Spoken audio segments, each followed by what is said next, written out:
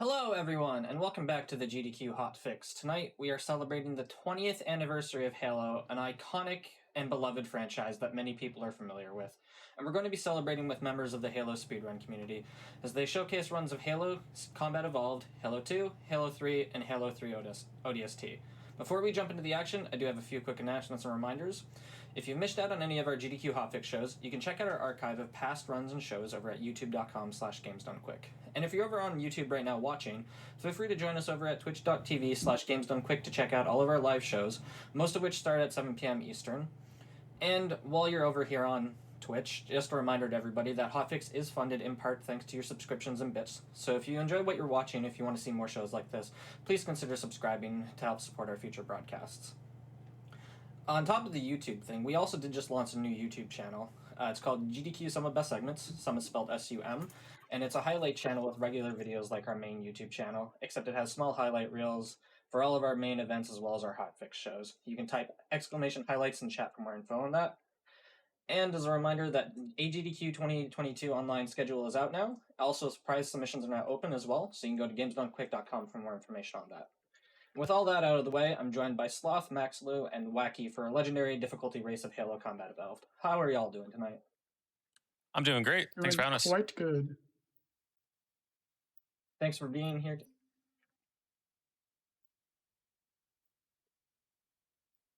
I think we're all ready. Is there anything y'all want to talk about real quick before we start? Anything about the run or yourselves or anything?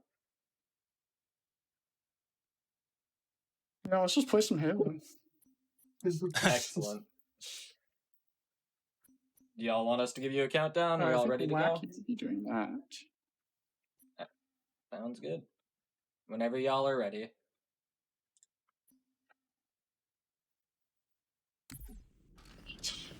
Good luck.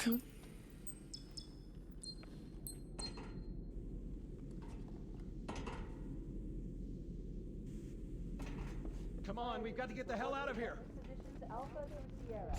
Sensors show inbound Covenant boarding craft. Stand by to repel boarders.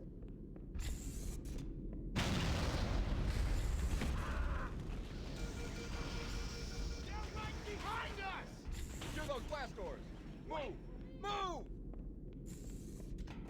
Oh, man! Yes, sir! The captain needs you on the bridge ASAP. Better follow me.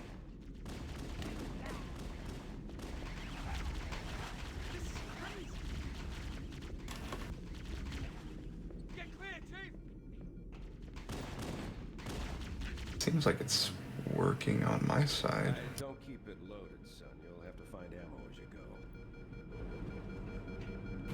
go. I guess I see levels moving. Streaming.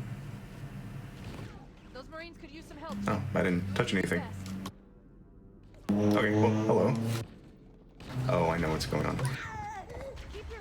Alright, well, sorry about that. So, both runners have acquired a plasma pistol, and they now have the ability to... Oh, unfortunate.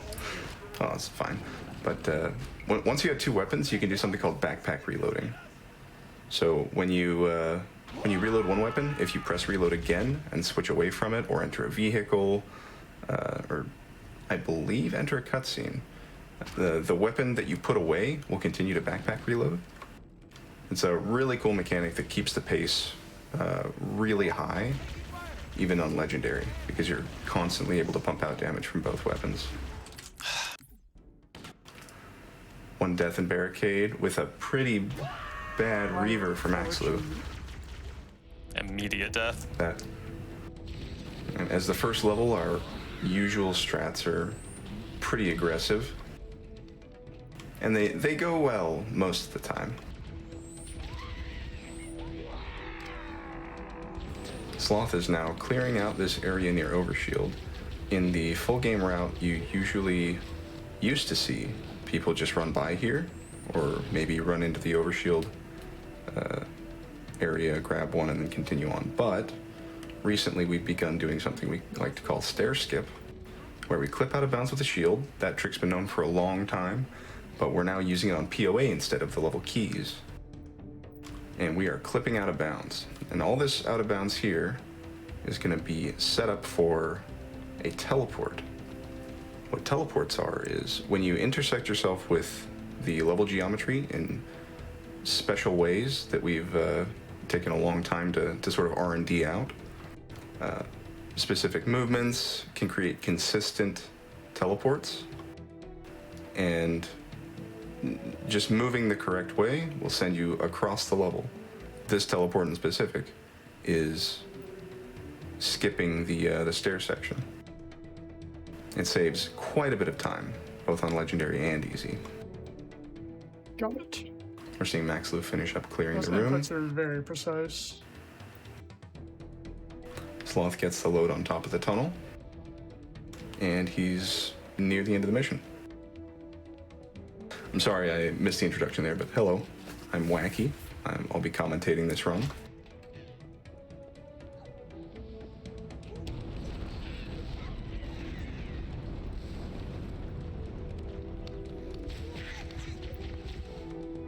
Max was nearly set up for the teleport.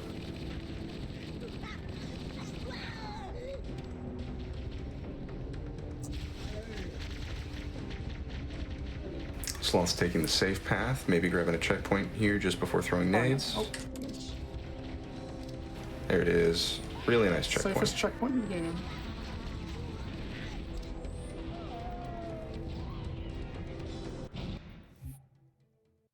And that's the level. Just have to clear out the rest of those enemies on the far side of the grenade barricade. Chief, can you hear me?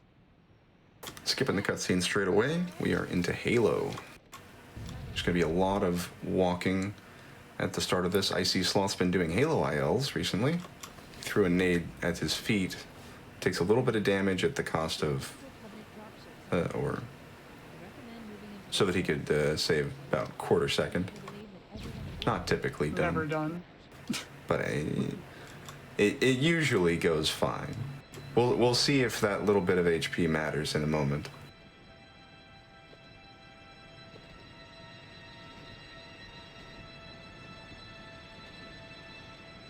Max was finished stair skip. He's moving on to the end of the POA. Fine, he'll catch up eventually. Best POA I've ever had.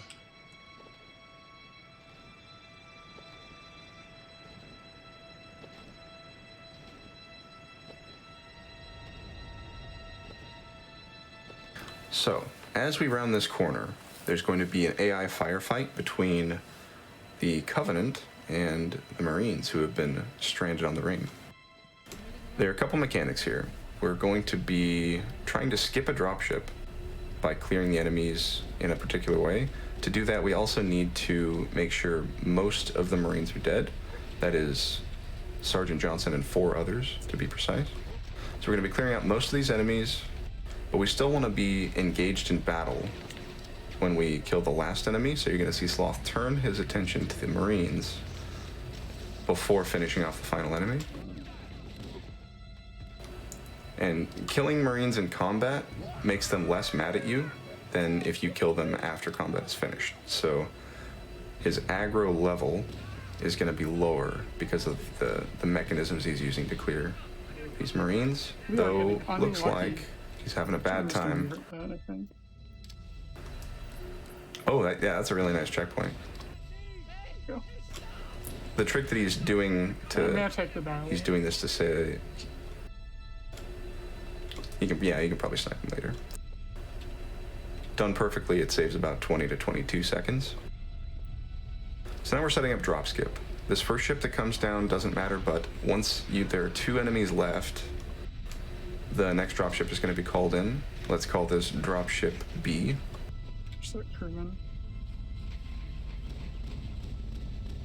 He's looking for the snipe here so that he can get a dialogue skip when only 1 Marine or crewman is alive. Then there won't be a freeze on the animation here.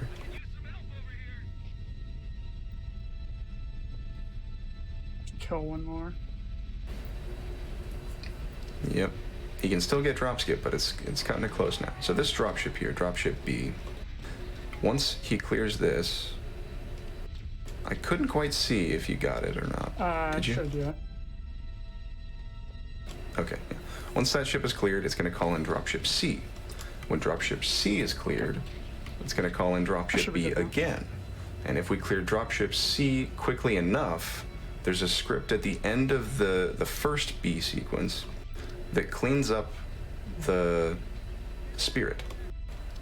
So we can actually skip the second coming of B because it gets cleaned up by the first coming. It didn't happen, That is so unfortunate. Yeah, Sloth is losing quite a bit of time to drop skip here, I have. but performed well. Again, It saves underscore quite a bit. random ejects them randomly from the ship. What was that, Max? Luke? I have aggro marines, by the way. It's pretty unlucky. So if the Marines aren't cleared in the proper way, or in the lucky way in some cases, the end of the level is going to be harder. Alright, I got drop skip. And I'd say it probably loses about 25 seconds for a good runner. So we aren't going to see the second B ship come in. Instead, it's going to skip straight to, let's call it A. And that saves quite a bit of time. Unfortunately, the setup for Sloth took a little bit longer than it was worth. But you always go for it. It's a Okay. full game viable trick. Very cool. He also was not able to fire the last plasma pistol shot, which is Oh, pretty this is unlucky. still lit. Oh, the stick. Let's go. When your plasma pistol is under 10%, or maybe 7%, it has a chance to misfire. Roger, Echo 419. This is Fire Team Charlie. We read you. Is that you, Fohammer? So Maxlow is caught up. He's nearly finished with the last ship. Fohammer, we need you. Sloth saved a Marine there. He has 30%. a 30%. 40%? 30% chance to drop a fragmentation grenade, which is very nice to have in the coming sections. Now, once the ships are finished, we're on an auto-scroller waiting for the hog to come in. That hog will be used to traverse the massive level a lot more quickly. You see, Sloth has a Marine on the gunner right now. Max is going to have to kill his because he has aggro.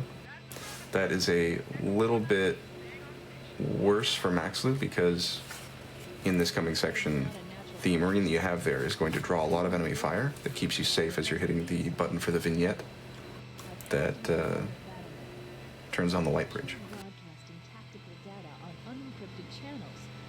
We should show them who they're dealing There's also some debate in the community about whether or not it's easier to do the fling up It's to the 100% button easier. with 100%. a Marine in the back or not. I think it's a lot of copium. Lies. Oh yeah! So we're turning right. We're gonna fling ourselves up to the button with any luck.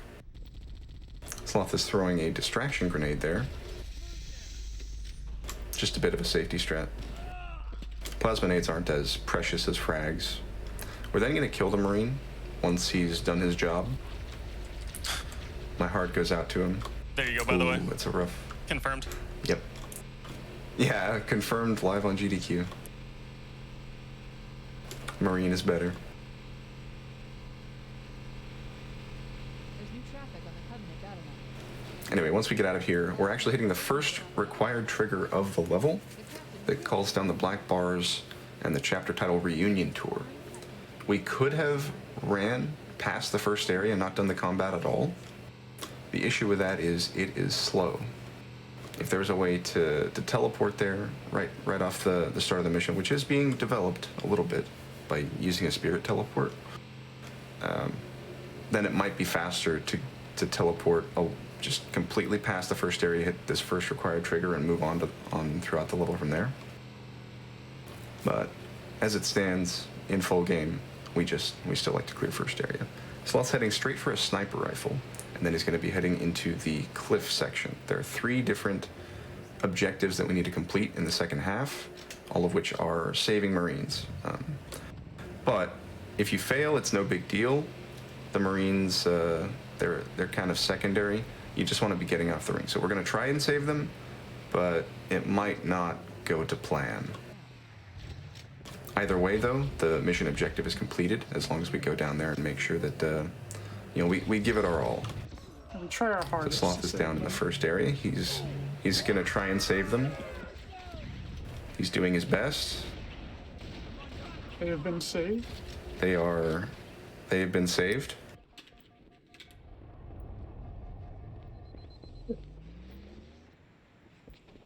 And that's the first objective. He's going to be moving on to rubble now. Max Luke close behind. We should search the interior of this one before we leave. Now, if we go out of that first area quickly enough, we're not going to get any Banshee spawns outside, which is kind of cool. Not that it really matters, either in the Legendary or Easy Run. So Sloth now is going to be saving 3 Marines at the top of this rubble area. Instant is nice. If he goes too quickly there before they start fighting, again, the aggro mechanics come into play, and they can be mad at you if they aren't engaged in combat quite yet. So he saved 3 Marines up top, and there are another few Marines below. We're going to let the legendary damage of the Covenant mop them up. It's quite consistent that the rest of them are saved without your interference. Unless you have aggro, then they can get a little buff and not die. So I'm gonna kill a few extra here. Let's hope we don't get soft. And Sloth is on to the final area. I have aggro. Somehow. He's going to come up here. Oh Unfortunate. boy! Backing out. This is spicy. All right, so we're going to see aggro strats from both runners here. They stay at the top of the cliff here and use that sniper rifle to the best of its ability. Problem is ammo count. There is another sniper rifle at the top of the hill with the Marines, but they are not too pleased with what you've done. Oh, that was clean. I did the absolute best I could with what I got. Hopefully no soft lock. Has located and secured the Pillar of Autumn's crash site. Good news is the captain's still alive. Now, he still does need to go up and say hi to the Marines, even Should though only they're be one mad at left. him. They need to...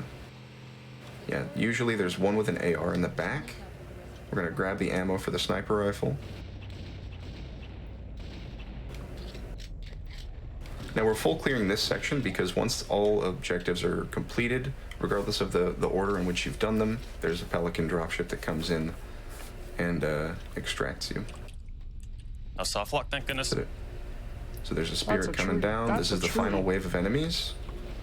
That is 2001 geometry right there.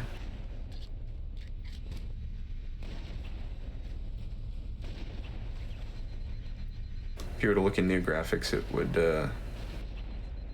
be a little hard to get through that. A little bit more representative of what's there. Something that I should note is MCC graphics, or I'm sorry, anniversary graphics that came to MCC with the port are not always They are in line Not accurate with... at all. Found Captain Keyes. He's being There are many cases in the speedrun where we either abuse new MCC geometry or Truth and reconciliation. are frustrated by it. Roughly 300 kilometers upspin. So y'all were mentioning a soft lock. What's the soft lock? There's our ride. Get aboard and let's get out of here. So once you get sufficiently far away from a firefight, the enemies there and the allies there sort of stop moving. If one of the objectives is to, well, you have to try and save them all. But if some of them are still alive, even if they're kind of outnumbered and outgunned, and it gets frozen, then you need to go back to that area and re-save them, finish the job.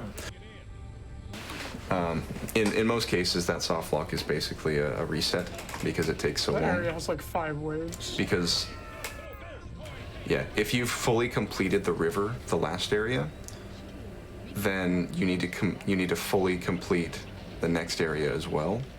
And it takes very long. Yeah, it's not really a soft lock, it just takes forever. Gotcha.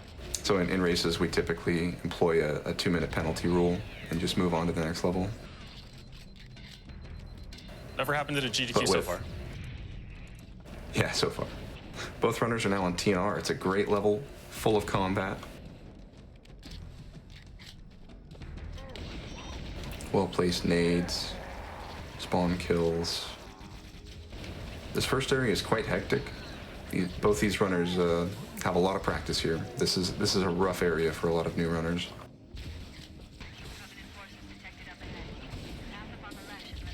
Probably gonna die. Yep. Back to the start. Not only is it difficult, but the reverts are draconian as well. You're seeing Sloth here save all of the Marines at the start. That is to set up for not getting reinforcements later. It's a little bit complicated to explain, but if anyone's alive, it makes some weirdness occur in the final area where we fight under a lift. So all of those Marines have to die because of the path There's that we the take. checkpoint.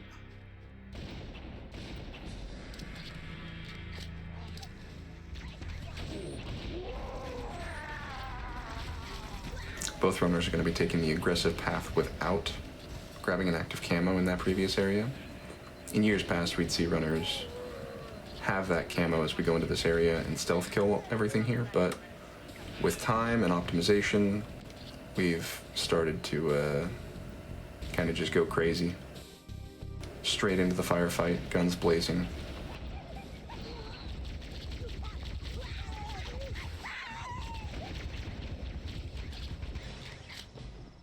And that's the area. Barely any health loss from Max Loop. We're beginning the lift fight now. Sloth close behind. So there are going to be 8 waves here. I'm going to stay quiet for just a moment. Let the trick speak for itself. Cortana to Echo 419. Requesting reinforcements at our position. Roger, Cortana. Echo 419 on approach. Alert. Covenant dropships are inbound.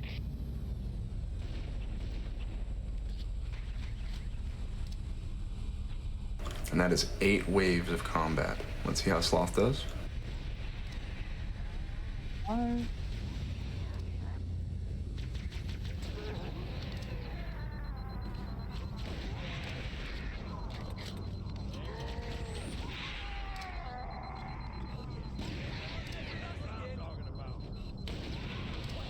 That's what I'm talking about. We can use your help, sir. Perfect. Very well done for both runners. All right. So after the cutscene, we're now in the Truth and Reconciliation. We're setting up belly skip. We're going to blow up a Wraith, clip inside its wing, teleport into the center, get a convenient checkpoint, and then do another teleport, which we call an upwarp, out of bounds and onto a beam above the level. Now going to be switching graphics. Oh, I'm actually going for gearbox graphics, I'll call it. Not using the new textures that are loaded outside. Think maybe nobody's home. Using reference points within the level. Gonna see a different method from Sloth here. So there's about 5 seconds to do it in new graphics.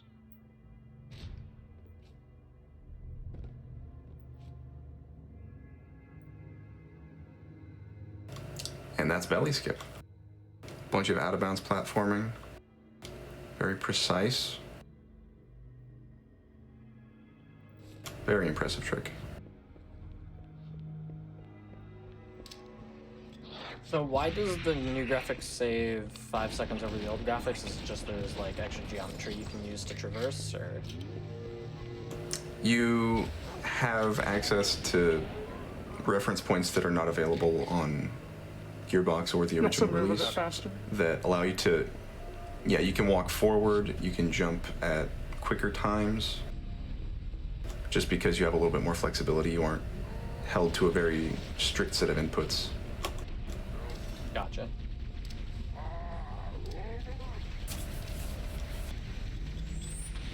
Both runners are doing TNR stack now. Lucky Having a bit of trouble. myself.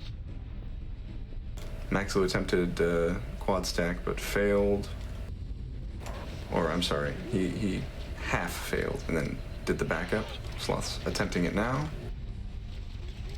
This is a relatively new development within the last year or so. Sloth also half failed, getting a half stack. Very hard.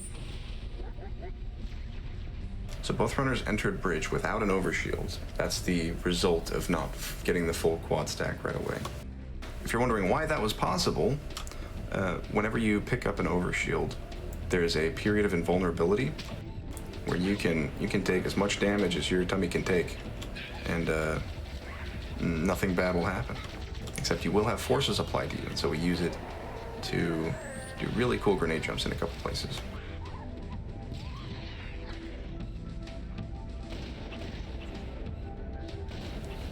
This bridge needs all enemies to be cleared out before that door is unlocked. Max is now in the prison, ahead of Sloth by just a few seconds. Clearing out all enemies. These grunts can hide behind the pillars sometimes, make it very awkward.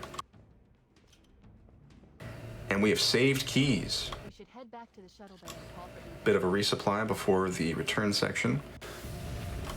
Now, because we did the TNR stack going up to the second level, we've done a bit of a sequence break where the hangar bay door is still either closed or open. I can't recall.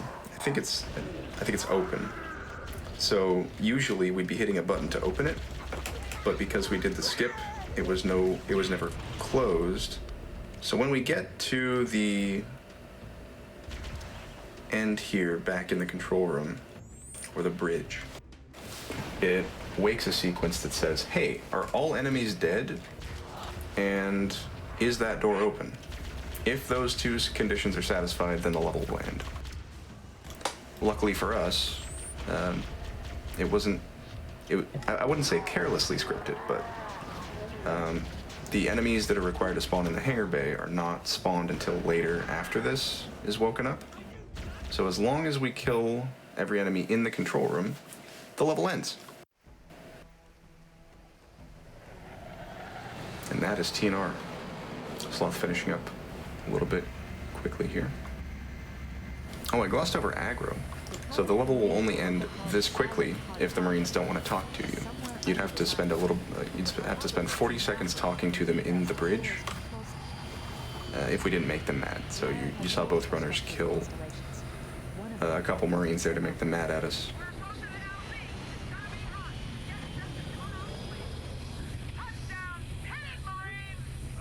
And on to Truth and Silent Cartographer. Runners are leaving the perfectly scripted AI firefight immediately and heading, just running away from the Marines, letting them fend for themselves. The reason for that is it's faster.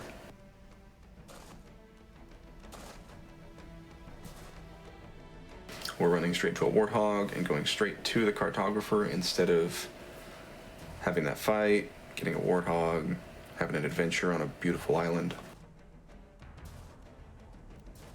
We want to go fast.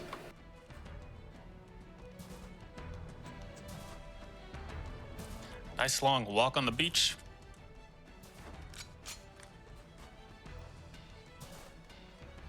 I feel like the chief deserves it after the last two missions, you know? It looks like there is a path into the interior of the island. He's got to be exhausted. Deserves a little break. The game actually holds inputs if you alt tab, so you can autopilot the entire beach. It is very convenient. When you're doing ILs of Silent Cartographer where nothing happens for the first minute, you can do some homework or check Twitter, watch a movie or YouTube video. Just 1 minute at a time. Covenant are putting up a real fight. Anything to make the IL grind a little bit more bearable. So Max was down in the control room for the Silent Cartographer. He's gonna fling himself through that door. That's just 2001 physics engines for you. And then carefully rebound himself off a corner there to not die to fall damage. And hey, we're at the bottom. We've now activated the silent cartographer and achieved the primary objective of this mission. Now we're going to be doing stick stack, which is a beautiful, beautiful trick. You know, we talked about overshields before and grenade jumps. We're taking it to 11 here. Doing a 6 nade jump. I'm gonna get the checkpoint. Holy. And Maxu is going for, he's doing double or nothing here with a full overshield. As long as he doesn't get wrecked by these jackals, he's going to be doing triple nade. And we don't have enough firepower to get through them. Cortana to keys. He is now Go ahead, Cortana. skipped basically the entire mission. That triple nade is a little bit aggressive. The Covenant has impeded our Not, more runners are getting used to doing it, security system. but it's a little risky. Understood. We're still en route to the objective. I may be out of contact with So now that we've hit that trigger and those enemies were deloaded, I want you to or I guess I should say destroyed, into the facility and find we are now on a timer to the end of the mission, so Maxu can take as much time as he needs to get into the hog. Oh, good. Yes. Oh, goodness, that was close. Jackals are close. They're not gonna go for the corner. Yeah, if jackals are that close and they're just being mean, it's going to be rough trying to do triple nade. So it's only a little bit slower, maybe saves 10 seconds to do the secondary nade jump. Cortana to Echo 419. We can go straight up to the top this way though, no big deal. Need to find So yeah, Maxu has completed the mission, on to assault in the control room. They are all alive. Sloth is not having a great time. He does kill the elite though, so the grunts should panic and he blocks them off. This is as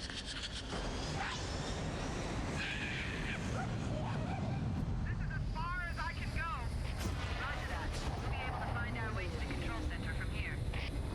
Good luck. Full hammer. There's quite a large window of getting ready to go out to the Pelican at the end of Silent Cartographer.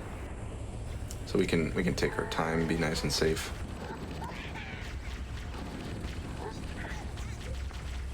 Maxu is going through the first section, the inside facility of AOTCR. Some careful pre-nades.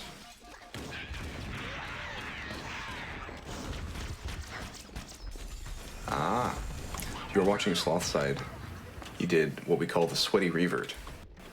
Now on MCC, we aren't allowed to end the level as soon as the original developers intended for some reason. But you get a checkpoint when we were usually able to make it to the end of the level. We use that checkpoint, whenever you revert, it kind of just loads that checkpoint and there's a little bit of funkiness there. But if you revert there, the level ends quicker, in short. Saves a little bit. We missed Banshee grab on Maxu's side of the screen, so we're going to take a look at that on Sloth's. We are going to do a careful series of movements when we get out of this door on the other side of the facility. What that's going to do is that's going to trick the Banshee driver to, he's going to get a little bit lost. And his AI is going to tell him to run into a wall. So we're standing in a very precise spot, making sure we're nice and safe. And then when we obstruct visibility at the right time with a crouch, trick him to run into the wall and then eject himself. It's a very interesting trick that has gone through a number of revisions over the years. It was kind of a tricker thing originally on, before speedrunning Halo was as popular as it is. But we found a really consistent setup right outside the door, and so now it's a full game trick. Very good. One of the results of that is the entire mission script is broken, except you can still end it by hitting the final button, which is very convenient for us speedrunners. Though I do lament the full path AOTCR that has to be done in 100% and other category extensions. It's a very good level. Casually, it's one of my favorite in this game. By the way, I'm shooting here to delay this checkpoint. Difference between losing 30 seconds and 2 minutes, so. Yep. There's a checkpoint that's live for both runners right now. They're going to be holding it the entire way as best they can. It's one of the few checkpoints that doesn't have a timeout. It's very useful to use no timeout checkpoints as often as we can. So we can just hold it for as long as we want. Whenever the game's in an unsafe state, we can hold it. And then when we want a checkpoint, we can just stop shooting. Maxlu is setting up his Banshee in a very careful manner and hitting it. And now he teleported. Remember talking about teleports there when we intersect ourselves with level geometry? Well, it turns out that also works with not level geometry, but any geometry. And so, after months and months and months of smacking Banshees, our boy Burnt figured out how to get perfect teleports exactly as far as we need them. So there are 2 in the speedrun that send us from the second half of the mission to the end. And that was AOTCR.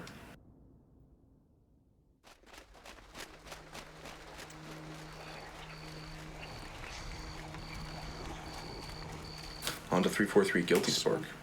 Another really good casual mission that's a little bit destroyed by the speedrun. But that's okay. We gotta go fast. The last transmission from the captain's dropship was from this area. That was over 12 hours ago. When you locate Captain Keyes, radio in, and I'll come pick you up.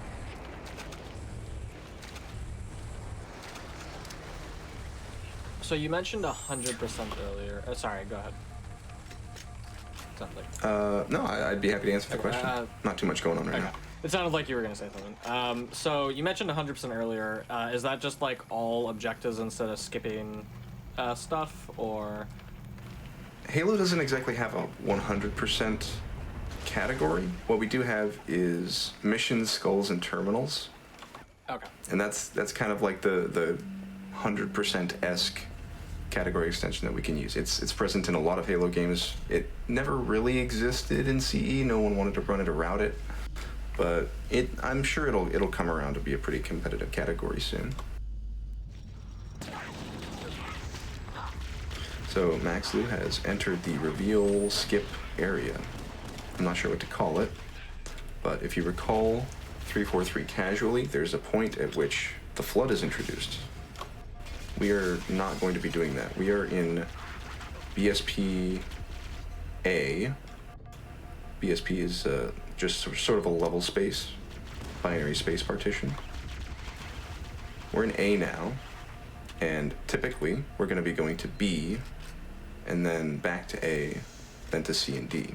But with this trick that we just did, clipping into the second floor, jumping across to another beam, and then jumping through the geometry under a window, we're going from A to the end of A. And we skip the entire reveal of the flood. So as we go down this elevator, it's just gonna be there. No introduction at all. There they are. It's crazy. And fast. Next up is Camo Jumo. Hardest trick in the game. Easily the hardest trick. It really is. It's called Camo Jumo because you grab a camo and someone misspelled jump in a Twitch chat years ago. And it stuck. That's the best skip name I've ever heard. So Maxlu picked up a plasma rifle there. It was a little bit off the beaten path. You know, not quite exactly where we want to go. But that plasma rifle is going to be useful later on in the level because to satisfy the ending of 343 in the fastest way possible, all we want to do is kill our 2 Sentinel buddies.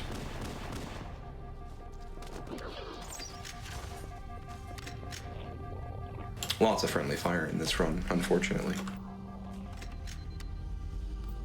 And that was the interior of 343. Maxlu's coming out, heading into the swamp. in my opinion, the worst part of this run. At least the level. There's a lot of flood here, but if you shoot a Marine, he can follow you and just tank all the aggro sometimes. I think he's following me. Sloth got a very off the beaten path plasma rifle there.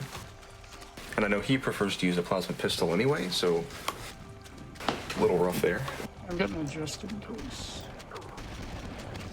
You're also seeing Sloth go up to the second level before entering the final room. That's a, in my opinion, a little bit of a safer strat. It doesn't lose a whole lot of time at all, but you do get opportunities for nades to make up for the nades you throw. You don't have to worry about timing a frag jump like you saw Maxley do. It's just a little bit easier to pull off.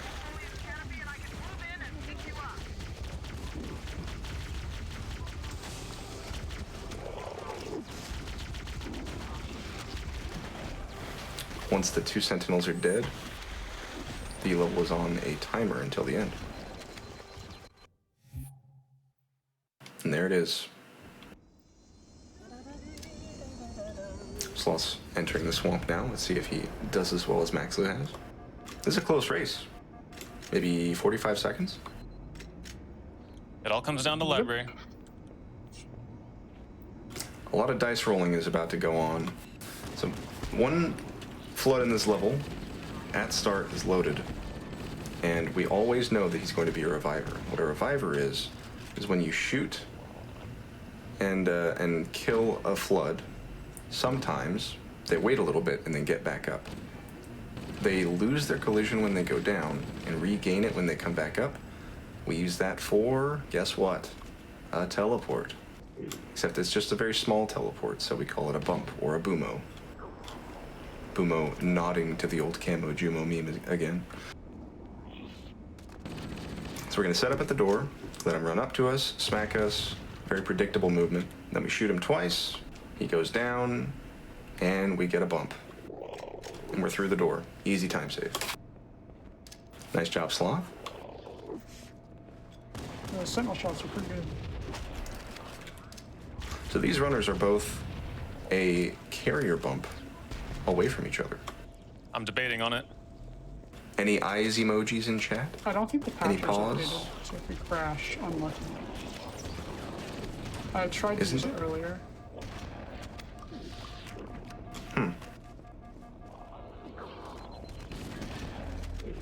First floor is pretty hectic on Legendary. We use some safety strats here, doing a nade jump, grabbing an OS.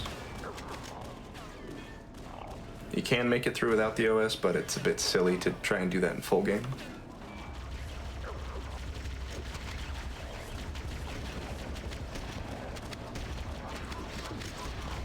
Maxlu has a lot of overshield. Even above 50% pink is very impressive for this point in that room. Oh, I have to do it now? Oh no. He has to do it. There's a crash that can occur if you do carrier bump. Well, actually, even if you don't do carrier bump, you can crash. It's just more common when you do. There was a community patch developed to stop the trick from happening, but we'll see if it happens. In my experience, it's been about 16 or 17%, but it's probably a bit lower than that.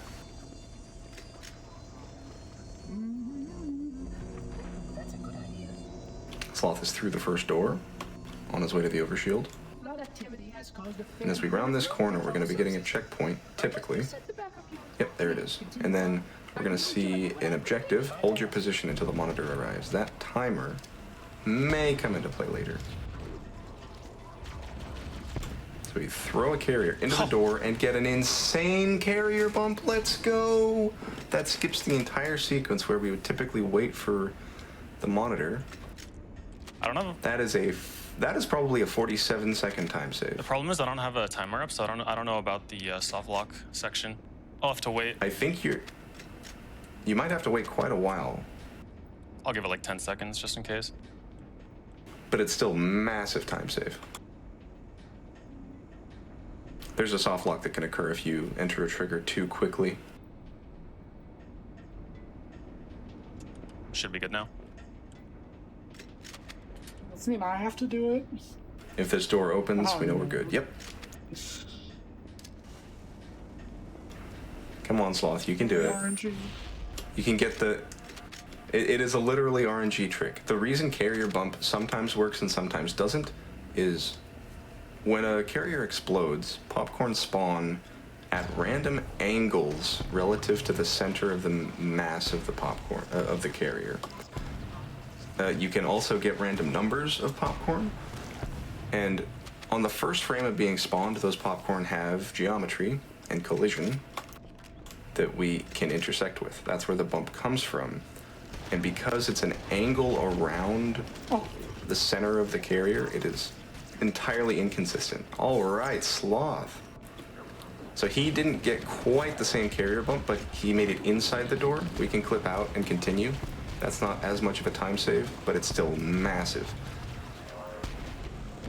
That's a trick that is required for world record, and it's not often done in full game just because of the risk. Both of crashing and just losing a bit of time.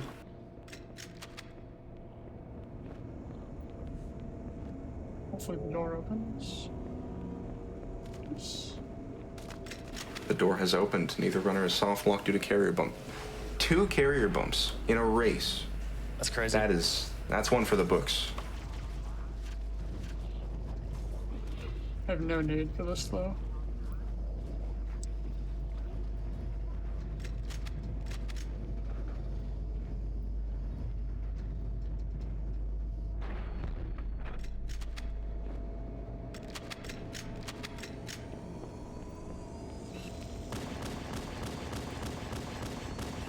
I would conjecture that the other species currently Third floor is pretty casual. responsible for releasing the flood. Nice relaxing stroll. Most persistent in their attempt to access restricted areas.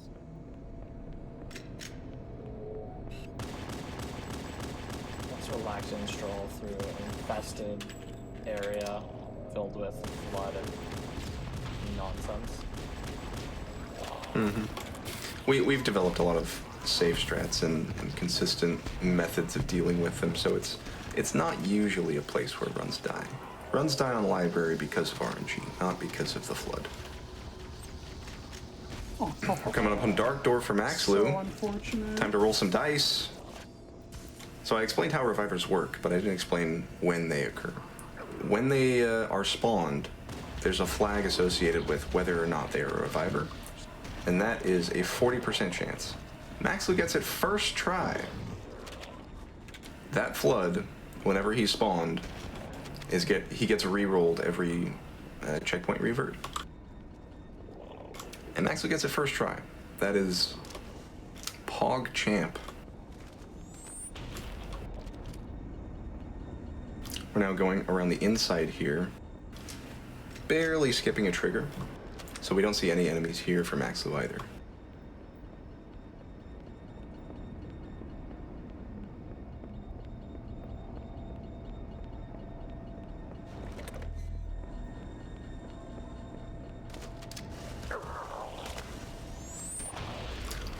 We are coming up on Light Bump next.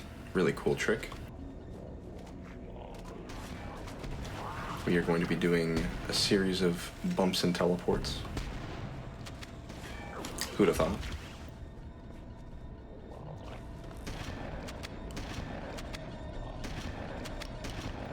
So when we went through the Dark Door much faster than expected, there was a checkpoint that's kind of lying in wait. It's on a timer from the door opening. Because we went through it so fast, that checkpoint will be available to us just about as we reach the top of this trick. So we clipped into the door, and then we did a teleport up, and then we jumped over to a light and did the light bump, which is another teleport to the other side of the door. Saves a bunch of time.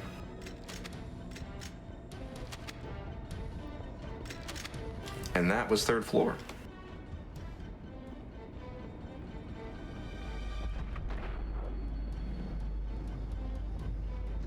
If I didn't stop for carrier bump, I could have had IL record here. Yeah, You've had perfect bumps, right? Yeah, perfect. Wild. To get it in a race.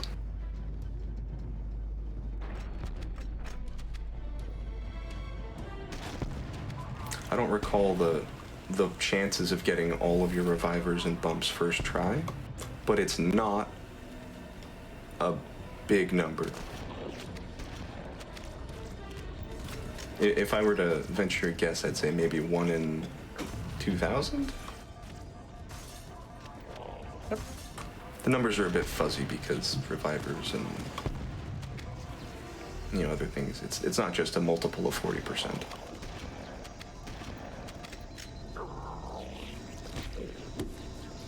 Max was setting up the final door bump. He gets a oh my goodness. Literally perfect library. Only in races, huh? That is, oh my goodness. Sloth is at Dark Door. It's his favorite door. He's up there. I think he's got trophy for number of times you don't get a reviver. 40%, by the way.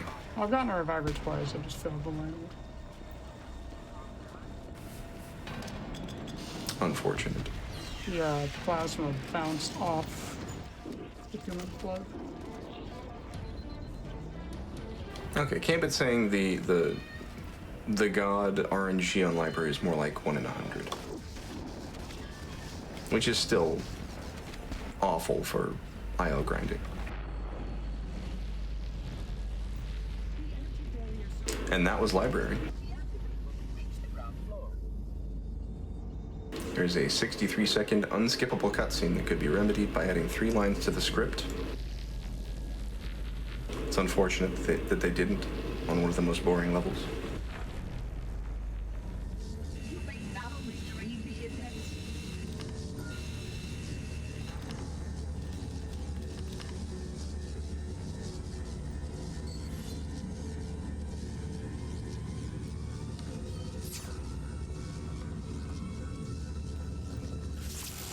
Protocol requires that I take possession of the index for transport. Your organic will render you vulnerable to infection. The index must not fall into the hands of the flood before we reach the control room and activate the installation. The flood is spreading. We must hurry.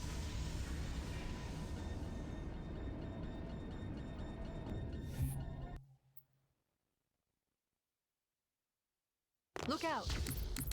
Look out! This is a little too high.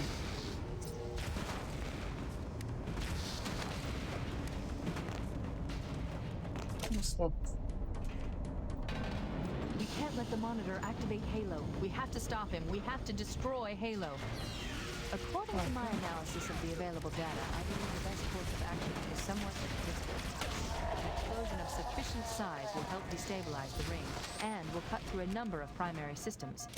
We need to trigger a detonation on a large scale, however. A starship's fusion reactors going critical would do the job. I'm going to search what's left of the Covenant BattleNet and see if I can locate. I'm going to search what's left of the Covenant BattleNet and see if I can locate the Pillar of Autumn's crash site.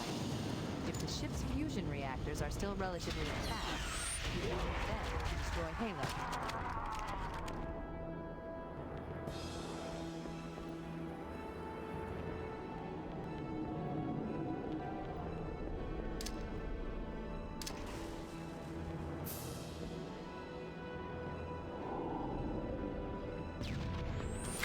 Oh, my mistake.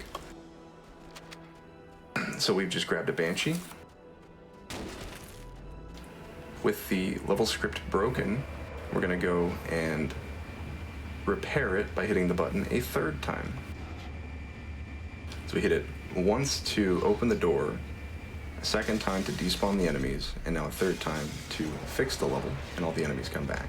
I haven't located the crash site yet, but we need to buy some time. And now we're able to progress the mission. It's a much safer way of getting out of this area to pick up the Banshee when the enemies are despawned. Now, we're going to use this Banshee again and set up for a really interesting trick that came into development just this past year. I can't even begin. We call it Banshee out of level. So, if we damage or destroy these generators, It's a very appropriately named trick because we take the Banshee out of the level. So we hit the first gen, Objective accomplished. delaying a checkpoint just a little ways. The generator's central We should get another checkpoint just as we exit the door, but it's not always guaranteed, and so it's nice to delay that one as long as possible. Move in and neutralize the device. So now we're going to set up a Banshee just at the edge of this door, barely inside the valid space for this part of the level, so that we can still interact with it. And then we're going to use another Banshee, and we're going to look straight up at the ceiling and attempt to fling ourselves out of the map. I'm scared to kill myself here. I don't have a checkpoint.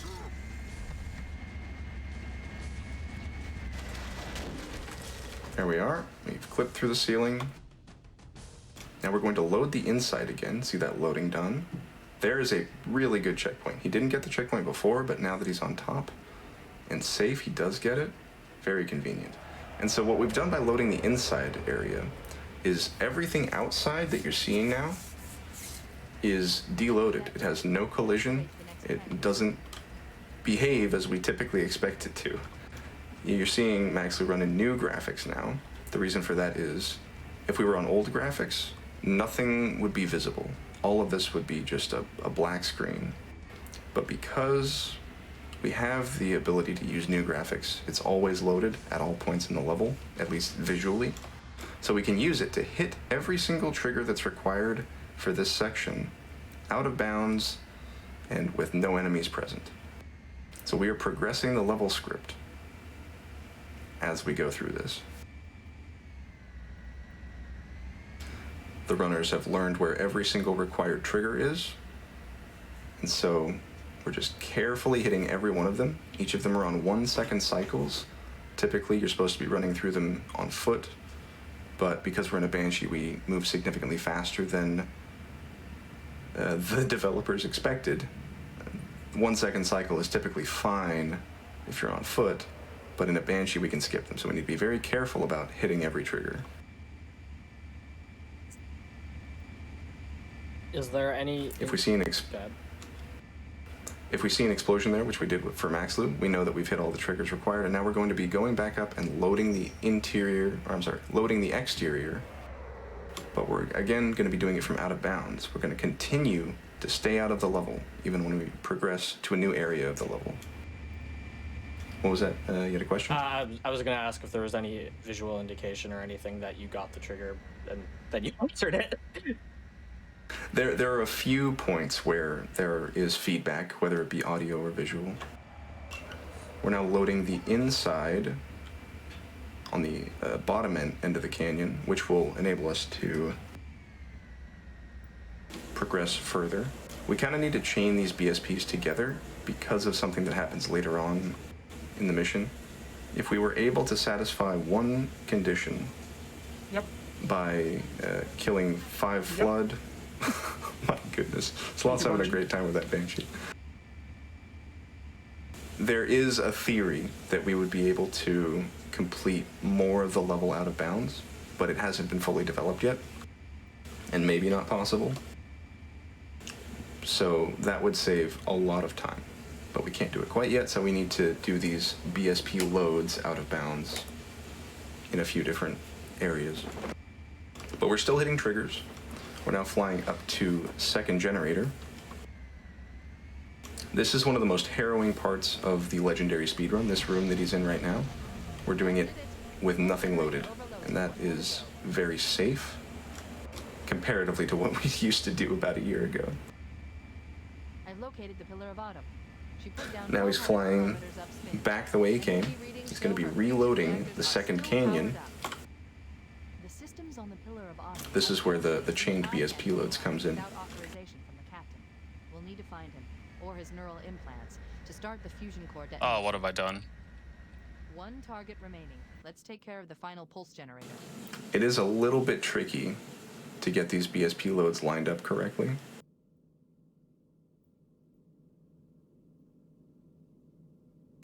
If you put any part of the Banshee inside the geometry, then it's going to get sucked in bounds. So we need to be very careful about ejecting, flying through the wall into the load zone, and then getting back into it without it touching.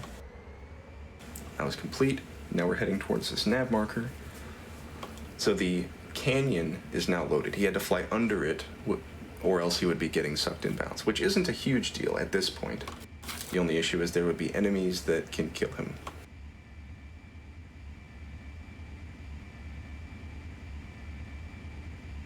But just using some visual cues here, we know where we're going, even when graphics aren't very nice to us.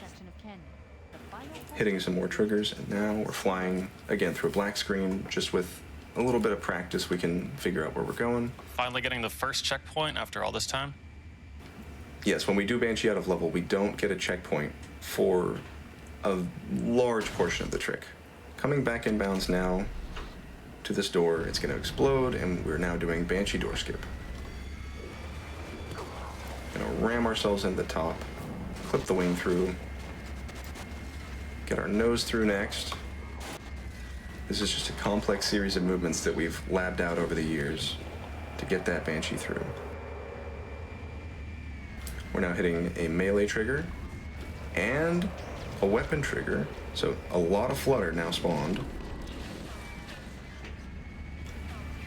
My man.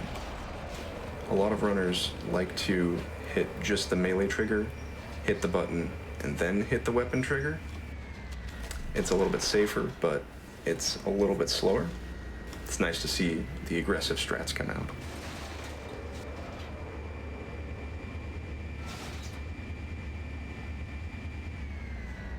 So this 5 flood that we need to kill here, they're going to spawn in just a moment.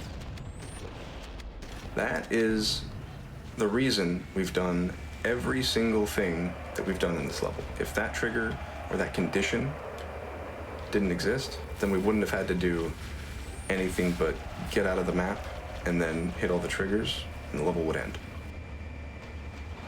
Maybe it's fortunate, maybe it's unfortunate. It depends on who you'd ask. But it would very much change the way this level was played. We're just hitting that last trigger around the corner, coming back up, and flying to 3rd generator.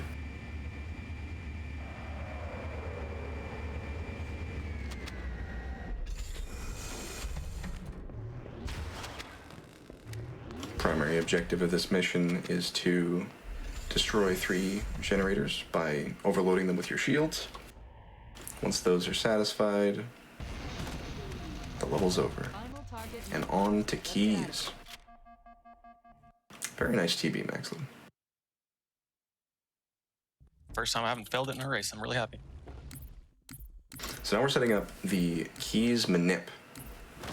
We're going to be manipulating the spawn of an enemy at the end of this hall by doing a series of, we're going to restart the level and do the exact same inputs every time. If we do the exact same inputs every time, we're going to get the same result at the end of that hall.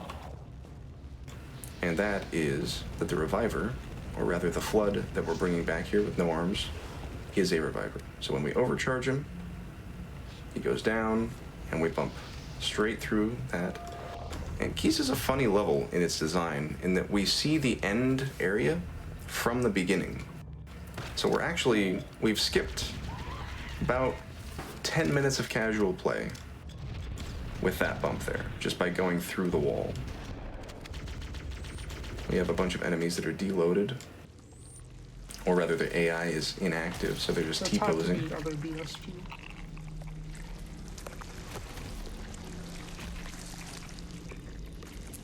There's a lot of overlapping geometry in this area. So now we're watching another unskippable cutscene. Rip Keys. We can't let the flood get off this ring. You know what he'd expect. What he'd want us to do.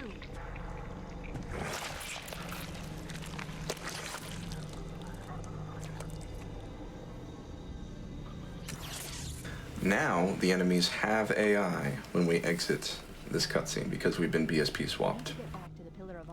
Let's go back to the shuttle bay and find a ride. And there are a lot of them.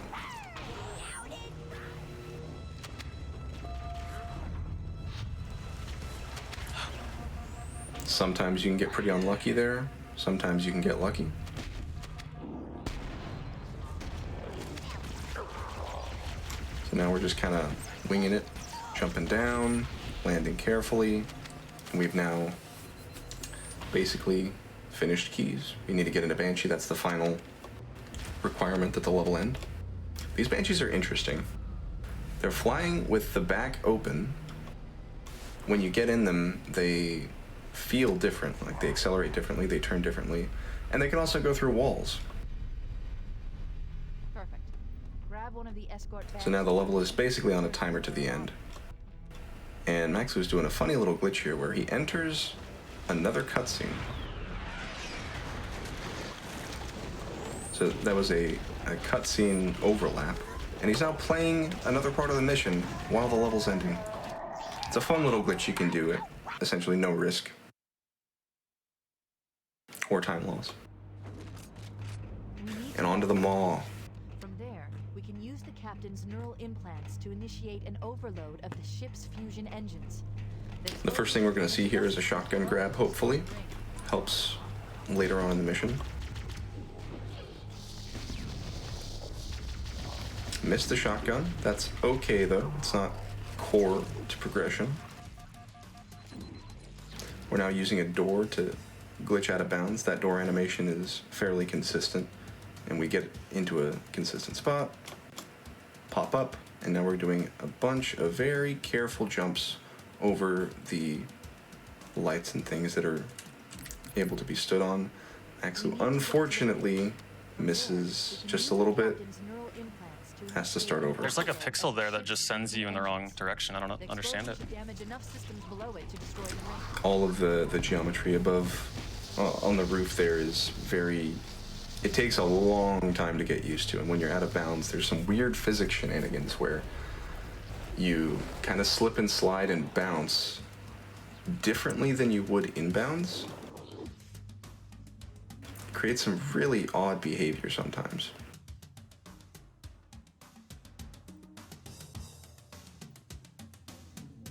So we're trying again. We need to get into a very precise nook here and look very precisely. There it is. That was another teleport. We're skipping a very big portion of the map with this out of bounds section. Pretty well done. That was a really clean setup on the second go around.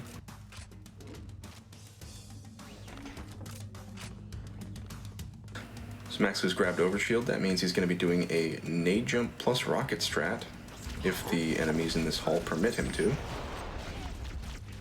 He needs to have a certain amount of overshield to perform it, but it is quite nice to do.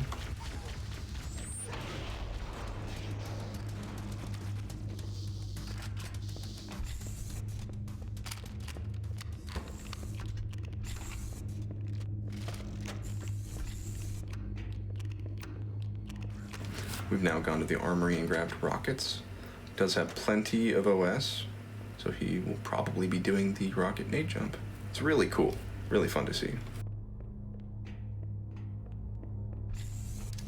Engine room located. We're here. That's a good idea. All the way to the top. Alert. The monitor has disabled all command access. We can't restart the countdown. I just need to reboot there. Yeah, if you get off cycle, then it becomes a little bit hard to manage. We're gonna get back up once more. And we're gonna be hitting all 4 reactor buttons. The only remaining option is to detonate the ship's fusion reactors. That should do enough damage to destroy Halo. Don't worry. That's 2. All of the reactor schematics and procedures. Sloth has finished keys, coming onto the mall. Sloth has, in times past, held the world record for this level. He's very experienced, and if he wants to win this race, he's probably going to pull out all the stops. All 4 reactors are killed for Maxlu. He's on to the final section. If you run out of it, there is an armory station located near the engine room's entrance. Once this door explodes, an elevator is going to come down. We're going to clip underneath it for some careful combat here. Jumping over the fuel rod grunts so that they're scared to fire. They don't want to shoot themselves. I'm gonna use that to make sure that we don't get blown up by it. Really well done.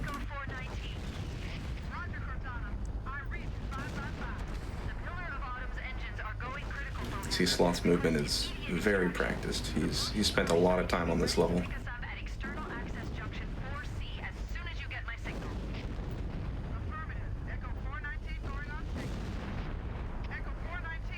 Going up the elevator, having a little conversation with Cortana and Foehammer. 2-second inbound. 52 seconds is 3 seconds off fastest ever. Very impressive. And we're in the hog run. Maxlu is going to be driving to the end of the mission. There isn't a whole lot going on. There are a couple strats that we may see. Ah, yes, we're seeing the IL driving, or the slaloms.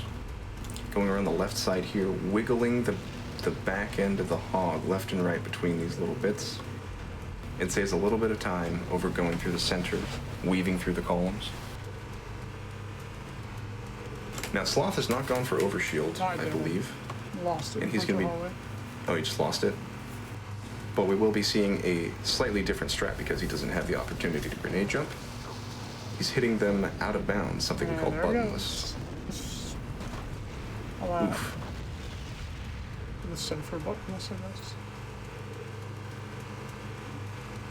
So he's shooting the reactors below where we typically would see people shoot them. And that's still going to damage them, usually. So some of these reactors are going to be blown up from out of, like, from, without opening the vent. And then the others are going to be cleared normally. That's what's done in the IO. Maxu just schmoving along. It didn't blow up. Unlucky. Maybe listening to some road tunes.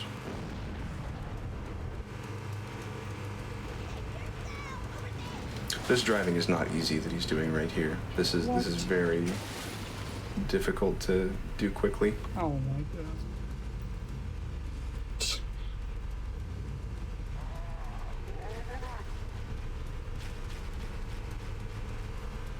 Fire's gonna kill him. Oh no.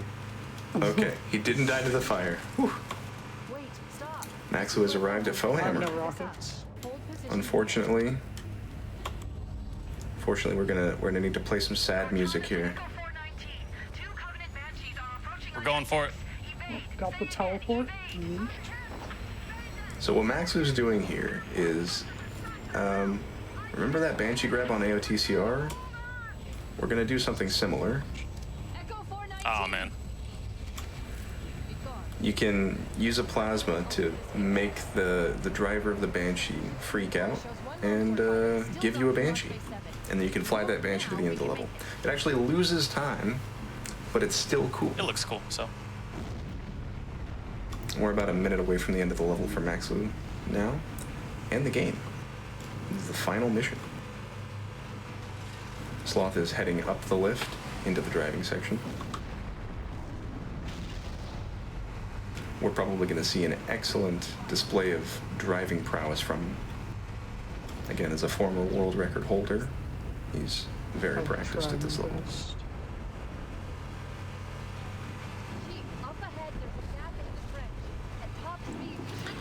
We are going to be doing a 360 off this ramp. Sorry if I spoiled it for anyone. Oh, it's so hype, let's go! That 360 is not just for style.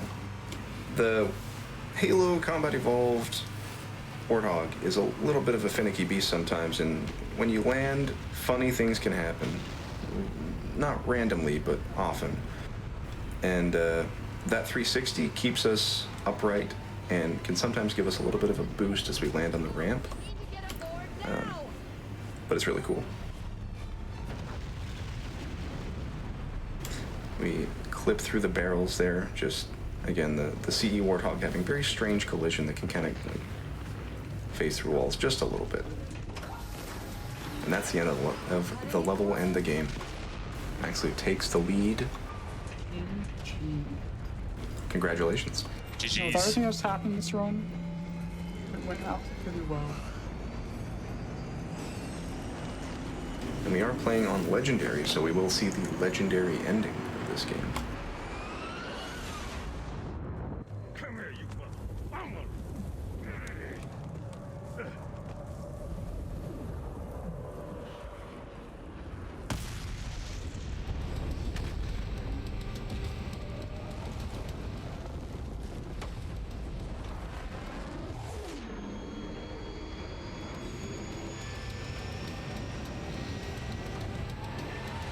Sloth is going on the right side here for the second slalom. Not something everyone likes to do.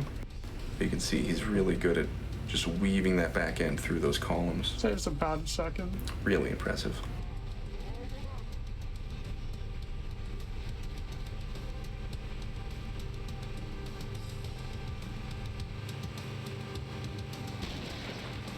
Wait, stop.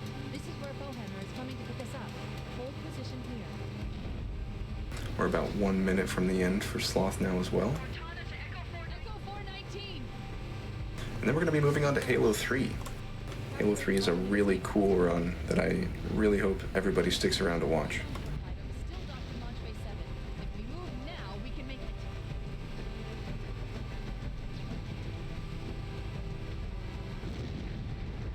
it. Clean driving. Almost got bungee. There's an Easter egg to Sloth's right that we won't be seeing because we are doing a speed run. There's a fun little grunt in that hole.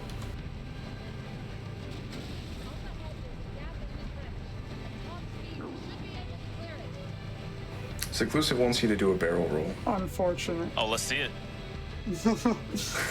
I told you a little bit too late, but I don't think you would have gone for it anyway.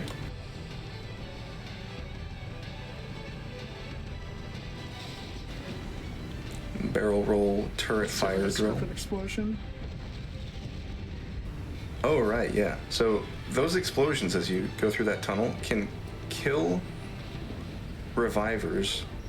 They will drop grenades, and those grenades will be set off by the fire. It's really fun when you're on world record pace and you get randomly blown up. Sounds miserable.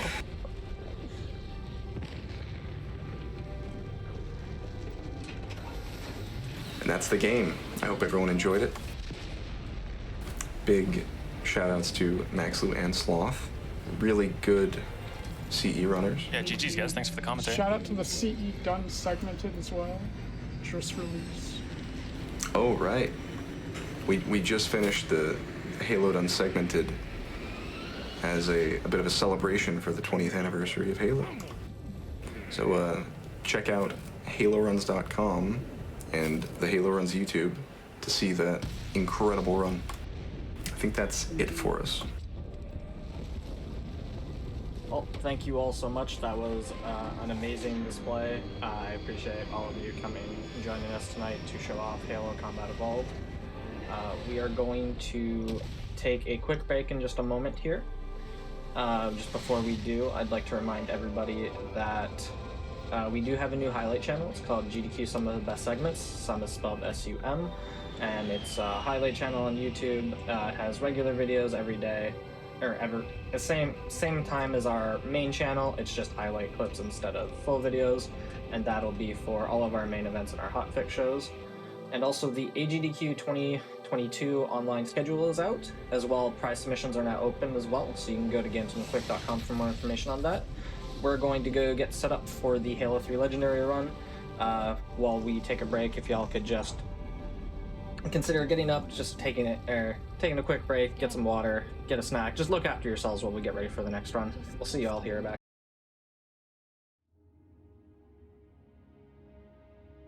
Welcome back, everyone, to the GDQ Hotfix. This is our 20th anniversary celebration of Halo Combat Evolved, and we are joined with Gelk and Sasquatch here for a Halo 3 Legendary run. How are y'all doing tonight?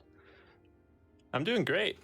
So Halo 3 is a fun game, and I'm looking forward to doing the run tonight. And I'm joined here by Sasquatch, the Halo 3 Easy World Record holder.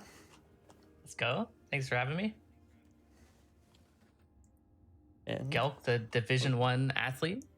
Good luck to you. All right, thanks. And we're just going to get started. There we go. Load in the first mission, Sierra 117. And the time's going to start once we gain movement.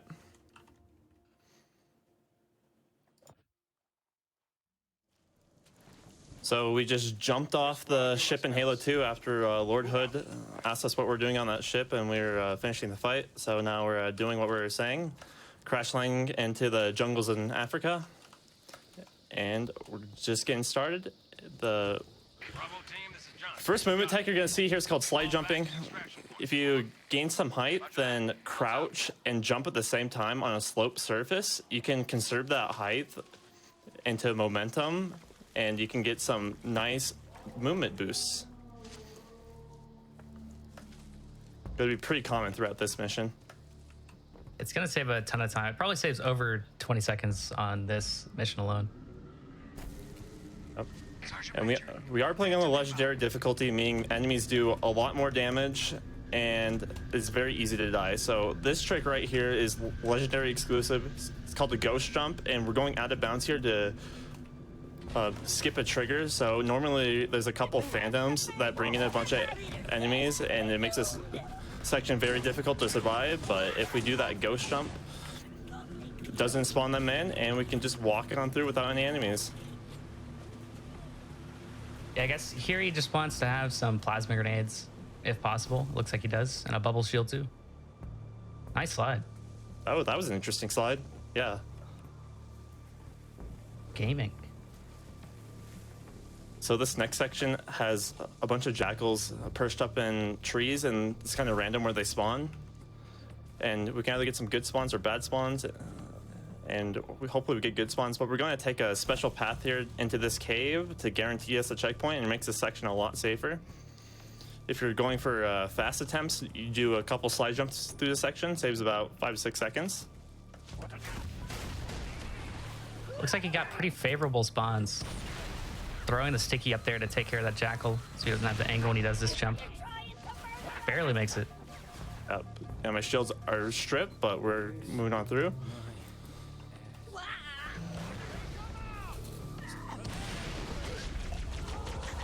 So we're coming up on a cave here. There's a brute with a bunch of grunts surrounding him. We're gonna try to overcharge this brute and use our brute shot. Unfortunately, we died there. Yeah. Caused a little bit of a revert. The jackal from the previous section somehow sniped him at the last second. Yeah, put us back at this section. And normally we have to go all the way around in this section, which I forgot to mention, but we can just jump on that pipe and jump up over here. And we got a checkpoint this time because we knocked the jackal off his perch in the last section. So we're gonna try this again. This is a very tough spot. Okay, no issues this time. Second try. So Bungie, the new first try. Bungie implemented story moments into the game called Cortana moments, and we're going to try to skip them as much as we possibly can in this game because they slow down your movement speed to 20%. And we just skipped one right there because the trigger is very close to the ground, and we did a slide jump over it. Hold on, got a contact. I think there is another one of those skips later on. As annoying as they are, it does make for some neat speed tech.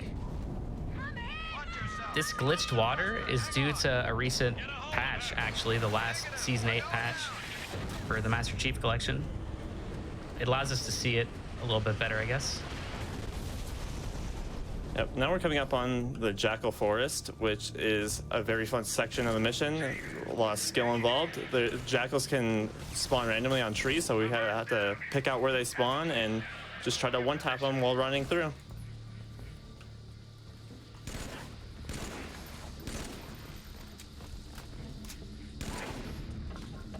That was pretty clean. One tap every jackal. Is called the Super Mega Grenade Jump of Doom. And he's probably going to use a bubble shield to make it a bit safer. That's the Doom part coming in. That was the fastest I've ever been beamed there. You want breakfast? You gotta catch him. Yep. The classic beam rifle sniper jackals one shot you.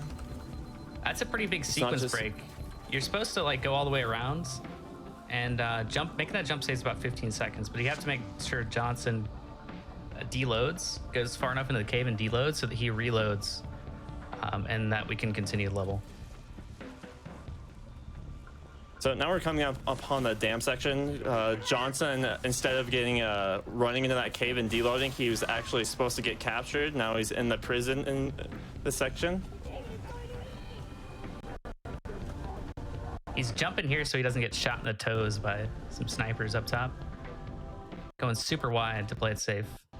This is the scariest part of the level. If he dies, it is a pretty big revert all the way back to the cutscene.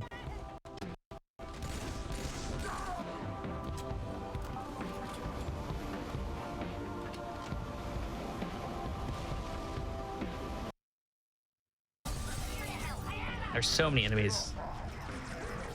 All right, we freed our friend Johnson.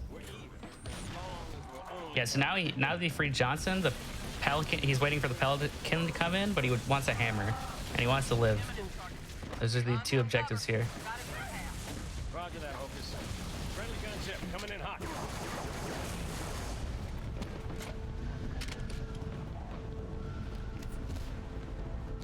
All right, we have a checkpoint in this prison, which is very nice. Make sure, because if we died at any other point, our revert would be at the start of the dam. We gotta gain our freedom here.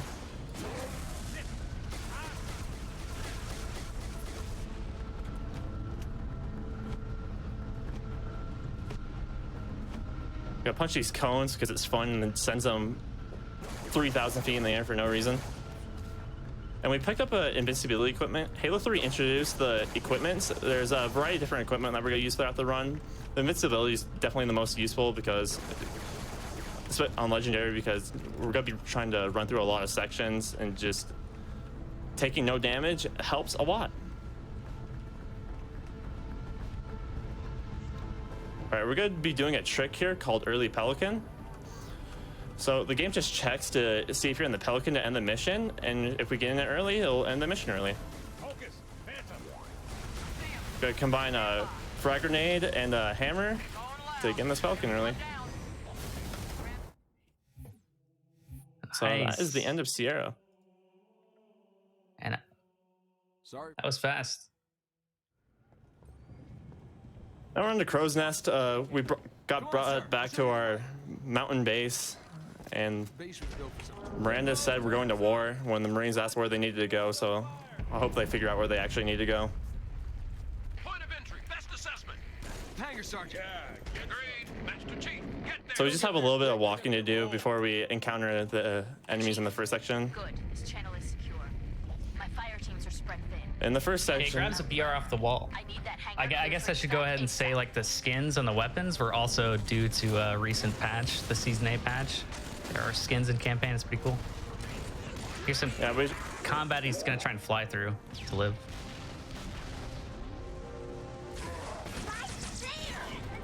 If he focuses the brute, the rest of the grunts will run away. And he wants to keep control of the fight down this hallway.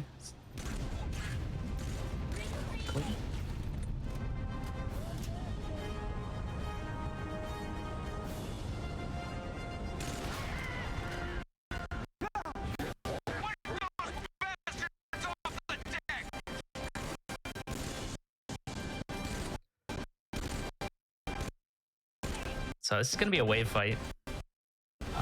Kind of like an auto-scroller. It's a little bit more scary on Ledge, though. On Legendary.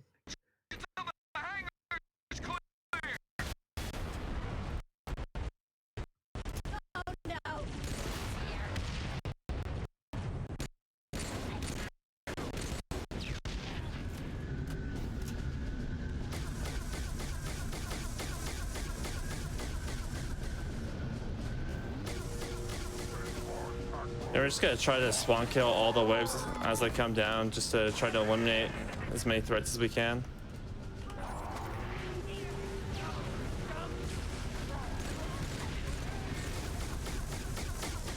So he's setting up that We're gonna box try to for later. accumulate Grab as this many BR grenades ammo as we through can the wall with that jump. This hangar section. If he stays in control of this fight, it's okay. But if he loses control, it could get real hairy.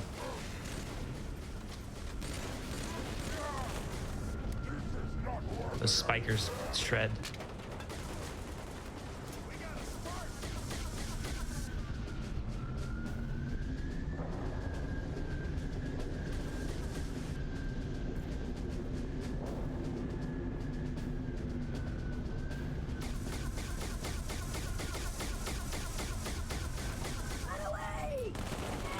Gonna stick the turret because on this last wave he wants to start walking towards the door as fast as possible.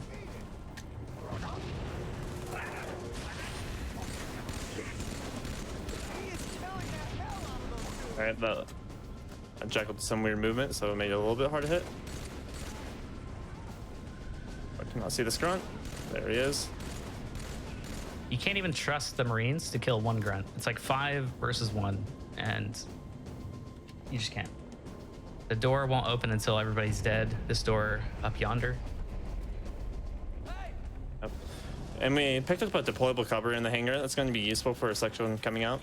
And we're going to be doing a very important trick right now. Saves like at least 3 hours. I think I might have screwed up actually. Yeah. It was supposed to blow up that truck and with a frag grenade, but I didn't realize I had my plasma selected, so I had to switch last second. Yeah, the truck boost is it's RNG based. We'll go with that. I like that boost. Sir, this way. All right, so there's gonna be some drones that pick up this Marine. We're gonna kill them, and like there's gonna be more drones that come out of this pipe. And we picked up this deployable cover because you can shoot bullet weapons through it. It's very useful for this section because they do a lot of damage to me, and they won't be able to shoot me this way. So this is kind of a weird situation. The pipe kind of got stuck on where they exiting, so now they're kind of built up and stuck in there. So this is kind of awkward. Just trying to wait for them to break free.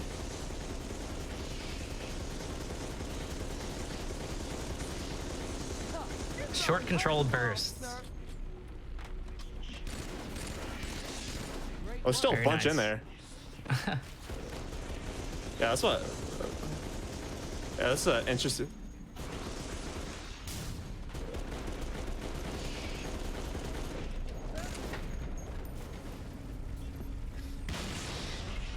I've never seen this before. This is so weird. I've never seen them actually get like this far stuck in there. That's really weird. I think I might just revert. Sir, this way. They knew you were on GDQ. What the hell are those things, Sergeant? Yeah, you gotta have one of those moments. Glad we got it out of the way early. All right. Yeah. All right. This is more in line of how the section's supposed to go. Clean up these last ones, and now the door's open. Chief, feel free to start. So there's a mechanic in starting in Halo 2 where you can delay your checkpoint. So by tricking the game into thinking you're in combat by meleeing the air. I think I delayed my checkpoint too much actually. But we're delaying our checkpoint here because we want an invincibility equipment from this chieftain, and he can also drop a flare. And if we delay our checkpoint, we have another chance of getting the invincibility, because if we get a checkpoint inside the room, he'll always have that same equipment. So we have the gravity hammer again. It's the staple weapon in the Halo 3 run, and you're about to see why.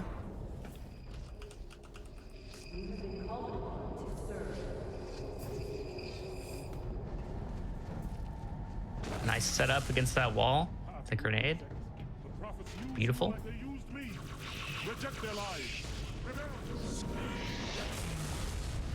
Yep, those 2 launches save a bunch of time. That second launch there specifically saves about 2.5 minutes, called barracks skip. Normally supposed to go into the barracks and save a bunch of Marines, but we don't feel like doing that, so we're just gonna skip it. Yeah, it's level really interesting enough, we ramps have up. to at least go near the door to actually hit a trigger.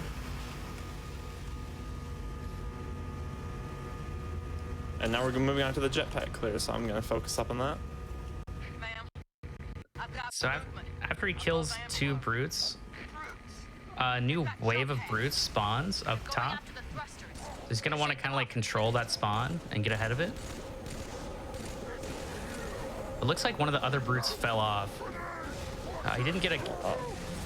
Yeah, he didn't get so a kill that's medal, kinda- so he couldn't have known. Yeah, let's just get. Yeah, and I also didn't see anything on the score, so sometimes it can fall off. So there's a lot of brutes still alive, so this is kind of sketch. So after he kills, I think it's like 5 or 6, another wave spawns in this doorway he's waiting at. This is kind of good for safety in a way, unless they play hyper aggressive. Yeah, unfortunate. Yeah, my checkpoint's at the bottom of the elevator. But yeah, I guess a little bit more about checkpoints. They can be delayed up to 8 seconds. And the ways to delay them are by like jumping, meleeing, or being shot at.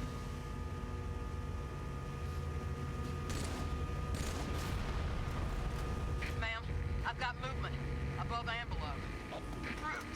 It is possible to get a checkpoint on this Pelican. Yep, Very there we nice. got it this time, so that's nice.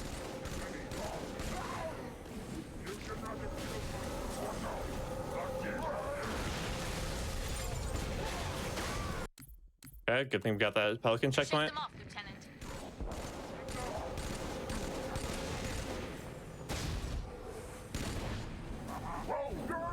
Ideally, we spawn kill these brutes so we don't deal with them. I'm a little late, so it gave them the opportunity to disperse. But this time we had much better control. And we picked up the active camo equipment because that's gonna be useful later.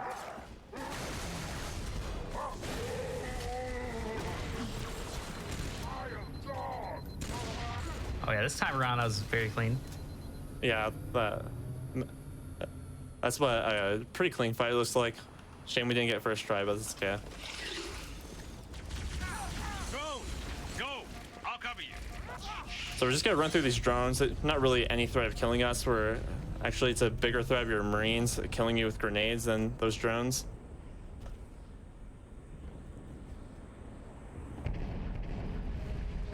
So here's a example of a Cortana moment of how much it slows you down.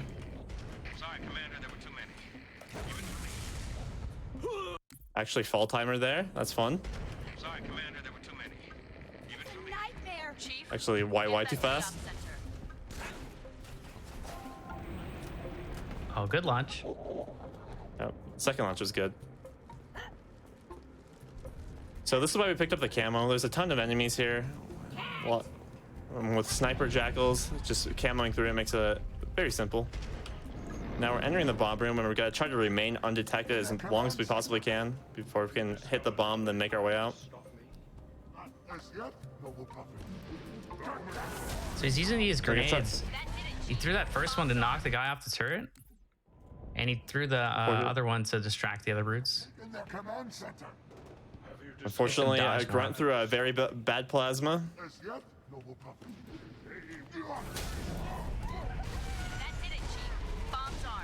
We got your exit.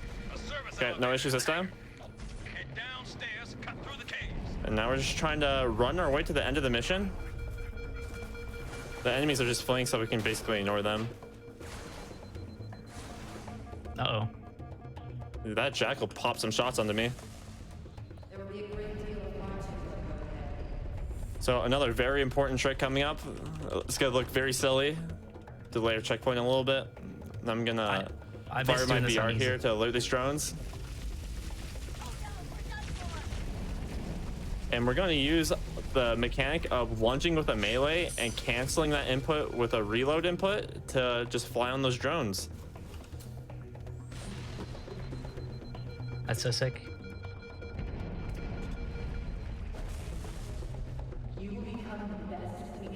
Also, Just trying nice to boost optimize off our the movement a door little bit in the frame. movement. Door frame boosts underrated. So we angled that box earlier in the hangar just so we can do this final launch. And now we hit this button. Now we're on a 30-second elevator ride to Savo Highway.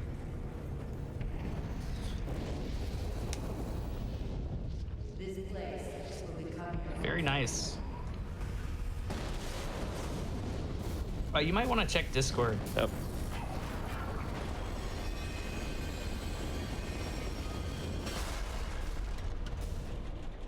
Oh yeah. This place will become your tomb.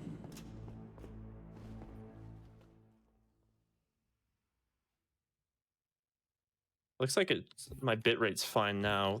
It was fluctuating a lot earlier. That's why I was dropping so many frames. But it looks like it's been stable for the most part for a little bit. I don't know what's been going on. What happened? Now we're gonna do a bit of driving. Chief, please respond. What is You can walk. the Get status? your Over. boots on the line. If you can hear me. All right. So we actually Yep, shoot we're in the this Saba Marine. Highway. The driving section of the mission. Hell out of these caves. We got 7. Let's go. Yeah, he wants some Marines in his hog because they'll soak up a ton of damage. That ain't right.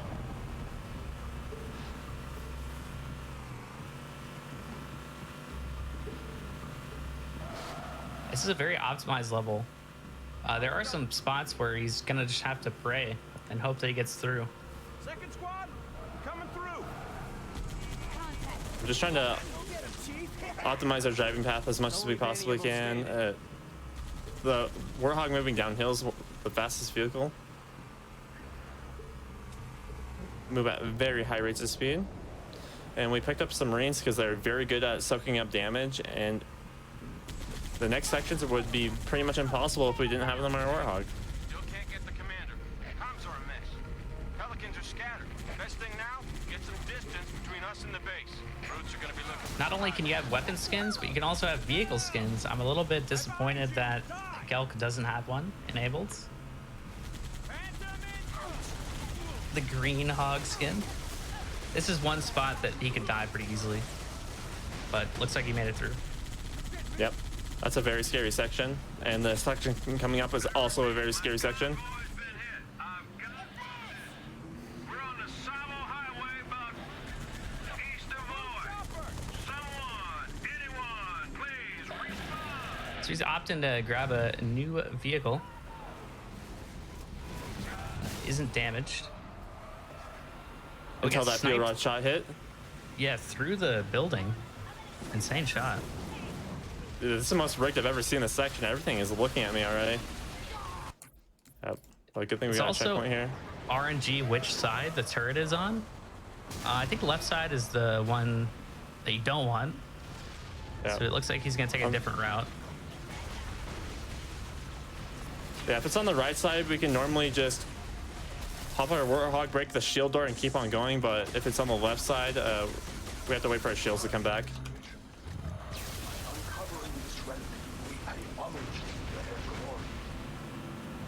Oh, coming up is a bridge that you're not intended to cross with the vehicle, but since he went and grabbed a grav lift through the building wall earlier, I can just use that, and this saves a ton of time.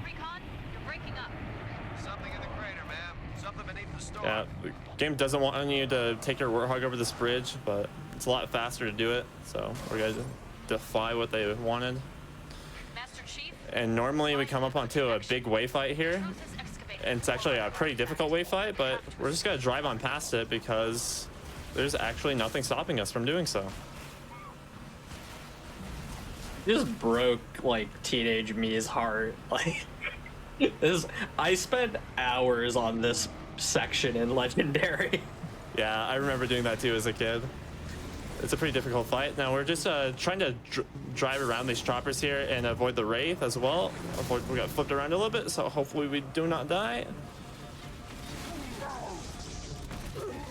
Fortunately, Oh my. death. And we got a decent checkpoint, not too far away. We actually deloaded the Wraith this time.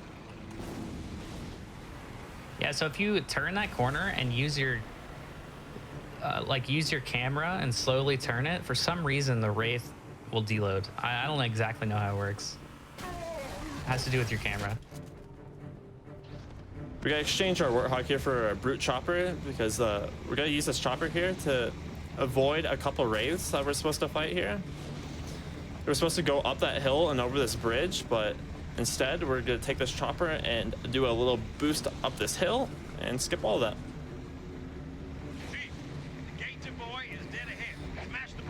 Now we're coming up on the Savo ending. The 3 requirements to end the mission are killing the shade turret, breaking the shield door, and being far enough forward to actually hit the ending trigger.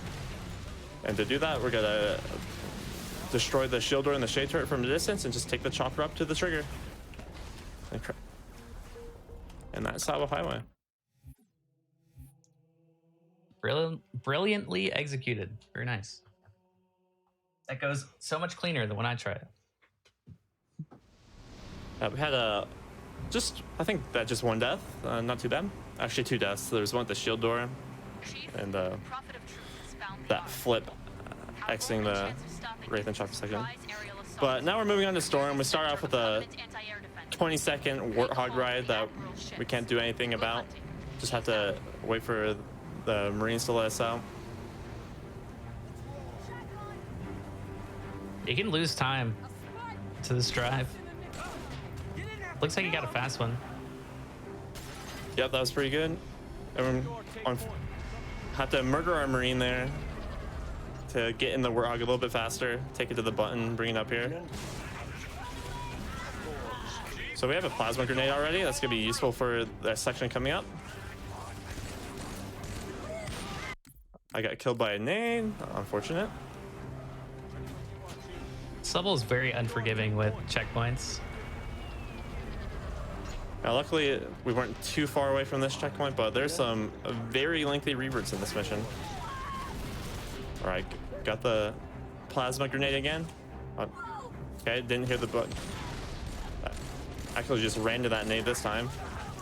So if I die, it's 100% my fault. Okay, we're good.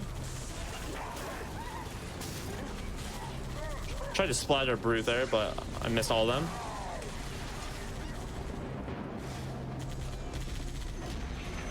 So that door was actually on a timer. We had to wait for that loading done to finish before we can actually hit that door. And we got a checkpoint for this section, which I'm glad about, because if you make a slight mistake, it's very easy to die in this section. Moving as fast as you can, sir. I know he'll get it done.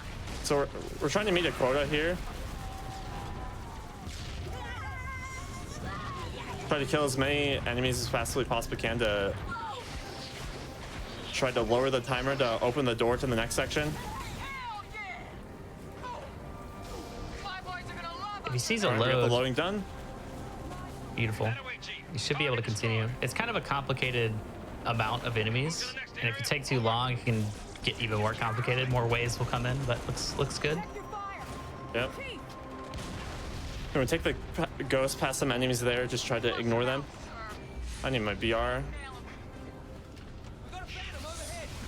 So a bunch of drones flying here. Just gonna ignore them, walk past.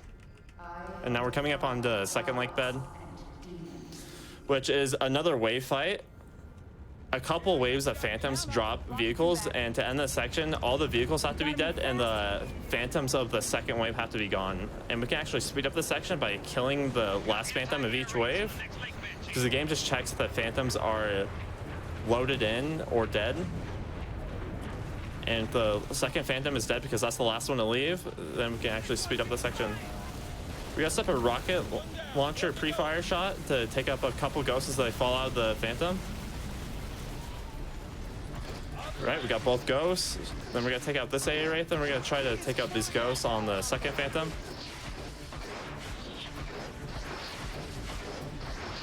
We're gonna try to kill the second phantom earlier.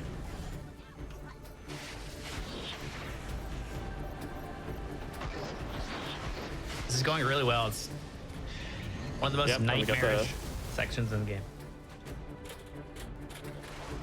You have to depend on the Marines to help out a bit. Looks like pretty much everything's dead except for that chopper. Yep, and we got the chopper with my BR. Now we're gonna do the same thing with this wave. Except I missed the ghost on the pre-fire shot this time, so I'm gonna play this section a little bit safer. We're gonna detach this missile pod early and just try to kill these ghosts, ignore the second phantom kill.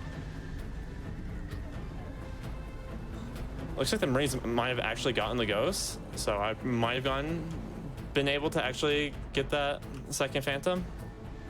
But we'll see though, because we're gonna be waiting for a checkpoint and a line from Johnson to actually signify the section's actually over. Okay, we got the checkpoint, so that should be good. And there's a line from Johnson. So we're supposed to fight the big Covenant tank spider thing, but we don't want to do that. So we're gonna take our mongoose here and we're gonna get it through this door because there's, interesting enough, an elastic barrier that you can't get through if you're on the mongoose, but if you hop off, you're actually able to bring the mongoose through that door. And we're gonna set up our mongoose in a precise way to actually clip through this door. First try. And we're waiting for a voice line here to signify that the scarab's loaded into the map, because once we move far enough forward, we deload the previous section and deloads the scarab with it, and that counts as killing the scarab. One more target, Chief. It's a Covenant AA gun in the next area. Take it down and Lord Hook can start his There's a big skip. This warehouse has a lot of enemies.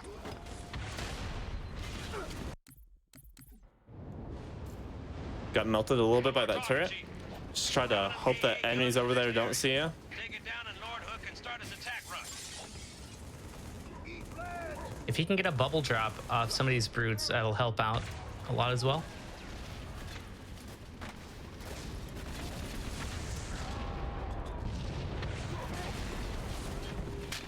All right, hopefully I don't get chased now. This guy is indeed chasing me, but that bubble that they dropped helped a fair amount. He's safe. For now. All right, we got a checkpoint at the end of the warehouse, so that's good. We knocked the load off that truck. Just tried to get in this building a little bit earlier. We want to get in this building because it has this sniper rifle, and we're going to use the sniper rifle to take out this brute chieftain.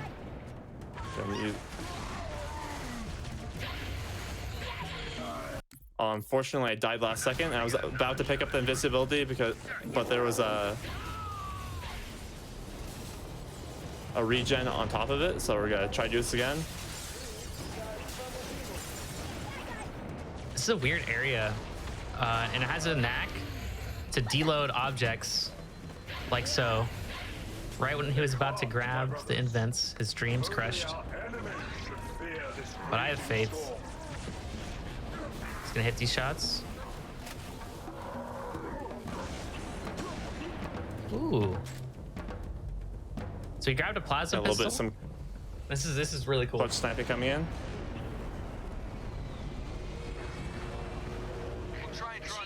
Put ships are closing fast. Mistimed the shot, so hopefully it still hits. Yeah, we got it. Let's go, Gil. That was a nice shot. Yep, the only requirements to take out that AA gun are just breaking the shields and hitting it with a plasma overcharge, so we can just do that from a distance safely with a sniper and a plasma pistol. And now we're moving on to Floodgate, the movement playground of the mission, because we start off with a full gravity hammer that we're about to pick up, and there's a ton of boxes we can do launches off of, and it looks very fun and is very fast.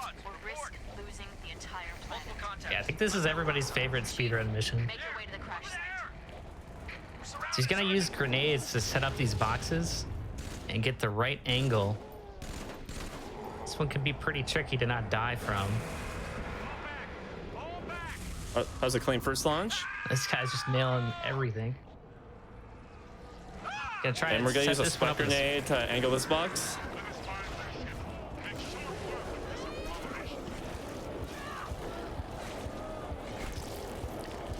Code launch.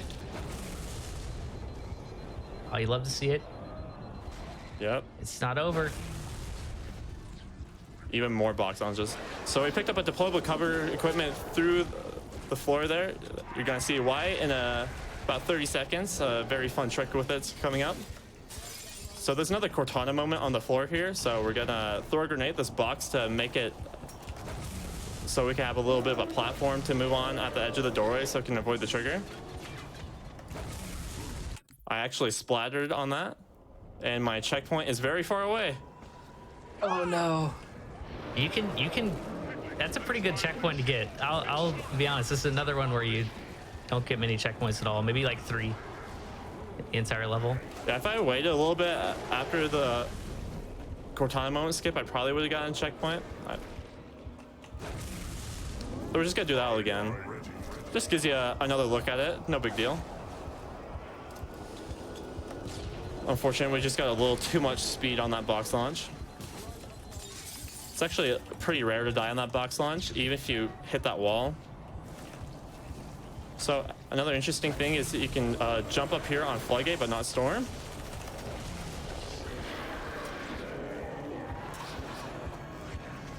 Because this mission is just Storm backwards. Whoa, really? Right. Didn't die this time, so we're able to show you the cool deployable cover trick. We're waiting a little bit for a checkpoint, and that's not the angle I wanted. That's the angle I wanted. Oh yeah. So he's jumping into a DC, and the character collision goes all jank, and he gets a launch. There's an in-depth explanation out there, and it's a copy pasta, but that's my explanation. It's a fair enough explanation. Yeah, there's a lot of them in easy, but I'm glad there's at least one in ledge. I think there's maybe another one. Oh yeah, right here. Oh, I actually got it sideways, and I hit a rock, so I probably won't survive this. I think I'm going back to Shadow of Intent. Yep.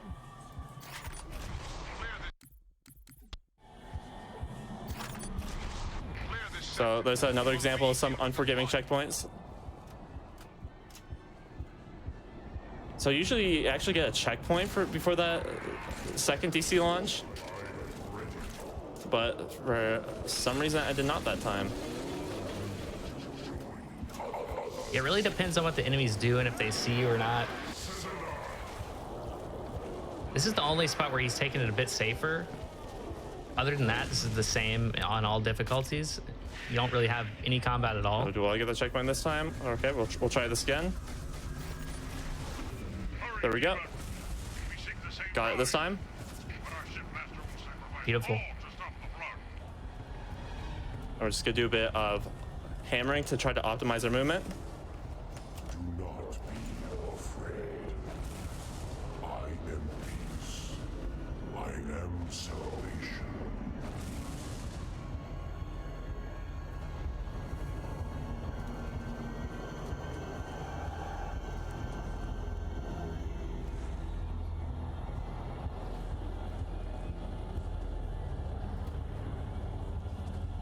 All right, we're gonna combine a slide jump with a hammer boost here to go to try to hit the button to end the mission earlier, but I jumped a little bit too far.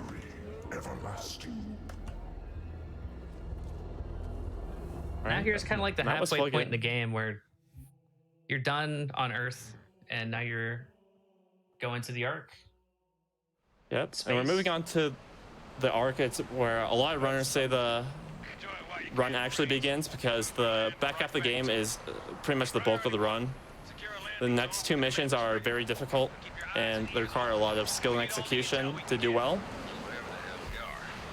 And there's a lot of enemies, a lot of vehicles, and a lot going on. We start out this mission with a full sniper, and we're definitely going to use the sniper to its full extent. Check it out in the sky. Is that? Gotta chill here for a second, get a checkpoint. Smart. Eyes on. All right, so we're gonna come up here. We're gonna shoot this back route, angle him in a way so we can collat him with the front route. And we're just gonna run on through the section. Fire a shot there to stun these jackals. Go ahead and reload my brute shot. We're gonna take out this jackal. Then normally we have to fight a bunch of enemies and run all the way around, but we're just gonna combine a frag and a brute shot to jump up here and skip the section.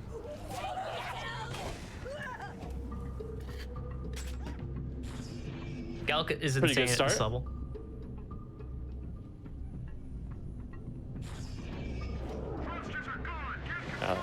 I probably played the most of this level. It's a very fun IL.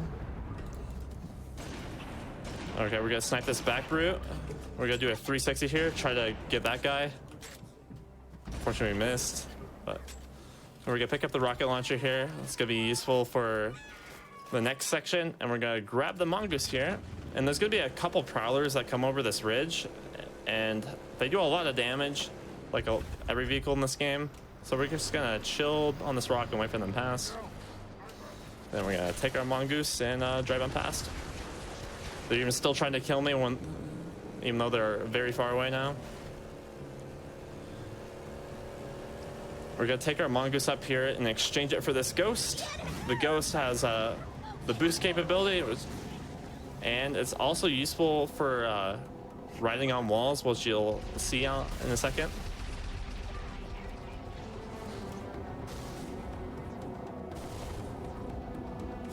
So this is going to be nice to avoid these two ghosts down yonder.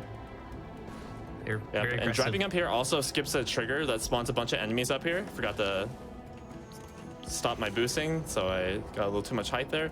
But yeah, normally there's a bunch of enemies over here, and with choppers and a shade turret, so just driving through it is very difficult. But if we skip that trigger, it's not too bad. And now we're on to Dawn Clear, which is a very difficult section, so I'll go ahead and let Sasquatch explain it while I complete it. Yeah, so he makes sure to stay back in the cave so the Wraith doesn't have the shot on him. Does the double rocket, takes out the tower and a couple enemies. 2 turrets, the Wraith. He pretty much wants to take out everybody except for, I think, 2 enemies. So this is looking really good. He's gonna go slow here. Ghosts are incredibly scary on this difficulty. Using that to stop him in his tracks. And I'm just trying to turn back and see where the brutes are because I do not want them getting the ghost. I think after this brute, he's good to go. Yep. So he's gonna make sure to get a fuel rod, a brute shot, and there's something really cool here. Roger that. Beginning my descent. We're gonna look at the sky here because Bungie wanted us to look at their fun animation of the Forward Onto Dawn coming down from the sky and trigger it by look at the sky. We can use an audio kit to bring our ghost up here. A lot of wind. Use it to get out of bounds. Now, if he gets and we're in gonna his push our ghost here. Yeah, it's there's a couple like elastic slingshot barriers. back Yeah. in. He has to push it out with a brute shot. Yeah, there's actually 2 elastic barriers here. The first one we break through by the wind gust of the Forward Onto Dawn. The second one we have to push the ghost out of bounds far enough so where we won't slingshot back in bounds. Lead the way. If you find any locked doors, Spark will be happy to pry them open. So no more using the tank. Yeah, if you're looking forward to tank beats everything, I apologize. You're not gonna hear it. Just driving on cliffs with ghosts. This saves at least a minute. It's a big skip. But the unfortunate part about not having a tank is we don't have it for this section, so we're gonna have to do some alternate tracks, and it makes this section a lot more tricky because there's a lot of vehicles we have to take out, and we're gonna come up here, do a slide jump with a brute shot jump, and I just walked off. So we're just gonna try to do that again. Sometimes you can, if you're not paying full attention, you can just fall off because it's just a tiny little ledge that we're walking on. You can do it again. But once we're up here, we're gonna take out a shade turret and spawn kill a phantom.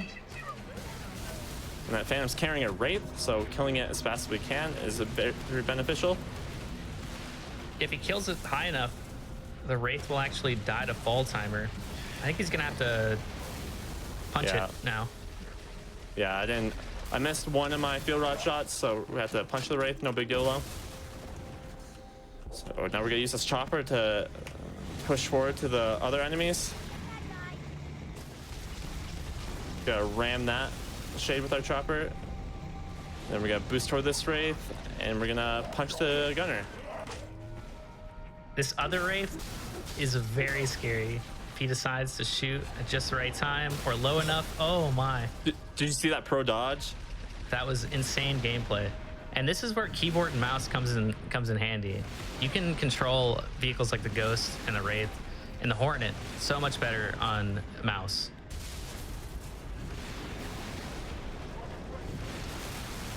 So we got a chopper kill there because you don't really have to kill the vehicles here. It just speeds up the timer of the door opening the more vehicle kills we get here. So we just try to take out a chopper to be safe. Then we just wait for the store to open.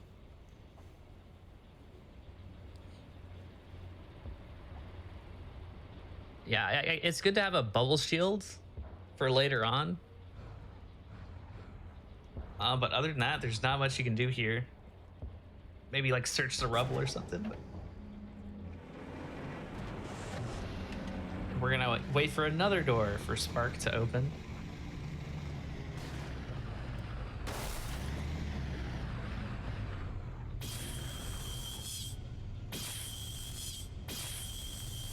There is a chance that Spark can just not show up. I'm not too sure why it happens. I don't think anybody does, but it loses a ton of time. Eventually, you can continue to level, but it loses like 40 seconds for no reason. Spark just decides not to show up to work. Yeah, but I haven't seen it happen on MCC yet. At least on Legendary, but it happened to me all the time on OG. So now we're entering the Scarab Canyon. You can hear another Scarab trekking behind us. We're gonna fire a field rock shot here. That's the purpose of that, is to break the turret of that Phantom, because he can be a nuisance for the trick coming up. Yeah, Phantom will drop back down close to where he's gonna set up for this. That's a Gelk strat.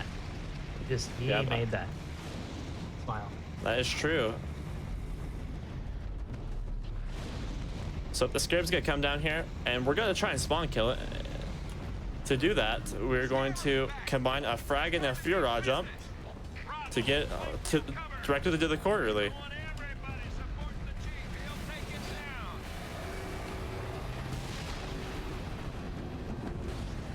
Nice fight with the Scarab there.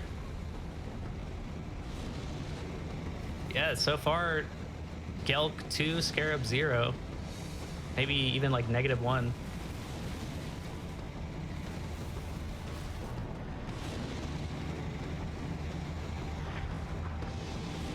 Looks like I'm dropping mad frames again, so can we pause just to see what's going on? Yeah, we can pause the timer and take just a few minute break here just to see if we can get this sorted out. Load up the splice run. I mean, hello everyone, welcome back. We're in the middle of a Halo Legendary 3 Legendary run. We took a quick break just to fix a little issue where the frames were dropping, but we're all set to go now, I hope.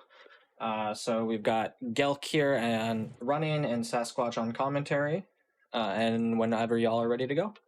All right, so the time will resume in 3, 2, 1. So to catch you back up, we just spawn kill the Scarab, and now we're taking the scenic route to go around because we're supposed to normally go up the spire. But going up that way is very dangerous, so we're just gonna take our chopper up onto like the little roof of the spire to avoid all the enemies up there. Because this way doesn't really lose time, because we're waiting for our Pelican to drop our friends anyways. he's got to get out of that chopper in time to not die to the fall timer. So, on this guy's beam.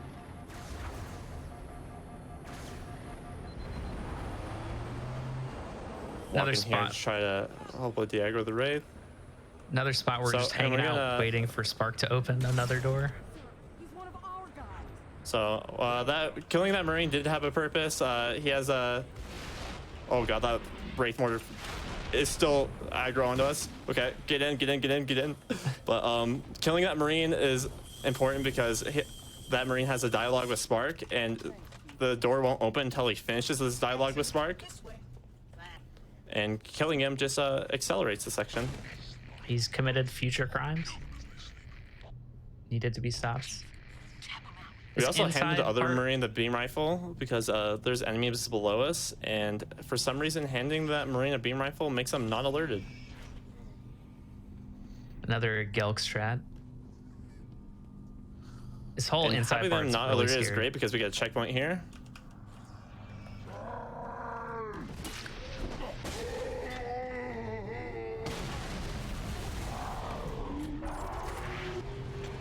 Nice. Luckily, we don't need it because we had a checkpoint there. Now we just hit this button. Now we have to go even further downwards because we have to go down to that bottom floor because that's where Johnson's gonna pick us up. Follow the Oracle, Spartan. I will help your sergeant clear the skies. As a runner, you kind of expect to revert here a few times. Just rush into this room with 2 Mauler brutes and a chieftain with a plasma turret, but making it look easy. Gliding through here.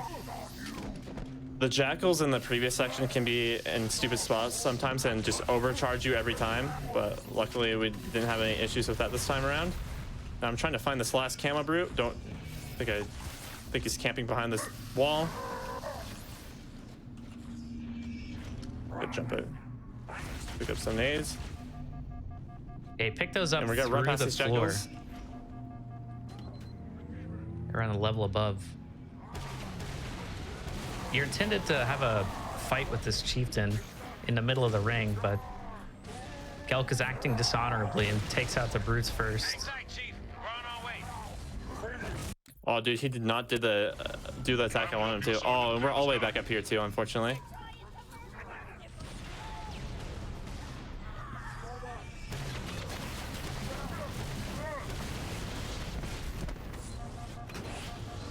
Yeah. 2 for 2 on that section though, so that's nice. Through that spot, you're kind of hoping that the chieftain throws an equipment or points at you. I love when they just like points. Like that's what they choose to do. It's rude, but it's good for surviving. Yeah, we want him to do a specific attack where he lunges at you, and it just makes it very easy to run behind him and backsmack him.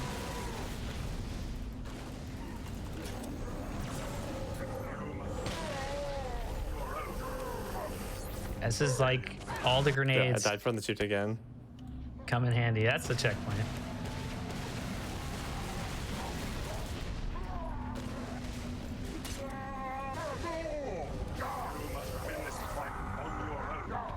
The chieftain is not behaving today.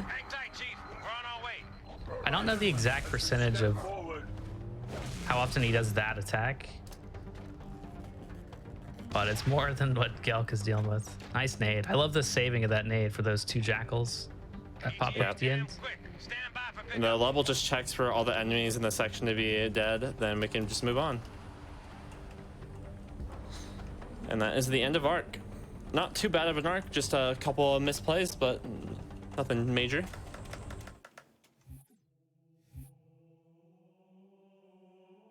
Now we're on to the Covenant, another very difficult mission, but this is my favorite mission of the run because there's a lot, and there's a lot of hammer. There's just a bit of everything. There's a lot of vehicles, and the ending of this mission is my favorite part of the run, and you're gonna see it in action. So we're doing a hot drop on the beach here. We start with a full Spartan laser, and we're going to try and grab this AA Wraith. There's a couple methods of getting past this beach. You can either clear every single enemy on the beach, which is doing it optimally is the fastest method, or you can grab this AA Wraith, which is the safer method, but it's not too much slower. But you're normally not supposed to get in this AA Wraith. If you try and hijack it and kill the driver, the game will just blow up the Wraith when you kill the driver. But if you break the hatch and kill the driver on the same frame as entering the Wraith, it'll let you in.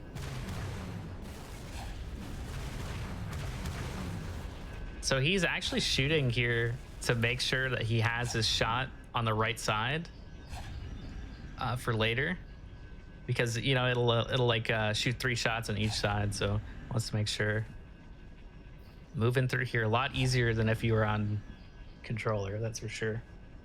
As a controller player, I'll like switch back and forth, so it's good to watch like a seamless experience with a keyboard player.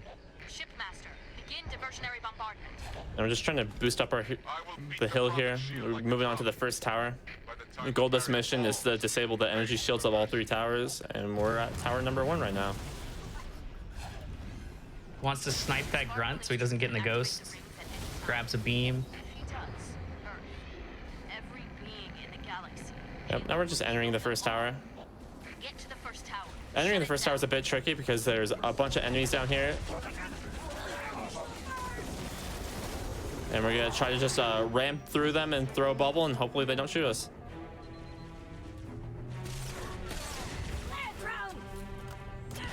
Sniping that brute, he can pose a problem. 1 in 100 runs. You gotta prepare for it. Actually, I think he might stay there when you leave, so it's probably another good reason. Got to offline that tower. All right, we're just going up to the first tower here. There's a chieftain surrounded by some brutes, so we're gonna throw a power drain to strip their shields and combine that with a frag. Take it down.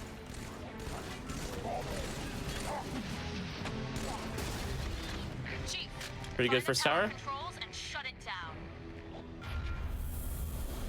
Again, we want the invincibility equipment from that chieftain. It's a 4 out of 5 chance of getting the equipment, and getting the 1 out of 5 flare is a sad experience. Get back outside, Chief. Wait for transport. Yeah, this one you can't do too much about. Like on Crow's Nest, we'll delay the checkpoint and revert if we get a flare, but you're gonna have to deal with it. You're gonna have to deal with the hammer RNG as well. Didn't get very good hammer. It can go anywhere from like 50 We're to gonna 90. activate our. Yep, and we're gonna activate our invents here as we drop here to time it on the exit, so we can just run past these enemies and grab this camo here as soon as it runs out. Make your way back to the beach. Get in, sir. Oh, well, had to kill that Marine. Hopefully drop some nades. Did not give us any nades, unfortunately, so his death was kind of meaningless. Now we're just taking our Warthog back down to the beach, and we're gonna go on to the flying section of the game.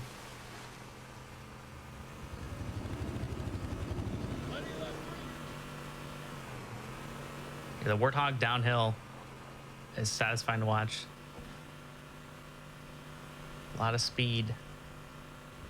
What we're here for. So when he gets in his Hornet, he's going to be flying a little weird, but flying diagonally, I think you said it saves, it's like 20% faster. Take the Hornet, get those Pelicans safely to the third tower. Yep. We tested it with a.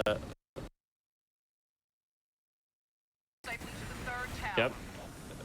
We tested it with a speedometer tool that one of the Halo runners made. His name's Burnt. He's shouts to Burnt. He basically made all of our training tools and maintains them. So he's definitely a big reason why we're able to make custom checkpoints and just be able to have efficient practice.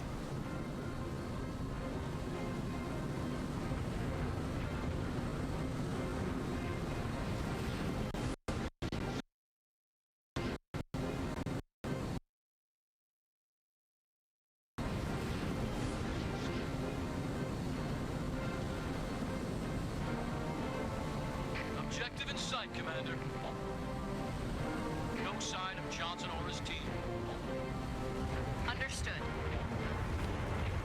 Chief, clear an LZ, then get inside the tower. Good job. All right, I'm gonna juggle this brute shot into this tower.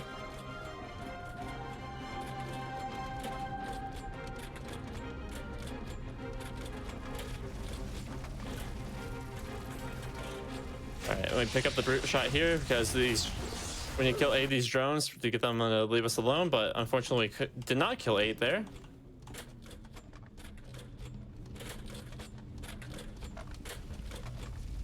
So it looks like we're still dropping a little bit of frames here, everybody. Sorry for the second stop. We're just going to take another quick break, see if we can They're just figure something weaving out through my so that shots. This is the frames are a little smoother for everybody. We're going to take a quick break, so see y'all in just a few minutes here. Do we want to pause and fix that again? Hello everyone, welcome back to the GDQ Hotfix. We are in the middle of a Halo 3 Legendary run. We've got Sasquatch and Gelk here. We took a quick break just to try and fix some frame drop issues, and hopefully it's going to be a little better for the rest of the run. I'll throw it back over to y'all and we can get started whenever you're ready. All right, so the timer will resume in 3, 2, 1. So again, we're just in the process of trying to kill 8 of these drones, which we're still struggling with. but yeah, so once we kill 8 of these drones, we can just jump on the elevator like the first tower. Yeah, the rest of them will fly up. So as soon as you get 8 Kilimanjaro, I'll get in there. There we go. Kill you there. Oh, I actually had too much health damage, so I actually died from that grenade jump. Yeah, there is like health along with shields, just like in CE that you saw, but we don't have a bar for it. So there's not really much way we can know.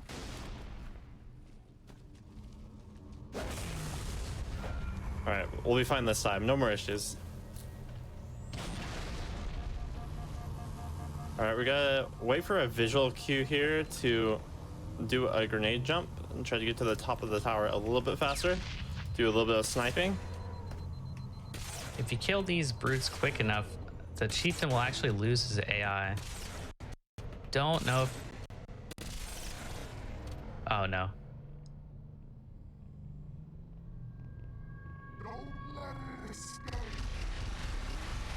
Didn't do it fast enough there. I didn't quite make it to the top of the elevator. Yeah, chieftain it so has an I aimbot. wasn't able to. I'm always so scared if I don't. Shots cleanly, but still no major issues.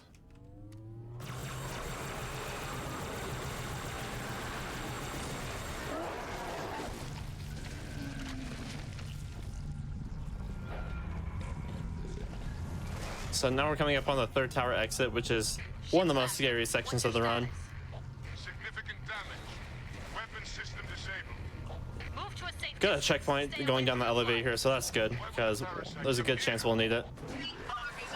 So hopefully the hunters here don't touch my box.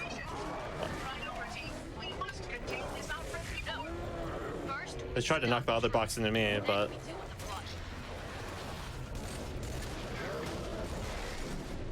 We're gonna hug this left wall. I didn't get any fire nades for some reason, so we're just gonna try to hammer our way past these guys. I must see the point of him assess the damage to Yep. the arm. Shipmaster's carrier is out. Cannot risk yours captured by the flood. I need you to take down Truth. Flood's just going to put pressure on him and accelerate his plans. Punch through the cliffs. Get inside that citadel.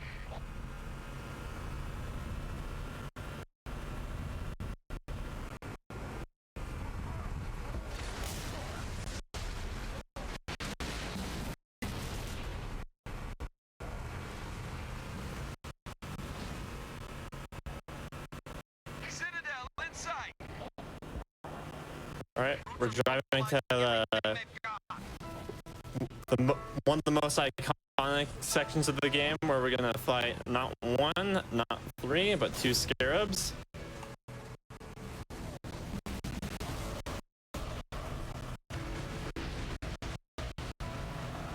And we're taking an alternate driving path here to avoid some enemies, and there's a few vehicles on the ground that do a lot of damage, so just don't want to deal with them.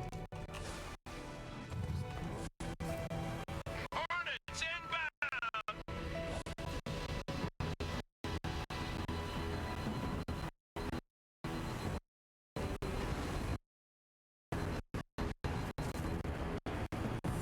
We gotta grab our Hornet here and start the section. I count 2 scarabs. Repeat, 2 scarabs.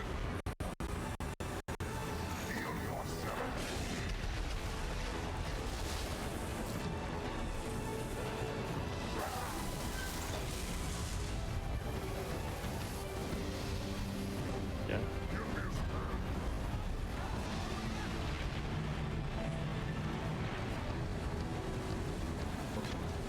Yep.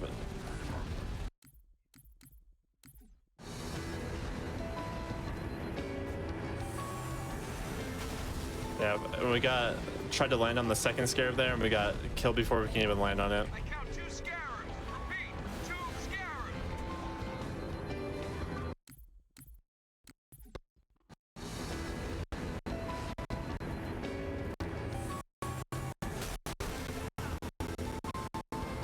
I was actually a little bit too far towards the edge, so it knocked my Hornet off as did the animation.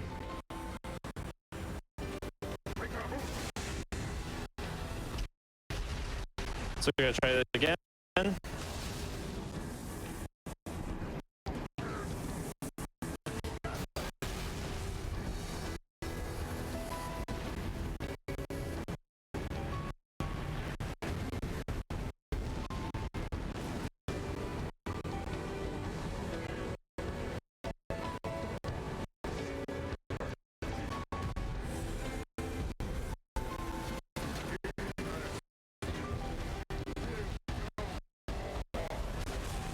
First scarab's down.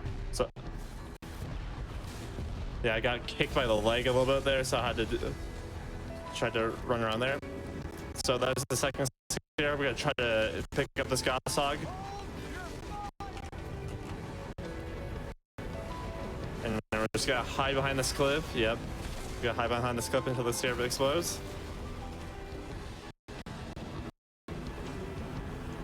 Both scarabs down. Well done.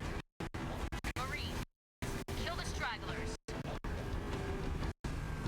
Alright, now we're just gonna wait for this bridge to extend here. And we're gonna kill Arbiter here because he has a dialogue skip that will activate the bridge sooner. Sure, he's one of ours. Calamity! If only we had more time. You wait about 7 seconds after he drops. And there's another elastic barrier in there that we just jump out of Warthog to re-enter in. And now we're going to start the Citadel section, which is one of the most fun parts of the run. So you saw a bunch of box launches in the run, but these are box launches on steroids. This box launch here specifically, you'll see, saves a fair amount of time. Yeah, that launch is called Citadel launch. Probably the most important launch in the run. You get all the way back here. Got an 84-second hammer, so that's nice.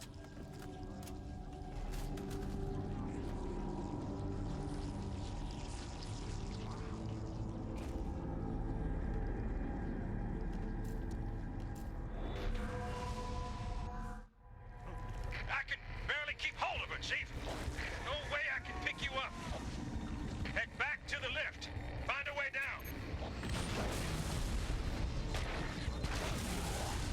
Shout out to the Nebulas, by the way.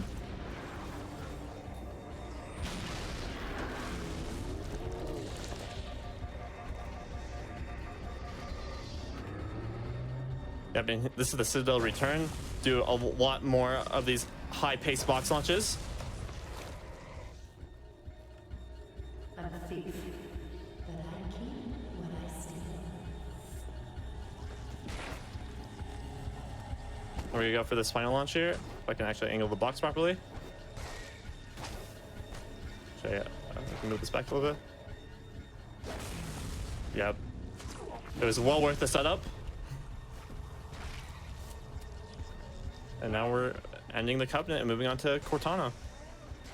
So there's a mechanic in Halo called carryover.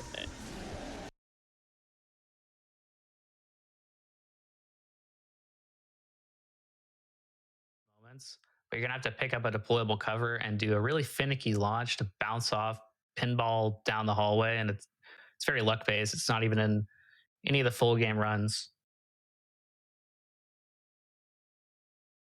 And that one saves about 20 seconds, but he takes a much safer route, a much more consistent route on Legendary, and makes it through despite there being a sword flood. I was a little scared for you there. So you can see we've hit about 4 of these moments in just the first minute and a half of the mission.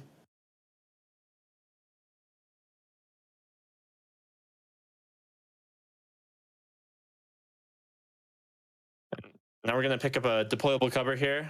That's gonna be used for later in the mission. We're gonna drop it just in a second here, and we're gonna pick up a fresh sword and a fresh hammer.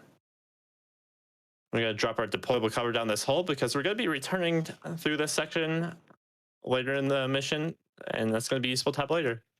We're getting this box to go straight to this camo. Gonna try and nade the spear form, and hopefully I don't take any more damage. Barely got through. One shot away. All right, and we picked up that camo here because we're going to activate it down this hallway. This hallway is often called Hell's Hallway because there's just a sheer amount of enemies here, and we're just going to run and camo past them.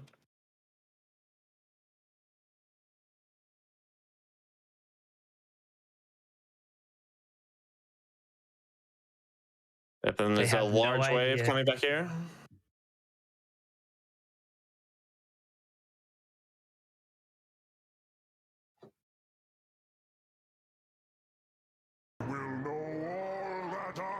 This level has a ton of these moments. One thing I don't know if we mentioned is that you are invincible during these. Yep. Makes some things, especially in the easy run, it makes a lot of the clips that are done in the easy run possible. So we're taking a safe route here. We call that last section Hell's Hallway.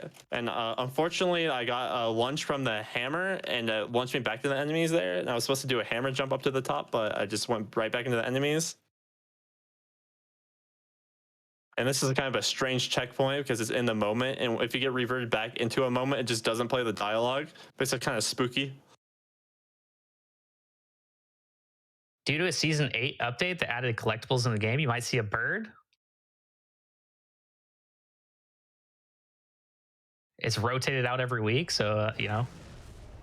Oh, I choked the jump. There we go. Okay. Enjoy that bird while you can. We're going to do a little bit more hammering to optimize some movement through this moment.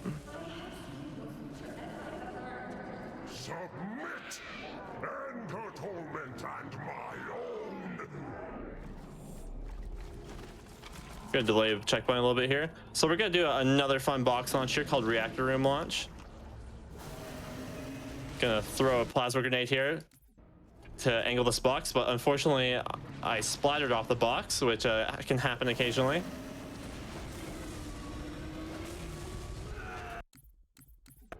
And that time I got too much speed, so sometimes I have a little bit of trouble surviving this. But a few attempts didn't hurt anybody. Okay, I might just actually hit it eventually, hopefully. So, this is a tough launch. It has a lot of variables. Yeah, sometimes, because we're trying to angle the box with the plasma and do angle the box in it correctly. Okay, that one was good. That's what we're aiming for.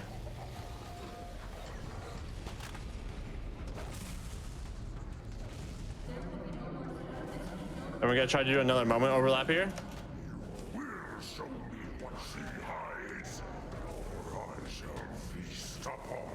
And we got it. This one also saves a lot of time. That second moment goes on for like 10 more seconds or something. There's 2 of us in here now, remember. All right, so now we have our friend Cortana back. Now we're gonna try to backtrack our way to the end of the mission.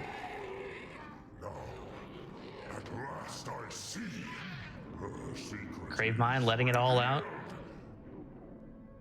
I tried to do a deployable cover launch just to save a little bit of time for that moment, but did not get a launch.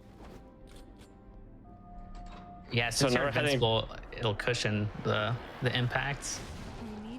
Oh, this guy's a sword. Hopefully it doesn't hurt me. Now we're we're supposed to blow up all these reactors now to blow up High Charity.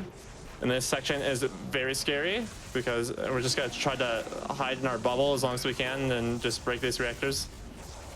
Might die here. Yep, I'm just getting pincered from every single angle. That can happen occasionally. I didn't get the camera this time. Start a chain reaction.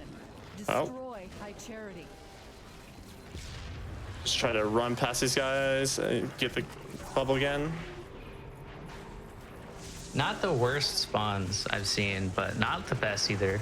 Yeah. Yeah. Especially not that spider right here. Yeah, these pure forms are like in very bad spots. You need to buy some time. This reactor, start a chain reaction. Gonna try to fire nade them. Destroy High Charity.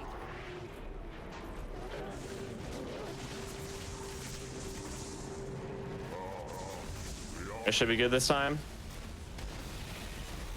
All right, now we gotta wait for our shields to come back up.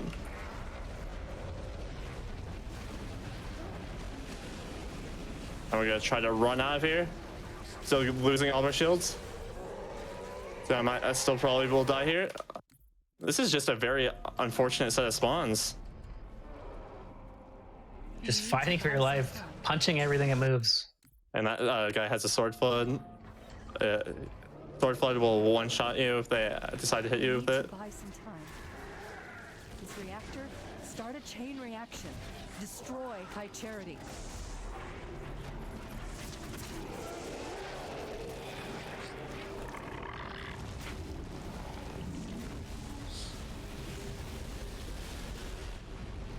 Whoa. Yeah, that guy went like a few feet in the air. What a play. Hopefully we make it through this time. Nope. Dude. I haven't seen a set of spawns this bad in a very long time. Normally these the spider flood on the walls leave you alone for the most part.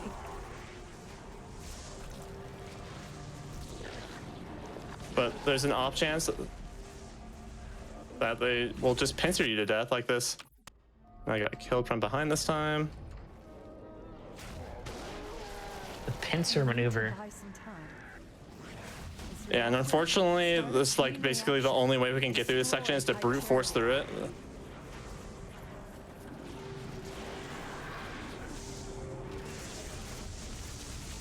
We have our But camo here. There are no brutes on this map.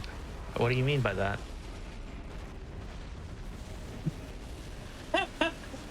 Took me a second. Oh Yeah, my it's just- gosh, the flaming flood. Wow. I need to find some way to try to just fire nade that guy maybe. Destroy High Charity.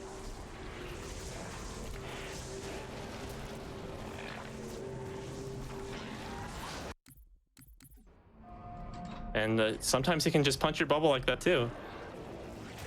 You need to buy some time. I don't think there's any safe way to make it through here either. Like this is probably his best bet. Like even like doing a full clear, I think would be way harder. Reactor, start a chain reaction. Yeah, this area looks absolutely brutal. Normally it's not too bad, but since the spiders are activating their pincer form, I just don't have very many opportunities to get through. I also don't have a camo, so I'm going to have to revert again, unfortunately. Because, okay, I think I found the stress. Actually, force that guy off the edge. Alright, I think I will be fine this time. This is the awesome part about Legendary to me, is you have to adapt and you have to know, you know, if I get this set of spawns, what would I have to do? You know, this 1 in 20 chance I could, this thing happens. We're good. We are finally through. She got a game. She got a game on.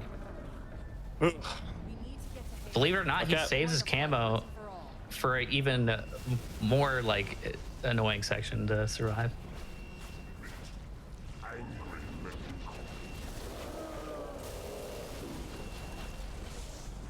Yep, now we're just finally doing our backtrack we mentioned through that area earlier. And there's a Mauler guy right behind me.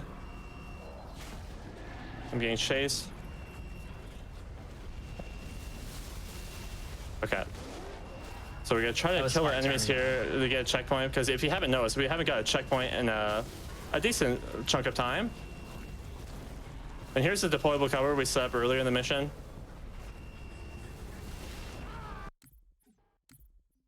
What? I just got like propelled into the ceiling, and now we're back here. That's so rare. That's so rare. There's like a panel and an explosion that launches the panel. Can happen 1 in a million runs, you know? This can only happen in a marathon. This reactor, start a chain reaction. Destroy Usually high the charity. DC on Legendary will also just block it, so you wouldn't get splattered by it.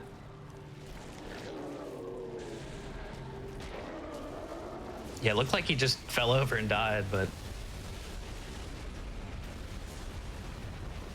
that can happen. There are some wild things that can happen here too, like with the scripted explosions. After the reactors blow up, these boxes here can also fly all over the place and splatter you. So we try and knock them down, but on Legendary, you kind of want to hide behind that thing by the DCs. Dude, I've never seen this mission go this badly. We need to buy some time. This reactor, start a chain reaction. Destroy. It knows you're on GDQ channel.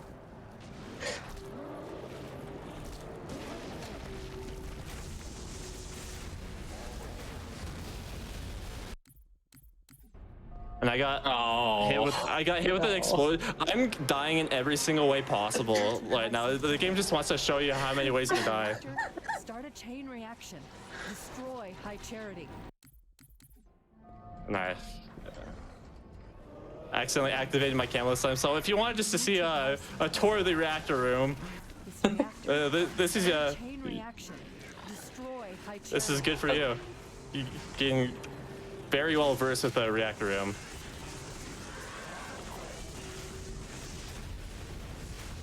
Clearly, you're just showing all the different ways that this could go wrong and how to adapt, right? Yep. Yeah, that's what I'm trying to do here. All right, we're gonna try to gain our freedom again this time. Yeah, this last set of spawns, having a carbine, like the carbine and spiker. Yeah, it's also rare, like having a carbine guy there, and having the carbine guy there is just the worst possible spawn. I might just count this as soft locked and move on to Halo, unfortunately, because This reactor, start a if I can't get through it one more time. Destroy high charity. These middle spawns sword guy aren't went that there just terrible, now. but the other ones are, for sure, are the worst. I can't think of any worse. Like, if you had a Mauler guy in the middle, it might be worse. That's all I can imagine.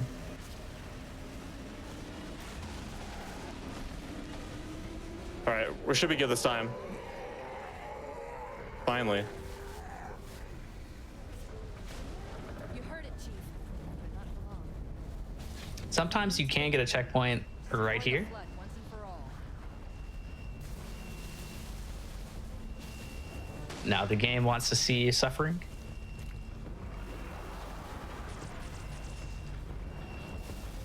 I was just trying to run back through.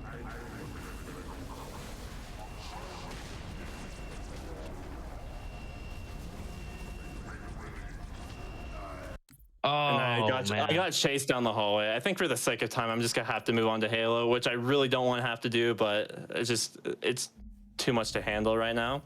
And we have to move on.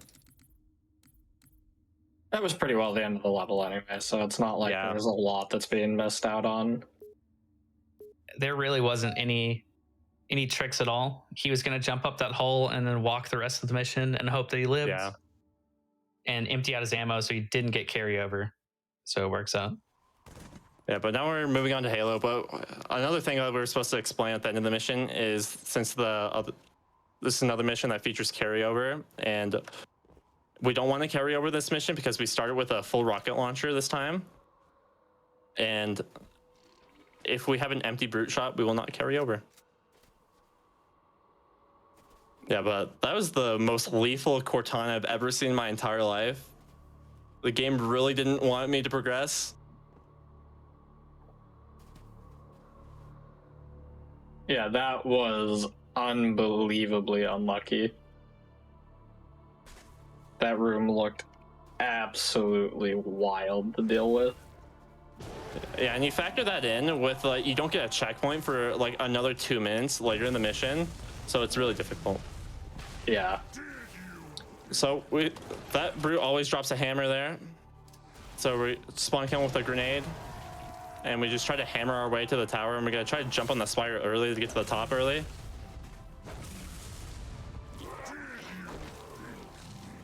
We're gonna combine a nade and a hammer jump to get the tower, which unfortunately I am choking. Yeah, he doesn't want to soak up the full damage of the nade, so he's throwing it at the base of this thing. I'm trying to also get some boost here to get me in a good enough position to actually get past the enemies, and I'm not actually getting hit by the nade. He's gotten unlucky. He's gotten different RNG every time the hammer spawns, but he's gotten unlucky all 3 times. Okay, yeah. This time getting literally the least amount you could possibly get. All right, we're heading to the top of the tower here. And we're gonna start the fight here, and we're gonna drop down, fire a rocket at our friend the Arbiter to try to kill some of the flood down there. Now we're gonna also fire a rocket at our friend Johnson, because that's gonna kill Johnson, but he ends up reviving. So, because we actually need him to shoot stuff with a Spartan laser. But on easy, you try to knock him off the map because you don't really need him. And now we're starting the spire fight.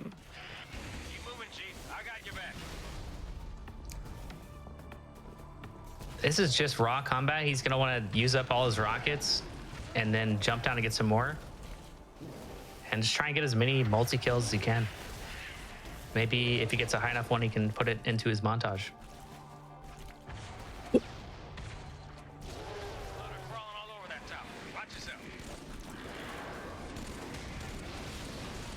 That brute shot, scary.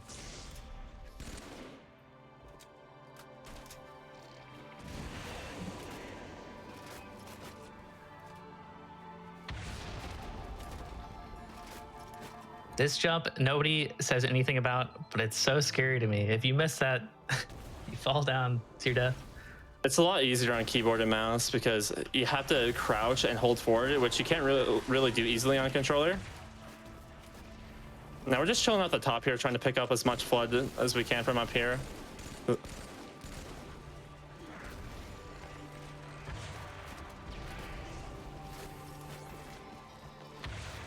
So there are 3 waves in this fight, and he's on the second wave. He's gonna wait for things to start despawning and a checkpoint to potentially appear to drop down and get ahead of the 3rd wave. He's gonna do something special for that one. It's a little bit more complicated than that. There it is. Yep, I'm gonna jump down to the 2nd level, try to kill the combat forms down here.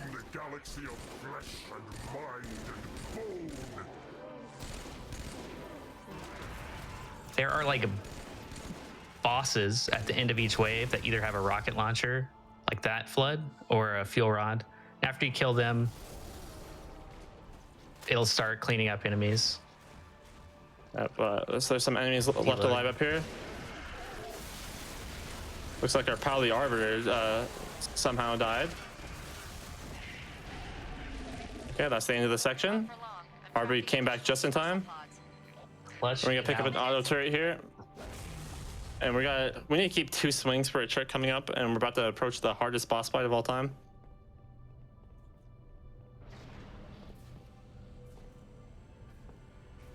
Oh, you might want to save those swings. Yeah, I forgot the hammer. Well, it was a 50 flat, so you might have an extra hammer swing, which would be cool because it'll say 0, but you'll have 0 point whatever, and you still have an extra swing. Yeah, it's based on a floating point system. Yeah, because you can have like a 0.6. If it's above a 0.5, you get another swing.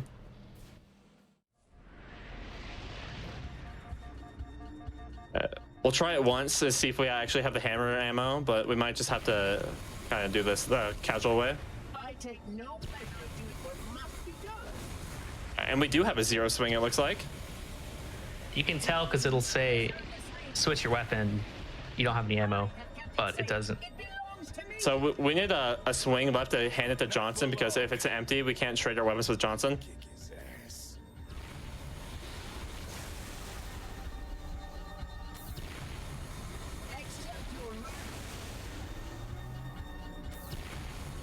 Very difficult boss fight.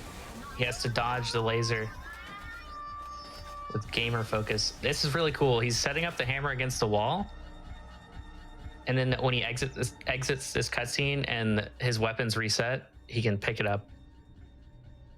If you watch the cutscene through, it's funny. It'll be leaning up against the door, even though the door is open. On the bright side, I haven't dropped frames in a while.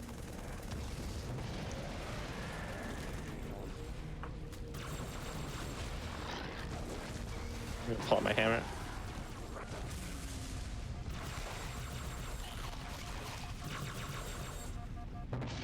Oh, I actually need a dual plasma rifle because I did not carry one over. We're also gonna follow Arbiter here because we're gonna cross an ice bridge and there's a bunch of Sentinels and Flood and they do a lot of damage. The Sentinel specifically will 100 to 0 you in like under a second.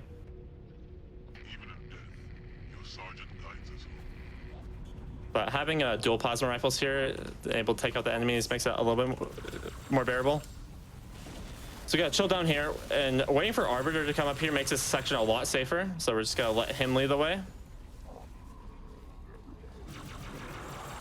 Find the doorway in the cliffs, Chief. The dawn is on the other side. And our main objective here is to try to shoot the arms up the Flood. That way they're no threat.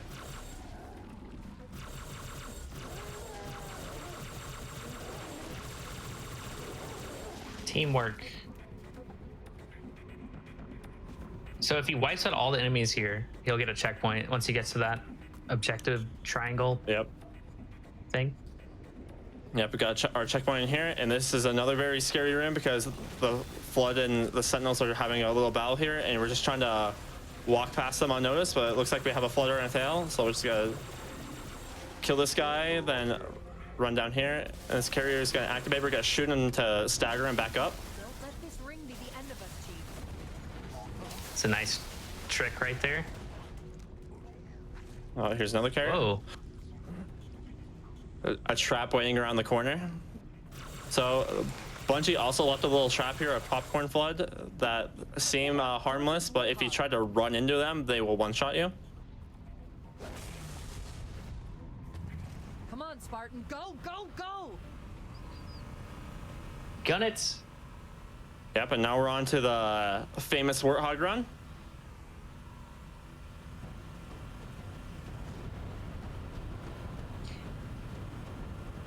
So this Warthog run features us driving across these panels. Where the panels explode are the same every time, but where the panels go are different. It's completely random and is pretty common to get hit by a panel flying in the air, get knocked off the map, or lose your speed. We call that getting paneled, and it's indoctrinating to Halo 3 running. We've also seen many world record runs in all the categories be lost at the very last second to these panels. The run really doesn't start until you're jumping into the frigate, is what I always say.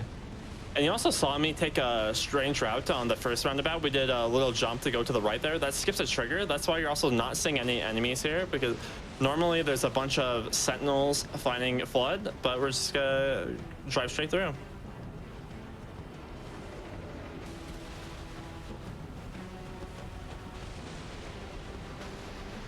He's taken a really optimized path to avoid the, fishtailing, or when you land, you can land very poorly and flip. I'm gonna get this checkpoint here, just because I know how this run is going. Something will happen later. That's really smart. You only have to slow down a little bit to get that checkpoint.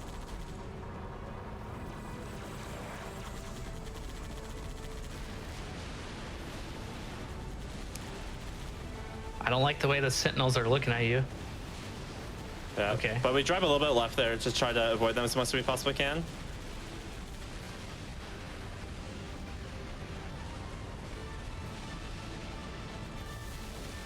So similar to the first roundabout skip, he's gonna try and do one for the third roundabout. This one's gonna be a bit more epic.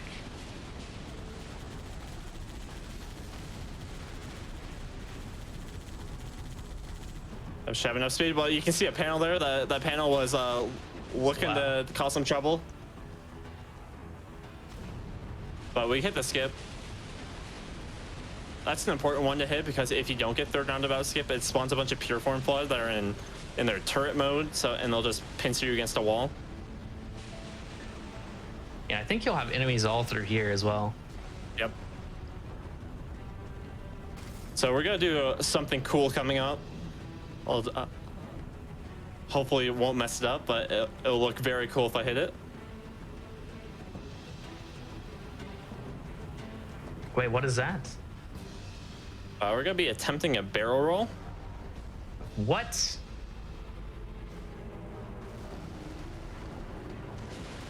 Pretty clean. Go. Nice.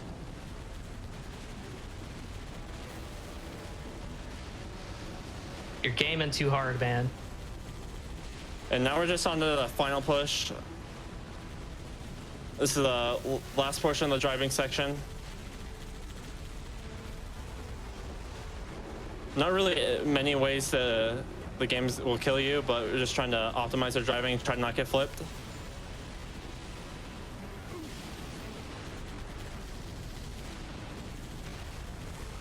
And it's really...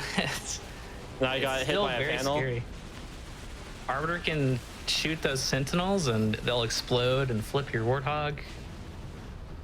I mean, you can get paneled literally at the last second. This is a very high stakes ending to a speed run.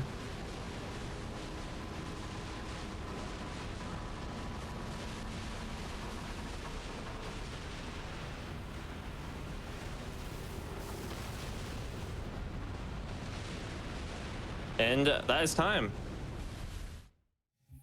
Very nice. And good Halo.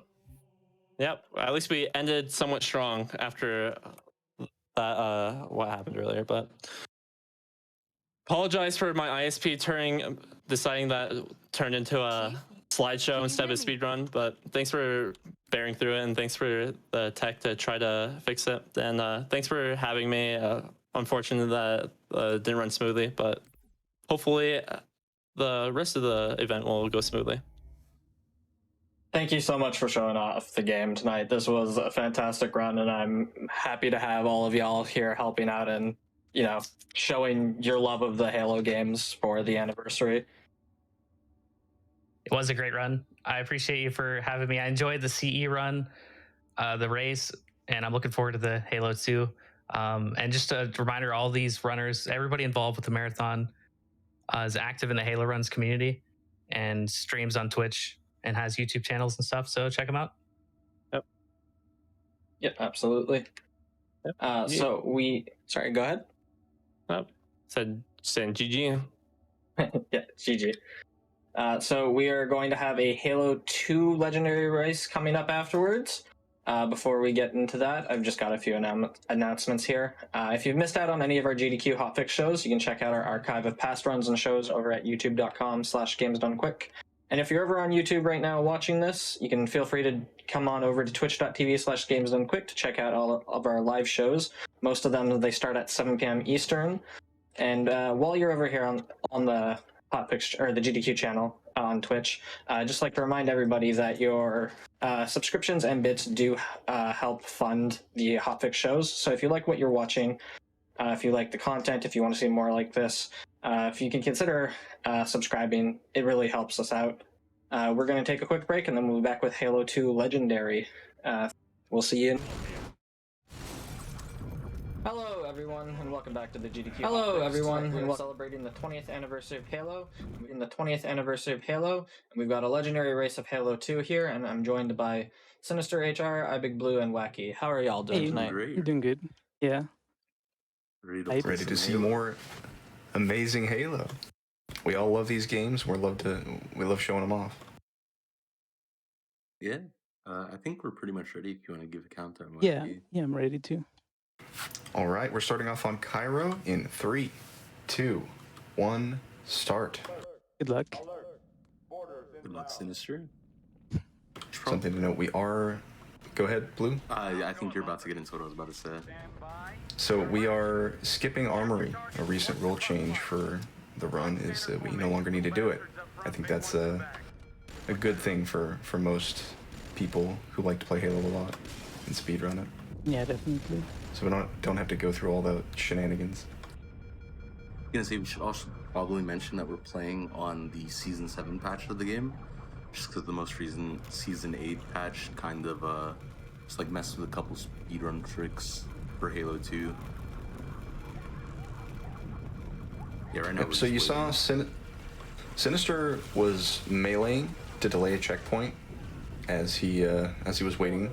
So he has a little bit more favorable of a checkpoint in case of death. Yep. As shown here. So he reverts less. Delaying checkpoints is a very common thing we're going to see during the run.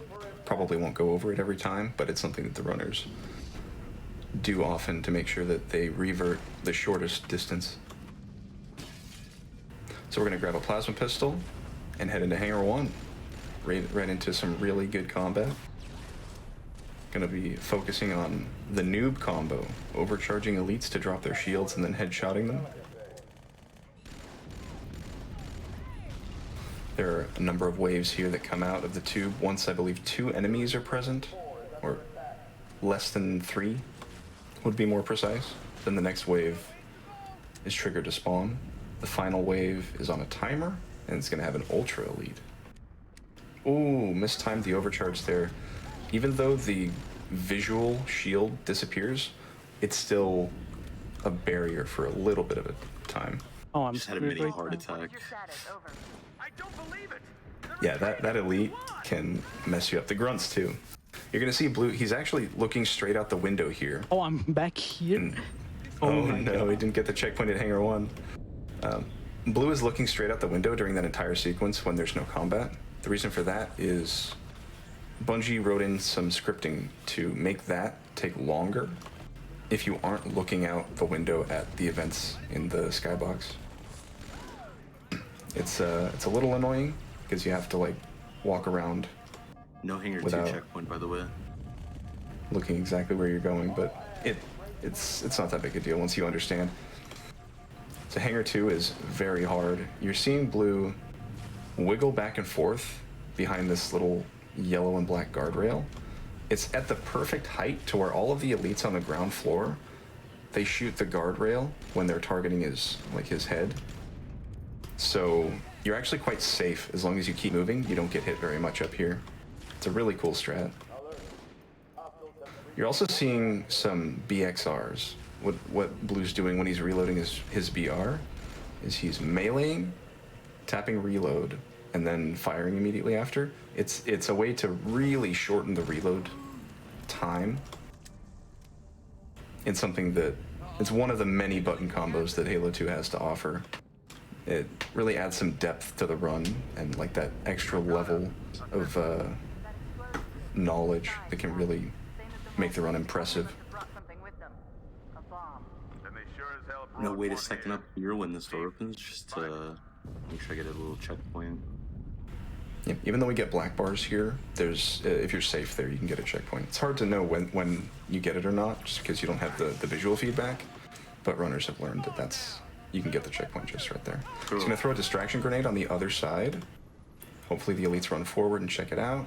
Perfectly done. And then a really nice sword fly. That's the first sword fly of the game. Really cool tech. If someone is not familiar with a lot of Halo 2 speedrunning or tricking, sword flying is a glitch where you transfer your red reticle from a ranged weapon to your sword. You cancel the pull-out animation, again with a reload, and you use that red reticle to engage a lunge at a distance that is entirely unreasonable and very cool. Oh, Blue has one of the worst locations for this sword fly, but he does nail it. Sir, boarders have breached the fire control center. They have a Sword flying is one of the coolest movement techs I have ever seen in a game. It's up there with like Halo 1, I'm sorry, Half-Life 1 bunny hopping. A lot of times in the Halo 2 run, you're going to see some really interesting strats where it seems like you're going really aggressive and you're just going to die a bunch of times, but often on Legendary, the slower you take in some areas, the more dangerous it is because enemies have time to set up and prepare for you and spread out. If you go really fast, it's going to be a little bit safer in a lot of cases. So a lot of the strats are get a checkpoint and run through as fast as you can. You may need to get creative. We're in bomb room now. There are a bunch of elites in here. We're going to be focusing on noob comboing and doing a grenade noob combo, depending on the way they settle. There's a little bit of RNG here with getting white elites. It's not too much of a deal on Legendary because you typically deal with them in the same way as you do on Legendary. As you do on Easy. And once spawn room is cleared, you stand next to the space pickle, and the level ends. I glossed over a really cool fly that we saw Blue do in Space 2, where he sword flew, and then as he was flying, picked up a plasma pistol that we call PP fly, and it is really cool as well.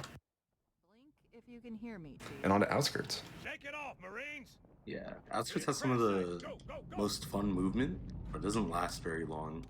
So, start off getting out of the map right here. It's pretty much not really intended, but as people said before, Bungie knew that you can get out of here. Like, there's a couple skulls, like collectibles, hidden out around here. And even like the famous Rex sword Easter egg. But yeah, we pretty much just skipped like a 4-minute wave fight by just nade jumping out of the map. One of the interesting things in MCC is there's a playlist that's all based around snipers, and Outskirts is one of those levels. I didn't realize that until recently, and it was just funny that you never touch a sniper rifle in the speedrun. It's kind of funny that's in that playlist that way. So we aggroed the elite in a special way to make him enrage, and whenever he does that, a white elite will drop a sword, and we're going to be using that to get a really nice cancel through this tunnel. Really cool. And straight onto a ghost that we're going to be using for a large portion of the level now, instead of fighting our way through with your marine fellows in a hog. We're taking this ghost because it's just a bit faster, a little bit more maneuverable in these areas. It's not physically faster. The hog is actually just a little bit faster in sort of straight line scenarios. And so we are going to be transitioning to a hog later, both for the added speed and also the safety, because we're going to be taking a couple other targets with us. The enemies will target the Marines in the gunner and side seat a little bit more than you, and so it's a little bit safer to get through the areas that we're going to be driving through if we have a hog. We're going to get it very shortly. Once we round this corner and hit a trigger, it'll spawn a hog in behind us. We're going to turn around, and here it is. We're going to hop out, hope for a salute. Oh, even better, just gets right in. Yeah, if you let... So, you know you'll get him to teleport like that to the passenger seat if he salutes you, but you can sometimes get it even without the salute. It's all about just like letting him cross a certain point in that tunnel. At least that's how I think of it when I try to go for it.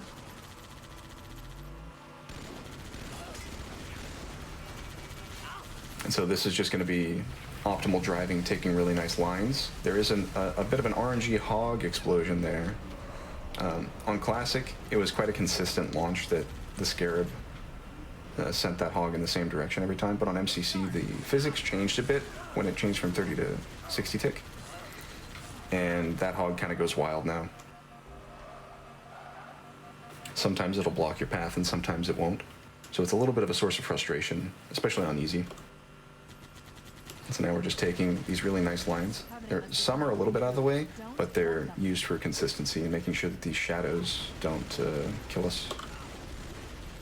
They are called shadows, right? Yes. It's been a while since I've... Yeah. They're a very strange vehicle. Isn't this the only level they show up in? I'm trying to think. I think it might be. It is. They were in the E3 trailer, the gameplay trailer for this game, way back in, what, 03? Yeah. Yeah, 02, 03. Sinister may look like he's behind a decent bit right now, but with how inconsistent Halo 2 Legendary is, anything can happen, really. Anything can happen. That's absolutely right. We got some cat jams going on. The one saving grace of this part of the run is the nice music. And that's the end of the level as we head towards the light. That was a clean outskirts ledge. What was it? 421. Or maybe 420. I didn't quite catch the tick back. I wasn't looking at the timer. And now we're on to Metro. So we picked up a Magnum on the way through the hotel tunnel. The reason we picked up that Magnum is it forces carryover to be disabled if you have a Magnum in your inventory here. The reason we want to not carry over is we used a bunch of grenade boosts at the start of Outskirts, and we don't want to carry over the loadout that we had in Outskirts, which had no nades. So when we get a fresh loadout, we have 4 nades, is that right? Yeah, 4 frag grenades. And those nades are going to be used later on in the level here. And we just want to... If we didn't have those nades, it would kind of change up the strats a bit. So it's really nice to force no carryover. You see, we aren't taking the Scorpion because the Hog is much faster. And this bridge, as long as you go fast, is not very dangerous at all.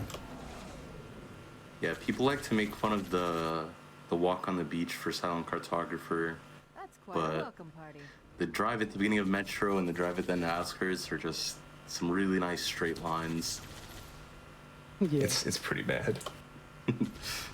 There was actually a speed mod developed where we changed the map files and scripts so that the entire Halo 2 run was shortened to have very few auto-scrollers. It's a really, really cool category that if you're interested in Halo 2 running and you don't want to deal with some of the longer waits that we might be seeing, it's a great way to get into it. It's an absolutely lovely category. Yeah, it's like 20 Blue minutes made that look faster, very just like- easy. It might just like 20 just minutes went faster through- just by removing all the autoscrollers Yeah, it's a wonderful run. for 12 out. It gets straight to the point, all mechanics. It's incredible. Sorry for talking over you, Sinister. Yeah. So Blue made that section look very easy. He, oh, nice checkpoint. That's not going to happen every time. There's a checkpoint just before that area that legendary runners take, and in full game, it's pretty often that you're going to see 5 or 6 attempts going through that area, just because of the way sniper jackals work. And we're going to see that probably happen again here. Yep, 2 misses, that's great. 3 misses, and the 4th gets him. Classic jackals. Gotta love Metro.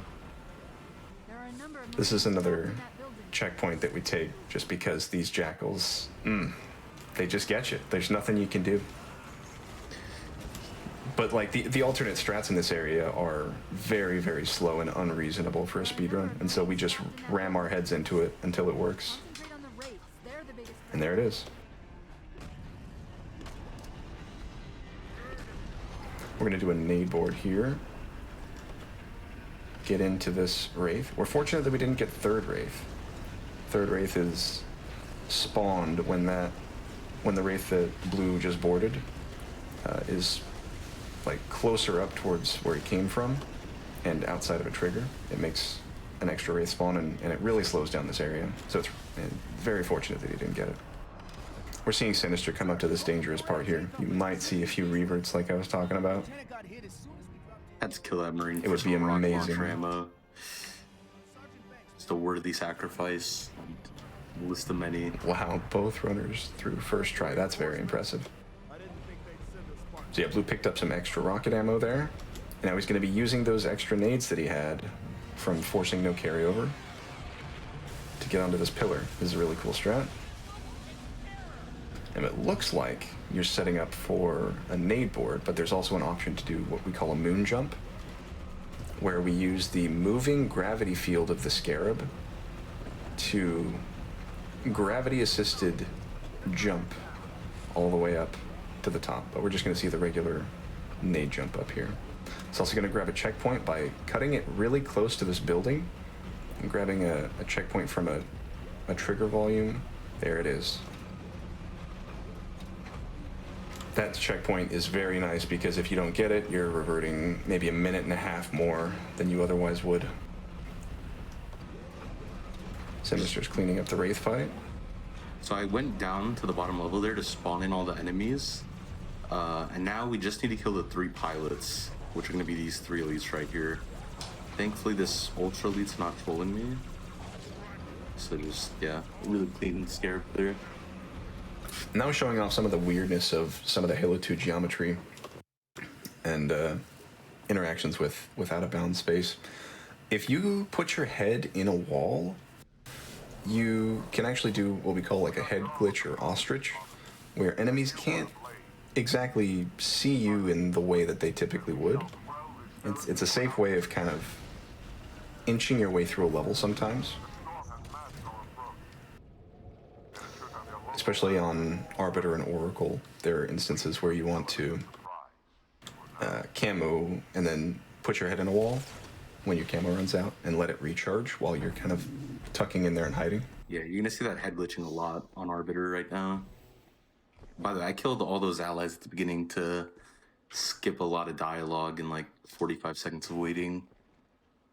On the right side, you saw Sinister do the moon jump there. So you didn't have to do the nade jump. We use a lineup to time a jump well, so that we enter its gravity field in the correct time. Someone's asking for a hanger skip. I don't know about Hanger that. skip. Ledge hanger skip full game. Just do it. Actually viable. Really nice sword cancel there. Okay, so in addition to sword canceling, you can in addition to sword flying, you can also cancel where you just use the normal sword lunge range, but you can still cancel it and fly past an enemy. Both of those techniques are used for advanced movement. There's a clean Really metro. cool to see. With 422. Blue's focusing on killing Sentinels first here, because once enough Sentinels have been killed, we trigger the next wave of Heretics to come in. That's the primary focus here, and then cleaning up the rest of the enemies that are around is kind of secondary. There are 3 fuel rod grunts that are going to spawn in one of 4 doors around the room. He's killed one, and he's kind of relying on his allies to kill the others, so that he can get close to this door when the checkpoint pops. Very nice. He goes through, careful and practiced movement through here. Here comes a head glitch. Just to wait for similar to some what we camo. saw in the hangar. Once camo finishes, camo it up, jump down, and continue on. That's a pretty common thing you're going to be seeing throughout the Legendary run. Or are we going to get grunt spawns? We are not. Blue gets lucky. Ooh, and a good checkpoint. When we don't get grunt spawns there's a really nice checkpoint you can get just as you get through that door. All of these little skirmishes in these tunnels are very well practiced and thought out. Strats, if you try and go through here on Legendary without strats, it's a nightmare. Absolutely. And you'll see my awful. My camo comes back right when I need it right here. Like all the camo timings perfectly routed, or are extremely routed out down to the T. If I get a checkpoint here, I'll go for glass clip. Oh, got it. Yep. So on Season 7, there's a trick called Glass Clip. It might be on Season 8 as well, but we can't find a good setup for it yet. Perfectly executed. Oh, okay, we're good. No camo means he's going to have to go very far down for that checkpoint. Yeah, you can see this Banshee because there's a lot of aggro.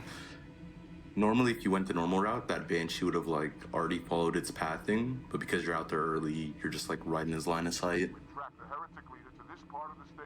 That glass clip is a relic of the 30-tick there was a different kind of glass clip that we used to do on the 30-tick classic version of the game. We found a different way to do it, but the mechanisms are mostly the same. Sorry, I'm actually meeting up for a sec.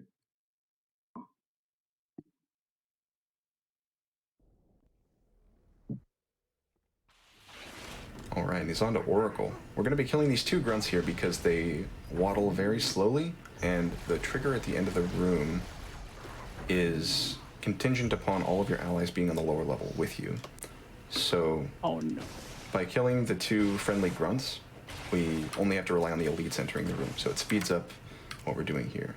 And next is going to be an attempt at dialogue skip. What we're doing is you heard that Blue muted.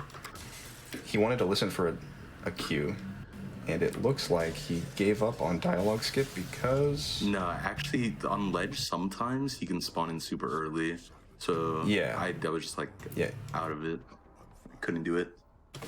Yeah, so once he heard the audio cue like way faster than he was going to be able to achieve it, he kind of gave up and just set up for the popcorn fight. This is a really cool fight where you can actually save a lot of time if you really got your head on straight and you have some really good aim. There are two waves that come up above, and then two below, and then two above, and then two below. And with really good spawn killing, you can really speed this fight up. That was an absolutely insane popcorn room. Really well done. By getting a sword flight into this room, you save about half a second because you're entering a trigger volume that starts the elevator script a little bit earlier. Definitely worth the risk. Yeah, worth the risk of flying straight off the elevator into a death plane. It's flashy. So now we're going to be killing both of these. Go ahead. Yeah, I was going to say, I want to kill both these allies, or else the game will run a check for them later that makes us wait a decent bit. But I don't want the game to think that I killed them, or else after a cutscene later in the level, I will spawn surrounded by 6 elites that just want to kill me. So I actually push them off the elevator so that they die to fall damage, and it doesn't count as a team kill.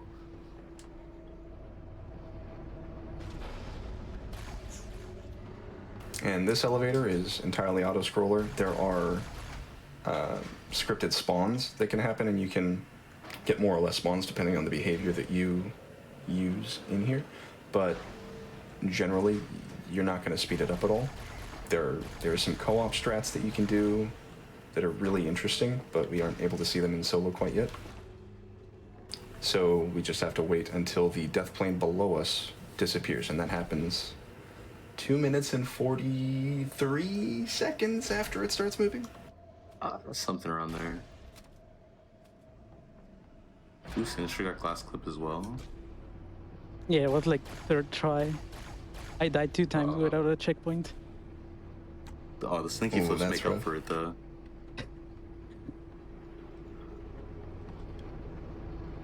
Oh, that's something I guess I should mention too. MCC has the option to play mouse and keyboard or controller. At the start of Oracle, Blue switched to mouse and keyboard for the popcorn fight because you need a 360-degree area of influence, I'll call it. And you need to whip your mouse around a lot. So using mouse and keyboard for just that room particularly is pretty valuable. And now he's back on controller where he feels most comfortable.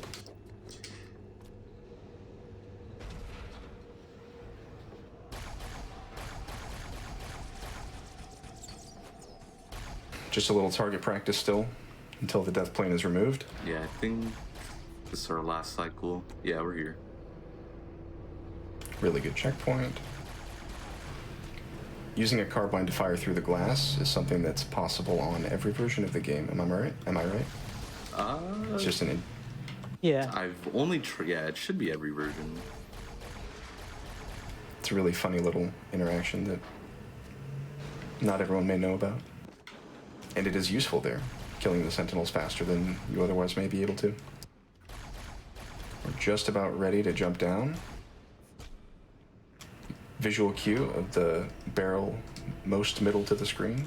Once that is all the way at the top, the death plane is removed. and you're able to jump all the way down to the bottom.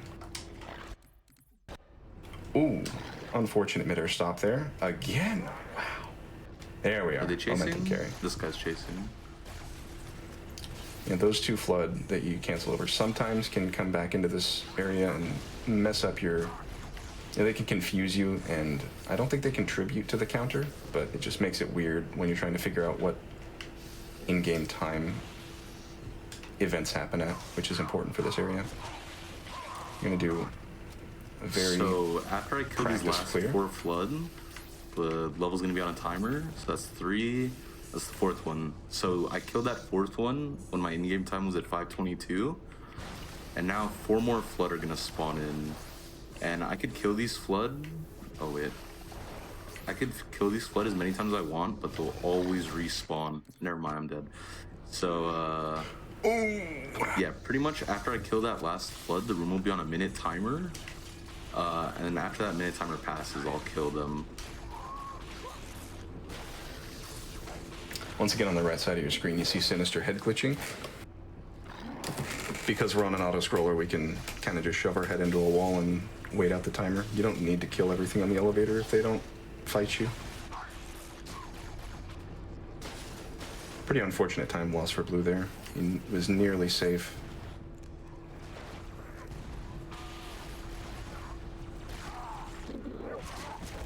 This is what happens when those flood behave poorly.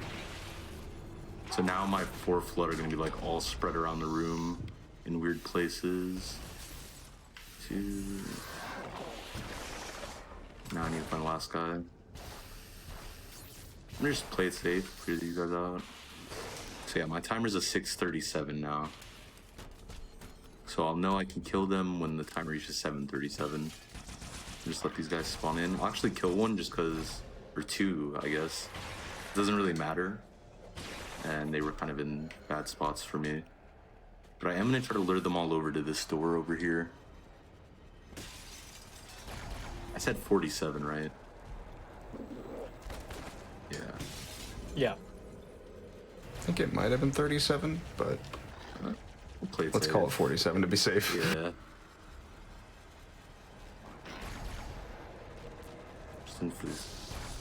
By the time I check the tapes, it'll be too late. So yeah, they're not all bunching up here, which I kind of would hope for.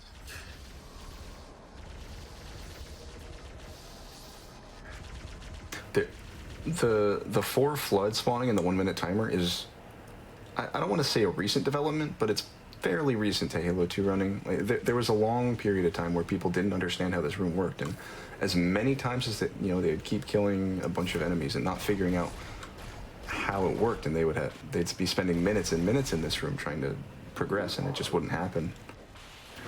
Eventually, we were able to. I got a reviver so I didn't get a checkpoint. Little scary. Oh, that's a nice. Once those enemies move far enough away from the door, sometimes it'll close without having to deal with them. Not getting too lucky here. This guy's just sitting here. There it is. Okay, so now the door should close and we progress. And this, I believe, is the room where if we hadn't killed those 2 elites, they'd have a conversation here and delay the opening of the door.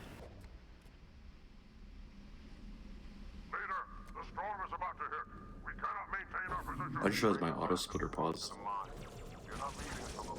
Oh, at burnt. 22. Really clean fly over there.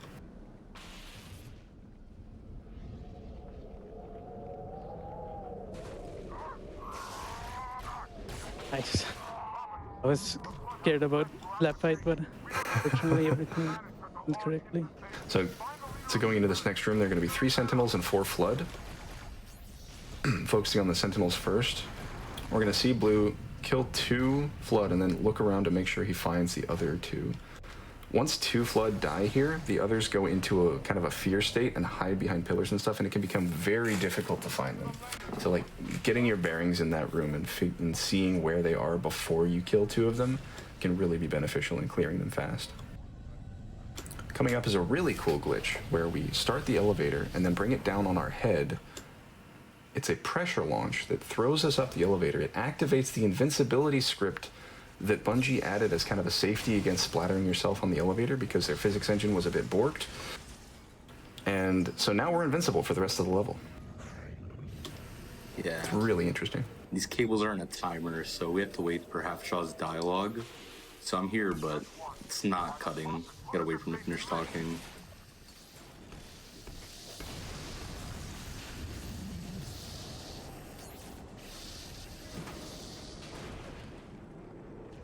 Yeah, so there's quite a bit of wiggle room in getting between these cables. Getting there quickly doesn't save any time, really. Oh, and if once the third... Oh, I stuck the grunt. Nice. Once the third cable is cut, the gravity is going to be changing. Like the entire area changes, and so we're going to be dropping down the tube at a very precise time so that our gravity multiplier isn't too scuffed. So when we land, we're still able to fall a bit. If you don't time that correctly, you can either you can get some weird stuff happening where you either float up or have no gravity at all. It can become very difficult to move around and sometimes impossible. Ooh, what a clean cancel. Straight into the cutscene.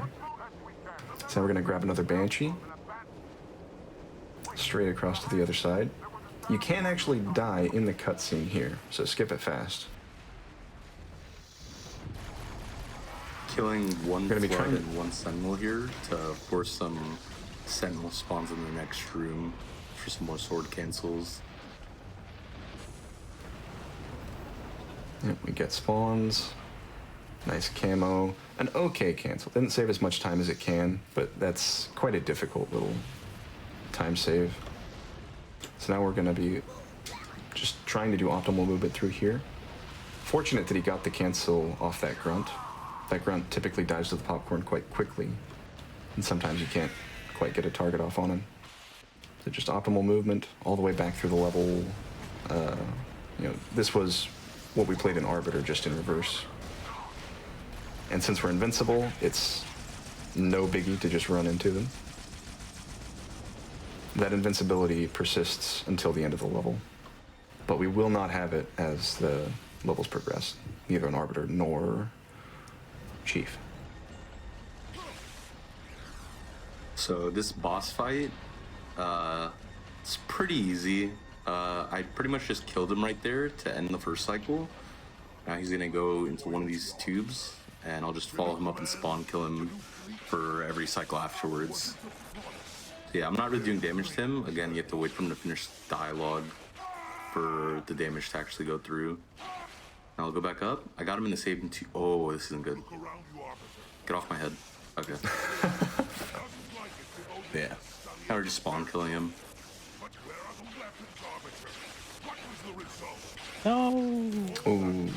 Unfortunate revert there for Sinister. Not too bad, but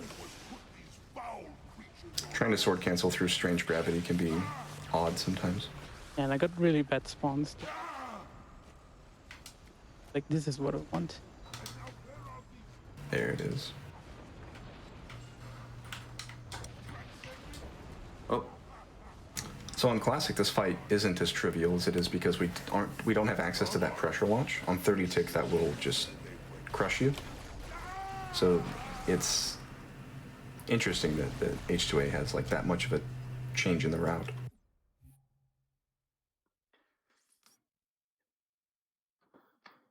On to Delta Halo. We're back to Master Chief, and we have a rocket launcher, so we're going to use it.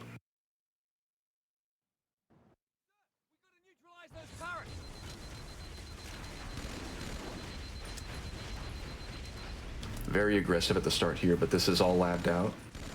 We fire below to alert the Jackal, make him jump off. He doesn't like to shoot while he's flying through the air, so as he's jumping down that ramp, we kind of get a free shot off on him, and it's actually pretty safe to take this route. We're going to hit a load zone and a trigger to progress the level, but then we're going to turn around, and now we come back to safe strats. And what we're doing is we're going to take a little trip above the level.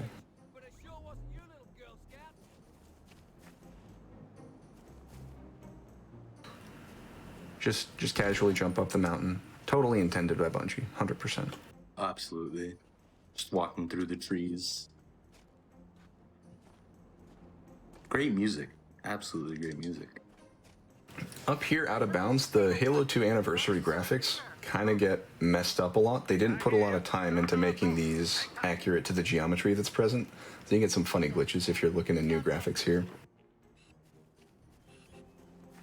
So we've just gone around so that we have a shorter line to these ghosts. We're going to flip one, or otherwise impair it. Take the other one. And on Legendary, there's no Wraith on the other side, so this checkpoint is very consistent, because we don't need to worry about the mortar being in the air. And we do a really cool gap jump. Just nade, boost, straight over. We're going to hit a trigger to progress the level again, and because it's Legendary, we're doing safe strats and going out of bounds yet again. The Ghost is really good in Halo 2 for going up steep cliffs.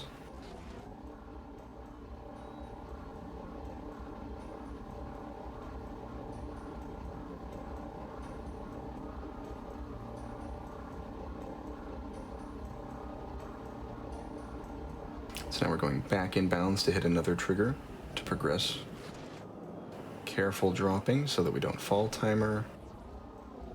Inbound. So we've skipped all of the enemy loading triggers, but we have still progressed through all the necessary triggers. Bumping into that wall there, we hit a trigger.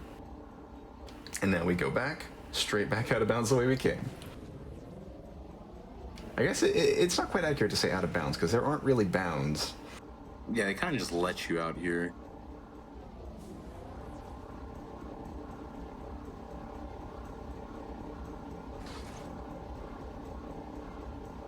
Now this is a bit of a scary fall to those who haven't quite practiced it too much. It's easy to fall timer or bonk and fall off. On Legendary, that is a revert. On Easy, you can go through Jackal Forest, but on Legendary, oh no. Oh, you can go through Jackal Forest too. Legendary. Really? A little scarier though. Yeah.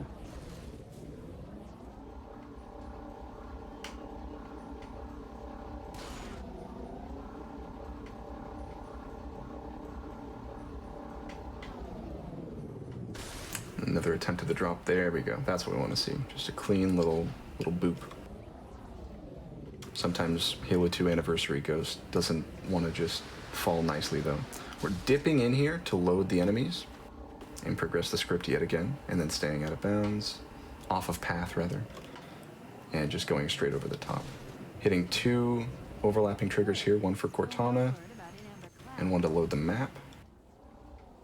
And now the end level trigger is available, so we hop in here.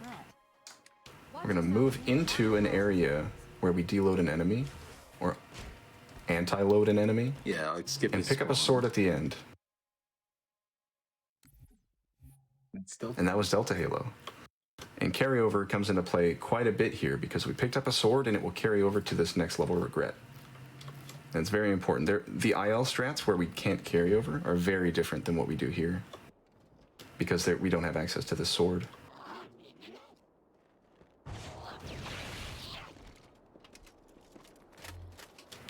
Clean flyover, and now we're going to pick off all of the sniper jackals from a place of relative safety.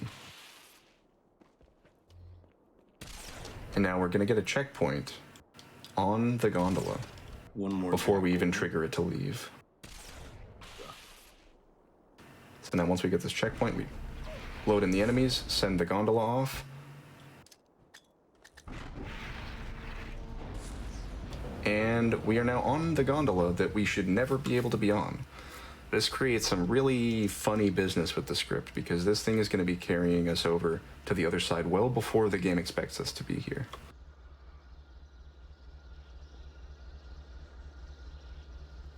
Sinister is not too far behind here. I know I haven't really taken a look at his screen too much because I want to keep commentating the new bits, but he's doing really well.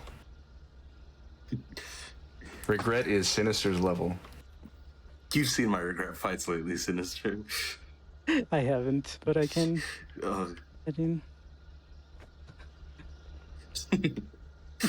And so right now we're supposed to be over below that Phantom still, but we have really messed with the game here, and we're going to be jumping over and having a little bit of a fight here before the enemies typically want us to be here. formed by volcanic action, which means it was either built this way on purpose or was There's created by one left, and he was damaged, so he's kind of going to be hiding. Sorry. It makes this really odd. There it is, clean sniping. And Blue is a multiplayer montager as well as an incredible speedrunner. His sniping skills are incredible. Wannabe montager, wannabe. Oh, your videos are great. Oh yeah, also So if you see now- my controller going up, I have really horrible stick drift. So, in case y'all were noticing that. So now he's setting up what we call redirect fly. He's going to get a checkpoint just before attempting it, which is really nice. It's just the way the triggers are working. And it saves a lot of time and is very safe. He's going to be doing a sword fly, but he's up against some geometry so that instead of going straight to the enemy, he's going to fly off to the side right to the roof of this area, above all of the enemy spawns. He's going to be setting up once he enters this trigger. Once they start moving, you kill all 4, and now you've basically skipped an entire sequence.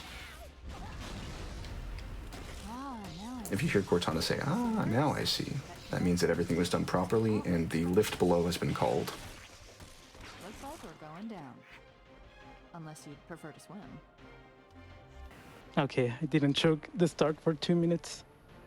Let's go, Zin.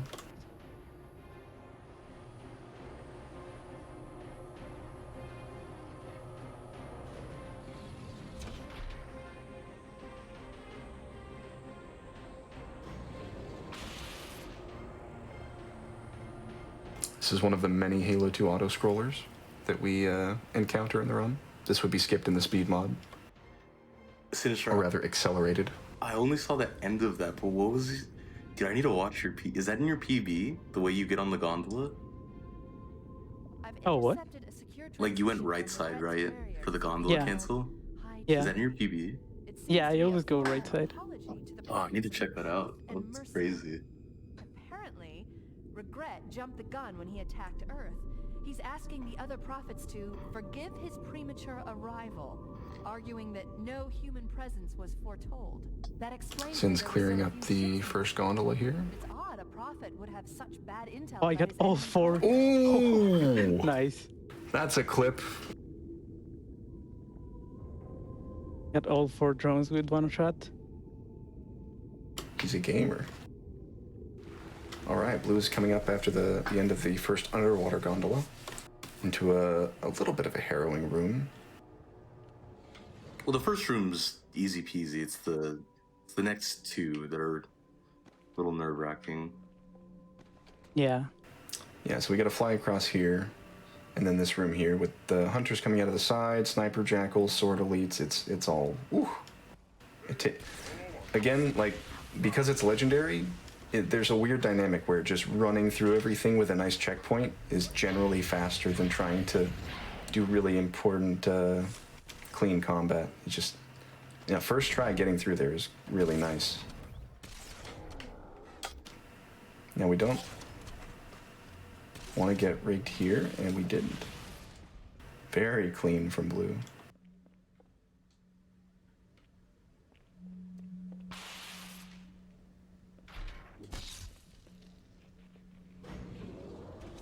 Doesn't save any time or anything.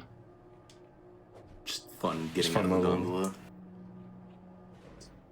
Oh, yeah. Once the gondola starts activating, there's a script that says, "Hey, are there players that are outside the gondola? Let's bring them inside." It's generally a co-op thing, where if one player didn't quite make it in the gondola, it'll just teleport him in, but it works for solo play as well. Just a fun little interaction. Listen to this. Keep a lookout for fishes. Fishes are good luck. Oh, yeah. Threatened our grand Oh, that one was You get close. some that you shall fishes. be spared a public display of our contempt is thanks only to Mercy and his wise counsel. Truth, Mercy, Regret. 3 prophet hierarchs. Killing Regret should shake up the Covenant leadership. But frankly, it sounds like you might be doing Truth a favor.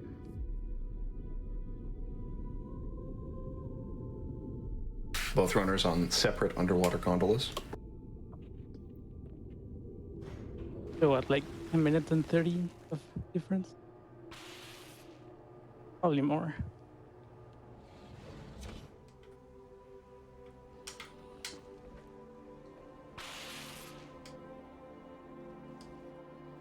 Looks like we're going to be seeing mountain cancel. Oh, first try. Let's go. Oh, that might be that's a fall timer. Oh, no. Little bit of a revert, but that's a really cool trick to land.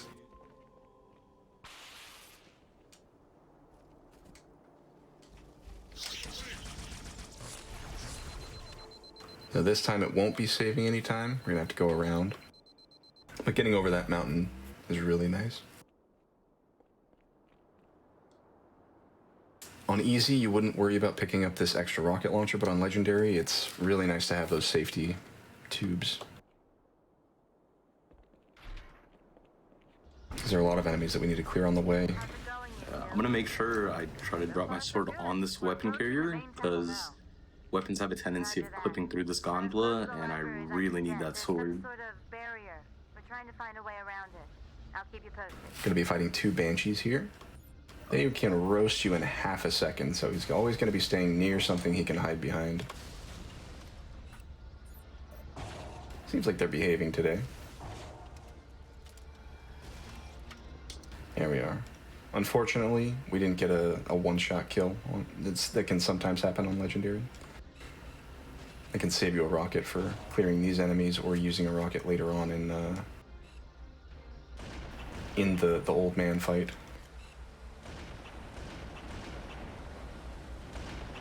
We're just trying to clear these enemies before a timer, essentially. Once the gondola stops, then you begin losing time.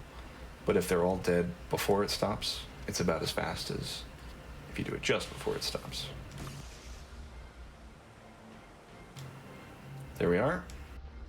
Gonna be taking 3 rockets into the end fight, which is really nice. Yeah, you always want to go into it with at least 2, just to clear out the initial enemies that I'm actually about to sword fly to. But I personally like to just have at least 1 extra, just in case the grunts are trolling me a little too hard in the fight. Once the enemies are close enough, we're gonna see a really cool sword fly into the cutscene. Oh no, spawn sword. A little. Oh, one Jack lived. And he's gonna troll me. So you saw, during that sword fly, he actually jumped very early to go over the trigger so that he had time before the cutscene started to hit both rockets. Multiple waves of phantoms. As if you go straight into the trigger, then you only have time to fire 1 typically. There's the target. Take him out. Gonna do a nade board here, similar to what we did on Metropolis with the Wraiths. It shortens the time it takes to make Regret teleport. He's now head glitching again, looking for a checkpoint, and he gets it. Straight over again. How many cycles of this do we need to go through on Legendary? 5, if I'm not mistaken. Yeah, 5. So every time I'm taking a cycle off of Regret, it spawns, there's a chance of a new batch of elites spawning in, and I'm hoping that every elite that spawns in is a sword elite. I'm getting kind of bullied here. But yeah, we don't want any plasma rifle elites to come in and melt us. And especially not any dual plasma rifle elites. Yeah. Good, because they hurt. They hurt quite a bit. Oh, I'm in a horrible position. Fly me over there. So this will be cycle 3.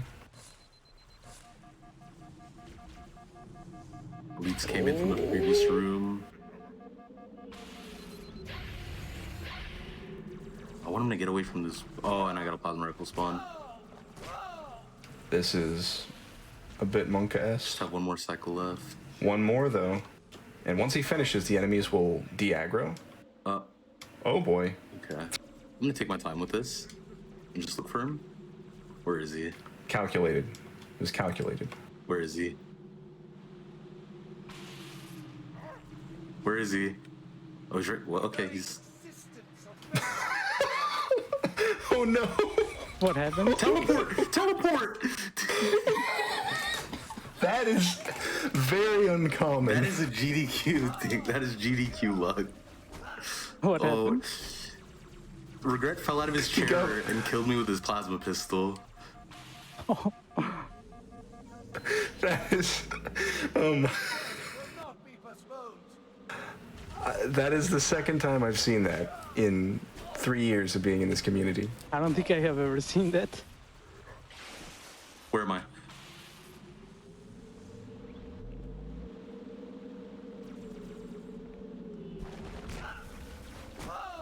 Okay, that's 4. Oh, instant checkpoint. Regret is the great equalizer.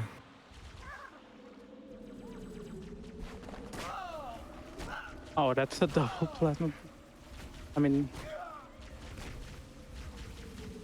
yeah.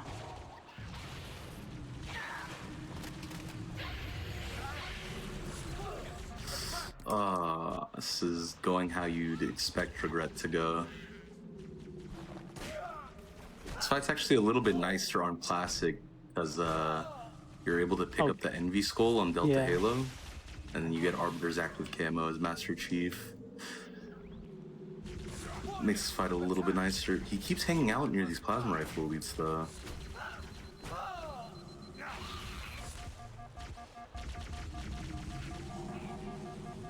Serpentine. Oh, nice. Ooh, clean midair stop to drop down on him. That was really well done. I think Blue's on 1 left. Oh. M57. And Sinister is in the lead. On to SI.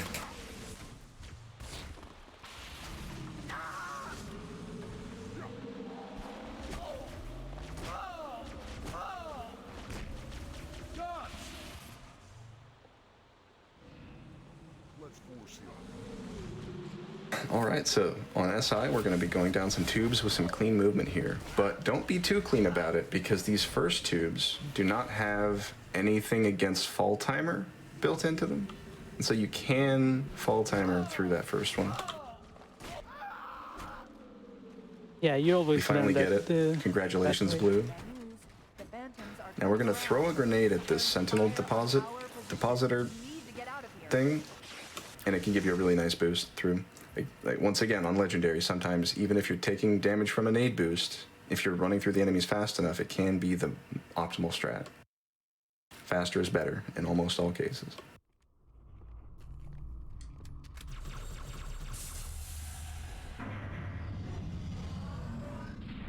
Another nice nade boost. It's like a frame or two. We're going to go down one more set of tubes and one more plasma boost off the Sentinel thing. That is really fun, by the way. That boost is just, it's lovely. Yeah. And we're into the Enforcer fight, so we're going to be knocking out these 4 tubes, 3 from range, and then hitting the final one with your hands. Typically on easy, that's the strat, but on Legendary, you're going to be staying away. Gonna hit the button and then run away, grab an extra plasma pistol. Not exactly needed for this part, but later on you may want it. I'll do that for in case I get an extra Sentinel spawn. And by throwing away your other carbine, you can pick up this special carbine that has overloaded ammo. Typically it maxes out at 72, but this one starts with a little bit more. Not that it matters a whole lot to the level, because you're usually going to be picking up other weapons as you go, but why not? Can I get a checkpoint here? Nice. There's a period where this Enforcer, even when it's visible and in range, is invulnerable. So it doesn't really help to shoot it right away. It actually depletes your magazine size to a point where you don't do as much damage. So knowing when it becomes vulnerable is important. Shoot off the wings on the side, look for some stickies, and then you can shoot its small arms in the middle to kill it most efficiently. Once that Enforcer dies, the door that Sinister is heading to now will open on a timer based on that. It's going to be camoing up, doing a nice gravity-assisted jump. Didn't quite land it, but that's fine. And more tubes. This is kind of the 343 guilty spark of Halo 2, where the Flood is revealed to the humans. It's interesting seeing it in the reverse perspective. In Halo 1, we saw it with the Covenant finding the Flood first, but this time it was the humans that found them first. Or not first, but like to see that, their initial discovery.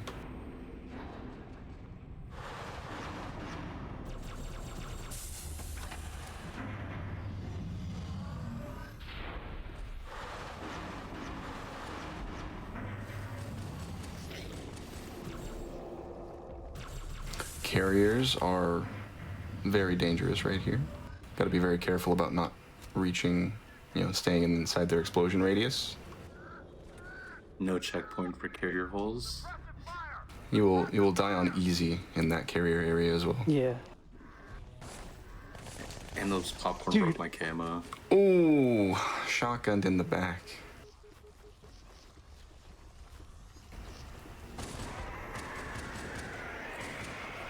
So Blue has taken the lead again in carriers. But again, not by much, and there's a lot of Halo 2 to play. We haven't made it to Gravemind yet.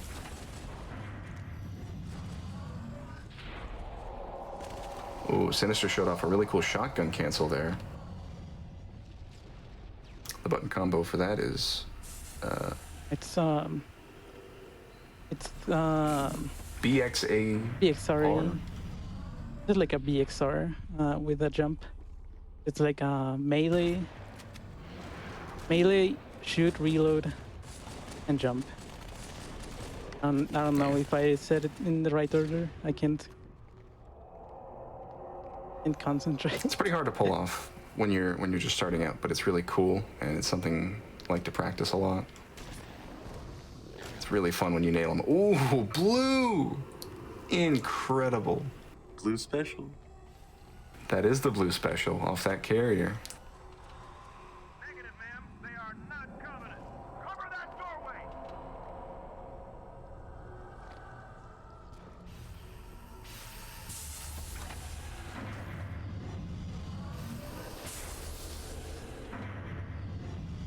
Very close.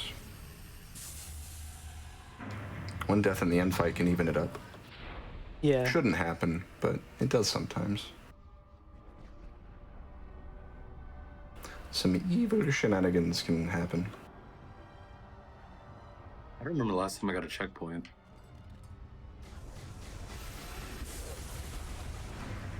Probably too long ago then. It's been a hot minute. But I should be guaranteed one at the end of these tubes. As long as you don't go, fly too quickly through that final slant, you should get a checkpoint here, just before the load. As long as I don't pinch myself in the ancient Forerunner doors. There we go. That was a speedy tube, holy. First try cancel straight over. Really well done. Sinister close behind.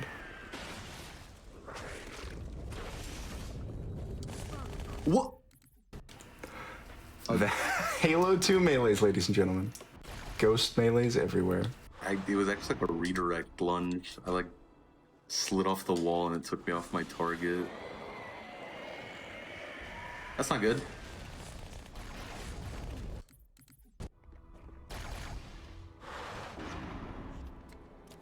And Sinister has taken the lead.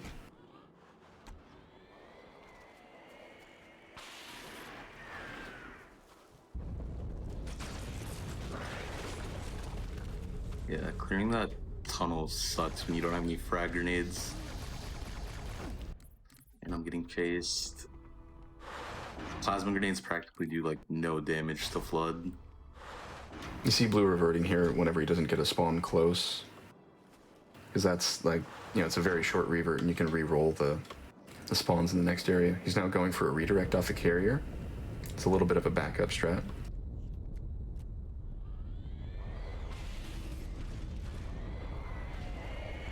Sinister's through a good portion of the legendary end fight. Spawns. Spawns mod check. Hello. Oh, there we go. What are you doing? This end fight is a little silly on MCC as well. The pathfinding AI that decides how the Flood jump is a little bit scuffed, and sometimes they can just jump straight up and down the tubes without ever having left them, and sometimes they'll fall timer at the bottom. There's one tube that is particularly good at keeping them alive though, and so they can kind of just fall down near the bottom of the tube and not die to it, and then they just stand there with like broken AI. Can make it really frustrating on easy and still on ledge in some cases. Spawns.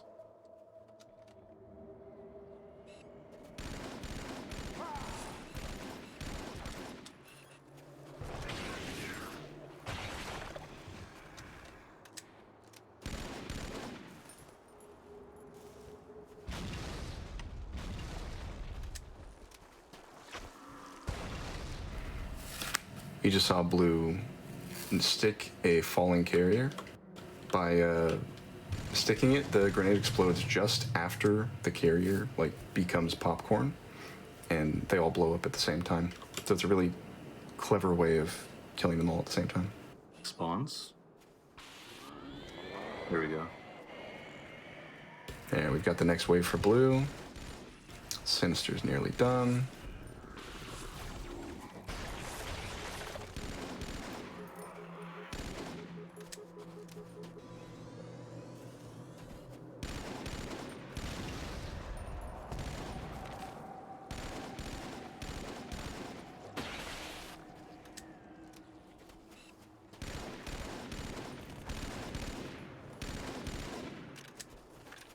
This is one of the few times you're going to see true Halo 2 combat, like the way it was intended for the most part.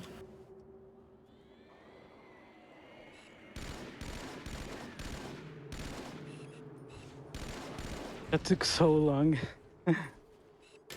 If I may, I'd like to drop a little plug for the Halo Run's legendary relay race that's coming up soon. It's going to be a showcase of all of the first-person shooter games, so we aren't going to be doing the RTSs. But all of them in series, 3 teams. It's a really cool event that lasts a long time. But just about every year we beat the community PB for the run. All right. It's a really good time for the entire community to come together and have a good time. So if you want to join us, check out haloruns.com for more details. Time to lose infinite time on this level. And both runners are out of SI. Time for QZ. Part driving, part bathroom break. It's a really good IL, because once you reach the end of the meaningful gameplay segment, you kind of know what your time is going to be. And so if you don't get it in time, you reset. However, in full game, it's, you know, there's a bit of a resident sleeper area at the end. And also this level is hell. It is a bit hell on ledge, yeah. I think it has like the most RNG out of all levels, I would say. So Sinister is going through the tunnel. It's a little bit slower than going up top, but it is definitely safer. We'll see what Blue decides to do.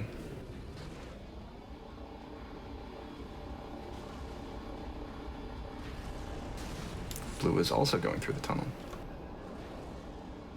Yeah, those ledge rates are cracked.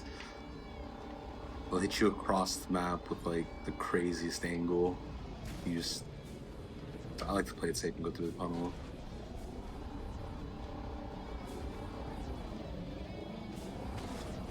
Clean ghost driving here. You can actually go too fast through these areas and miss required triggers.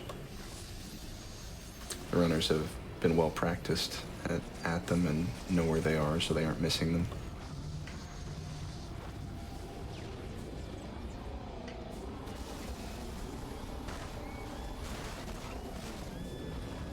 Sinister's at one of them now, just as he jumps off this ledge.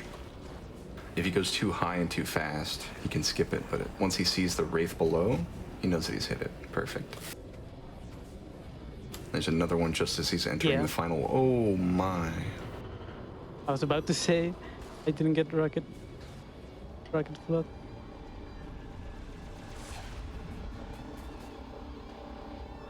And blue has taken the lead yet again. This is a spicy race, ladies and gentlemen.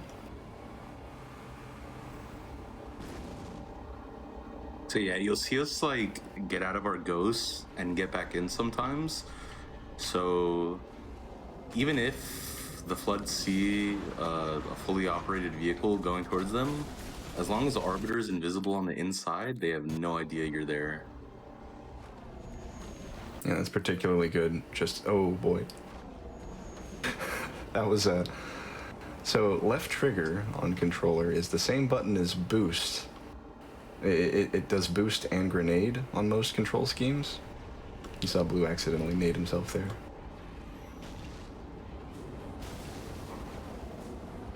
Getting through here quickly skips the timer on the spawns there. It's really good to hit. Oh. And both runners are in the auto scroller. Sinister is looking for a color here. There it is. Nice. Red like my splits. Are you on red team this year, Sin? No, I'm on... I don't even remember. I think I'm on blue team.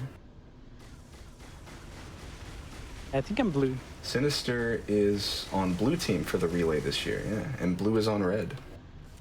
So both members representing red team today. I appreciate it, Sinister. I appreciate it very much. So that little glitch is just a weird thing with the glass and how it's placed there on the gondola. If you crouch into it, you can kind of mess with some shader tech. Nobody really knows exactly how it works, but you can kind of like switch the base color of your character. So whenever, in this downtime, we like to try and get a specific color. Oh yeah, we killed our allies, by the way. We go through the level of QZ so fast that once we get here, their AI is pretty much broken. So even if we didn't kill them, they'd pretty much just let these Flood kill them. But the reason we do kill them really is so that these Flood end up where we want them at the end of this gondola ride. So we can sword fly off of them.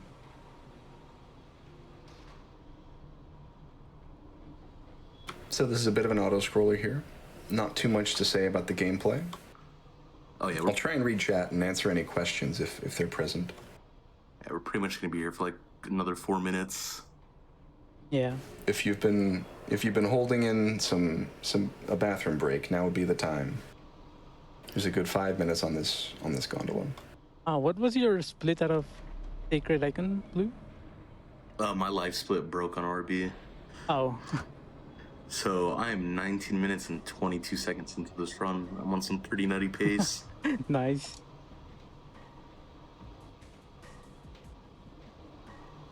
Dude, but H2A ledge full game race and we're both on the gondola at the same time? Yeah, it's just like super...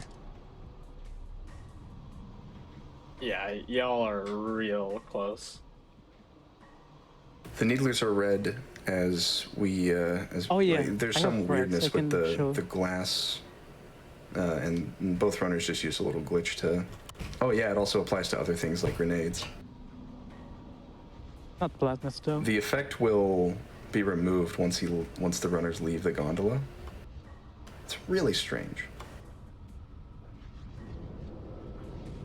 Who's the best character in Red versus Blue? I mean, it's obviously Doc, right? Wash, bro. Come on, wash. Ooh. Church is close. Church is really close.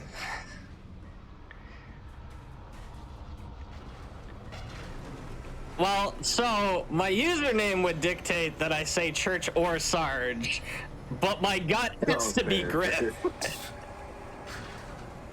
Oh yeah, Tucker. Tucker's also way up there. Didn't even think about Tucker. Tucker is a good one. Are there any major skips for this game that have yet to be perfected for run use, but are theoretically possible? That's an interesting one, and there's a bit of There are a few ways to answer that. There's a couple butterfly routes that we know are faster, but nobody's ever really done. Like on outskirts, you'll see butterflies on High Charity. You'll see what I mean by that. But there are a couple butterfly options that we haven't really utilized, just because not a lot of people really enjoy butterflying. It's the fastest mode of transportation, really, but it's not really enjoyable to do. We're coming up on the end of the gondola for Sin here. Time to choke the Blue's fly. just closely behind. Yeah, we're going to be doing a sword fly with a needler over the gap that saves, what, 20 seconds or so? Yeah, I think it's about. But if you miss it, it's a yeah. But if you miss it, it is really cool though, and you have to go for it. Sinister gets it first try, really well done. With great mind. If we're I'll be explaining butterflies when we get to prison skip. yeah, if we're even out of great mind, that's gonna be like really impressive. Yeah. So off the bat, Gravemind is a very combat and movement heavy level. The start is rough. Might take a couple tries just because the Needler is the primary weapon you have at the start. Sinister gets both brute kills immediately. Very good. Once we clear the first wave, we're going to be doing a spawn skip.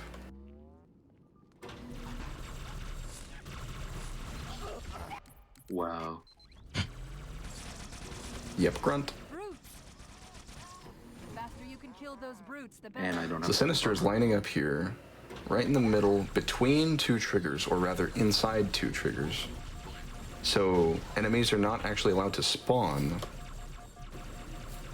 at all. So we're going to be skipping an entire wave of enemies by standing in a very precise spot. You can do this in one of two directions, but the easier one is at the front of the room. Then setting up Oh, I don't think so. for a bunch of kills, and we are getting the wave almost finished.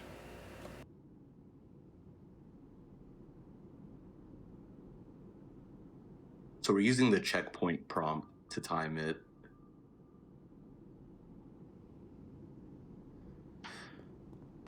There we are. And now there's going to be one enemy left. We're grabbing carbine ammo.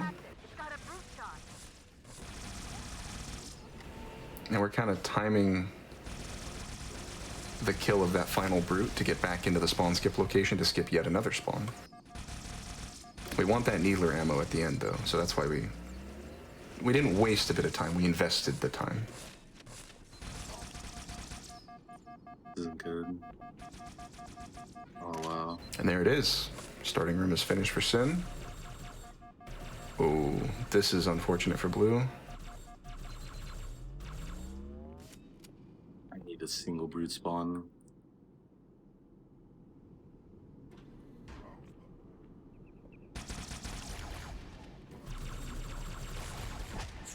Unfortunately, Blue did not have enough Needler for a super combine there.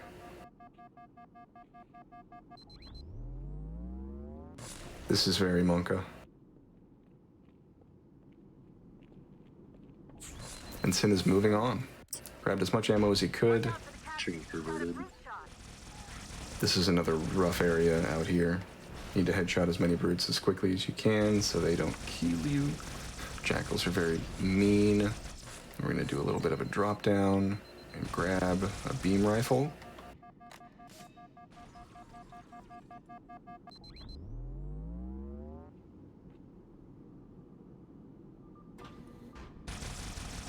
And on we go.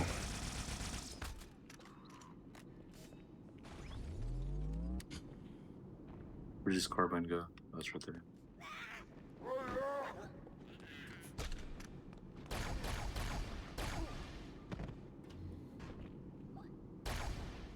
On skip. So on easy, a spawn skip would be nice. Coming, wait a minute, never mind. That's a different spawn skip. Okay, so we've cleared out the enemies here, and we're setting up for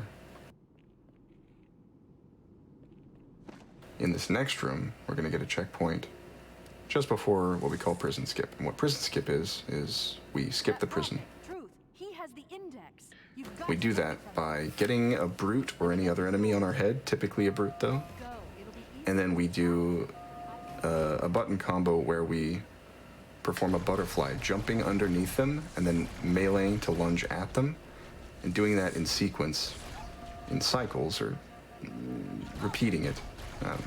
I'm talking too much.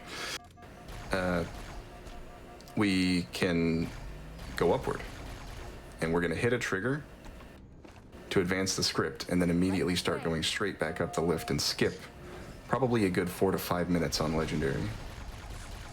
And there it is. You can see he's meleeing a brute butt.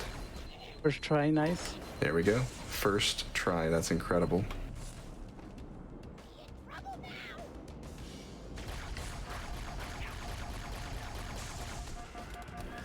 And now we did see Sinister get spawn skip here after prison skip, which is fortunate on Legendary, as long as you're not doing ILs, because that means you don't have to fight through these areas or risk dying to a lot of different shots. It's really good to get.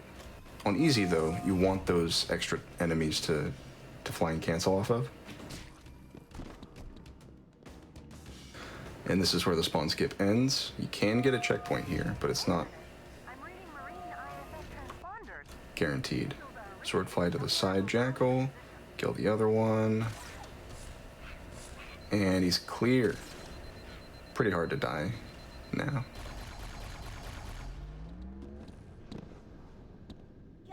Blue's setting up for prison skip. There's another lift in the next room. I didn't get a checkpoint. Bad.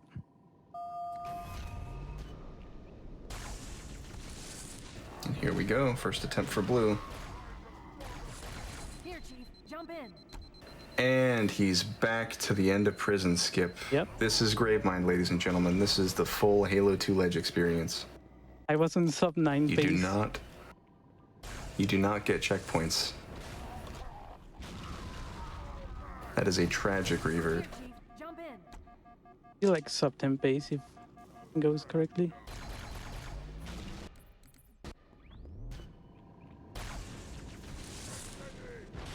A point maybe?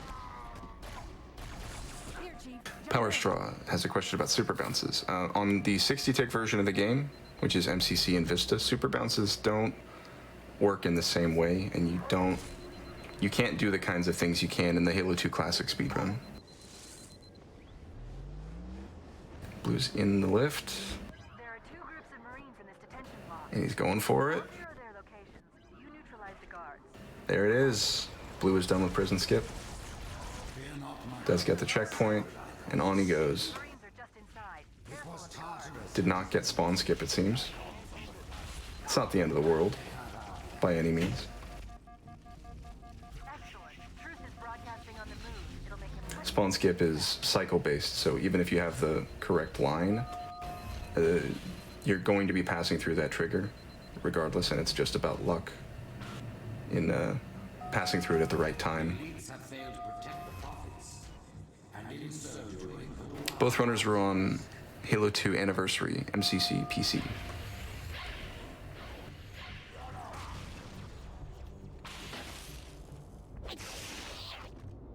I've got a fix on Truth just outside this tower, Chief. There's an exit nearby. Hurry. The Covenant just destroyed 2 of their own ships, and I'm hearing reports of small arms fire throughout their fleet. Creatures of the Covenant. Path is broad and we shall... Sinister trademark Runfly. Oh my god, I Saves 4 seconds, by the way. almost. Didn't quite get it. Still no checkpoint.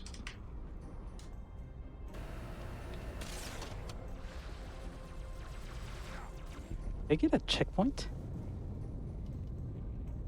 Oh, okay. Yeah, you just got one. Oh no. I say just, it was like 30 seconds ago, but... Okay. That brute had a crazy juke on me. So Blue had a revert, but it wasn't too bad. just about 25 seconds.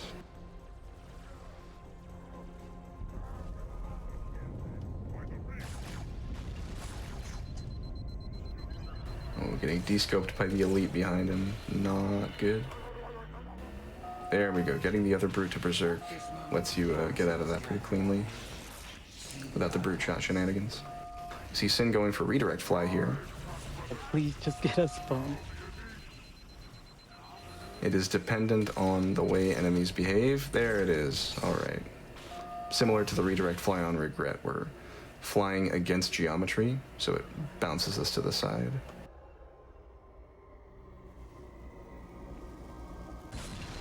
Picking up a fuel rod here for use in the end fight. Blue's going for grunt fly. Doesn't quite get it, but he does get a checkpoint. A little bit of a consolation prize.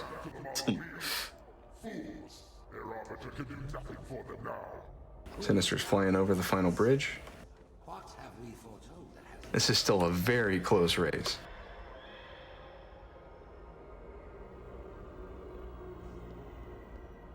Please give me a checkpoint. No checkpoint. Sinister's using the enrage animation of white elites to bait them and backsmack them. There's an order in which you want to kill the enemies in this room. You want to start with elites, then move to hunters, then move to brutes, so that Cortana speaks early and progresses the level script.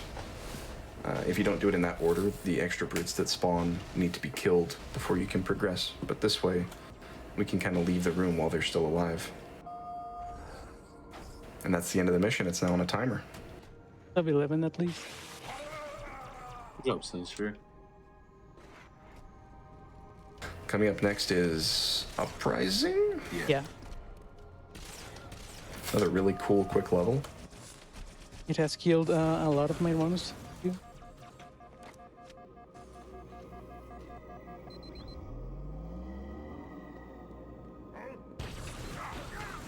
Where did that elite come from?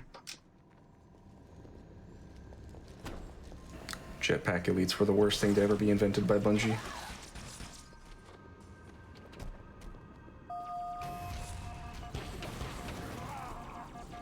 And I'm getting chased.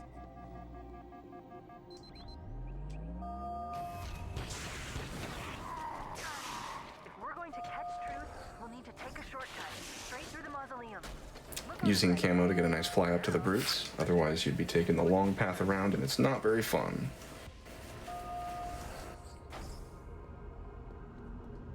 Gonna do a really clean crouch jump up here, get some extra nades. And then there's a checkpoint just after picking up this carbine that we really want to get. Because there's some heavy movement and risky interactions coming up.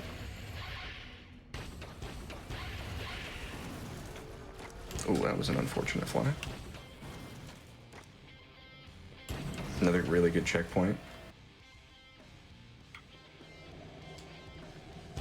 No! Oh, I thought I killed that hunter. You might consider sitting this one out.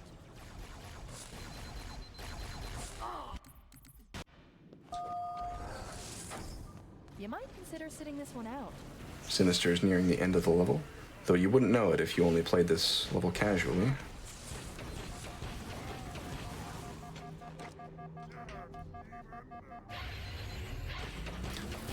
In the casual playthrough, you'd be going through a large vehicle section with probably 4 different AI engagements where the separatists are fighting the real Covenant, I suppose. But Bungie made a very, very big end-of-level trigger, and it extends all the way to the top of this ridge here. So we can just hop up on the hill, crouch in this little dark spot, and the level's over. 2 levels left for Sinister. High Charity. It's a doozy if you aren't on your game. This is the real power of butterflying. The mechanic we saw in Prison Skip, we only use to go straight up, but there are some nuances to it where we can carefully control our flight. My favorite trick, by the way. favorite. Oh boy. Yeah. Sinister has bad taste. Yeah, apparently. According to like. So we're gonna be every H2 runner. It's an awesome trick. Oh no. It's just. It's not the safest.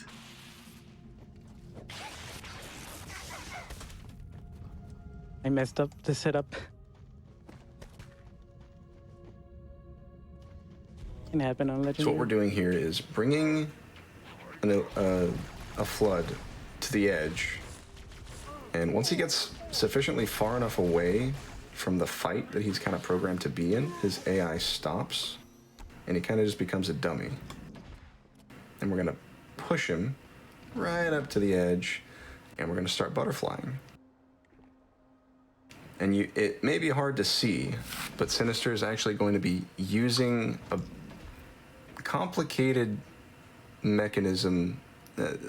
I don't know how it works yet. I haven't learned this trick, but he's controlling the flight of the flood and the acceleration and slowly dropping at specific points to find his way all the way through the level from the outside. He'll enter the end of level trigger volume. Yeah, so pretty much... And the mission's over. Pretty much if you play level casually, or if you have played level casually, you might remember that, like, you're pretty much going up the tower, but the end of the platform is actually below where you start out, because as you're going up the tower, the level is just constantly teleporting you back down and loading in a new area.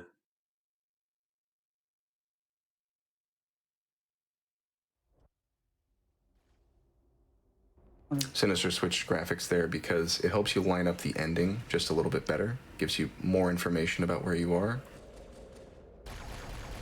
And there it is. White screen means done. Nice. That is really well done. Second try is very impressive.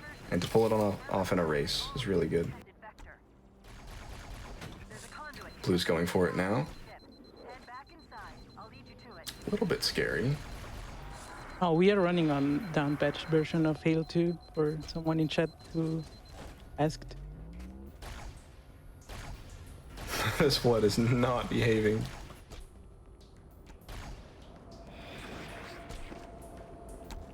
I think it's because he was tagged once. I assume this skip saves like a bajillion years or something, a right? lot of time. On easy, it only saves like a minute, 2 minutes. Yeah, but with how I'd say 2 minutes on easy. Especially like on legendary, it saves a lot crazy of time. legendary charity is. It's really nice to just not have to fight any enemies. That being said, pre-butterfly route for high charity ledge is really cool. And like seeing it executed well is amazing. It's kind of one of the regrets about having this trick in the run is you lose so much optimization that could have been, you know.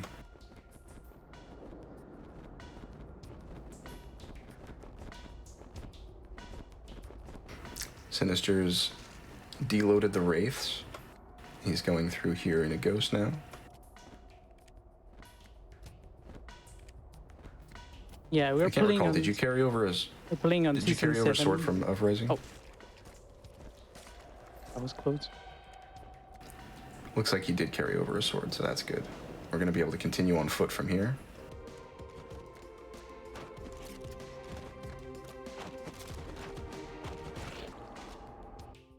Nice job, Blue. Was that first try just a bit scuffed? Yeah, the setup. Really nice. It is still anyone's game.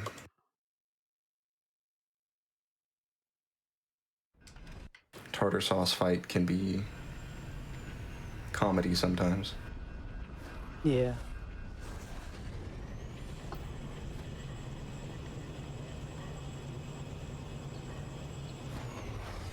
This room Sinister's in now requires that 3 brutes die. They are now dead. And the door will open.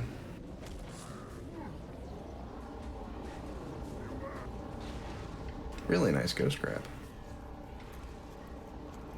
optimal combat here with 4 brutes. We want to kill the brute chieftain last because he'll throw down his brute shot instead of firing it straight into the air. When that happens, a cutscene. What? Oh boy, poor Blue. When a brute shot's fired into the air just before the cutscene starts, it delays it quite a long time. So it makes it. We make him berserk and throw it down before, so that doesn't happen.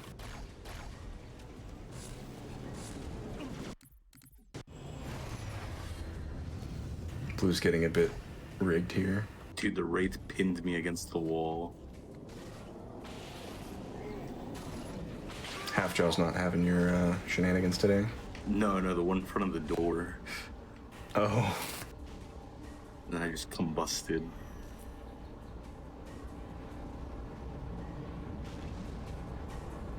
Please be here. Okay. So this Spectre can deload. We get unlucky. And this is the only one that works for the glitch we're gonna do to beat Tartarus fast. So if it deloads, it's basically over. You have to restart the level. And so we're going to be doing an interesting glitch with Johnson where we duplicate him twice. So we have 3 Johnsons on this Spectre. That's going to be used to break down Tartarus's shields consistently and allow us to use brute plasma rifles to deal the damage to his body once his shields are down.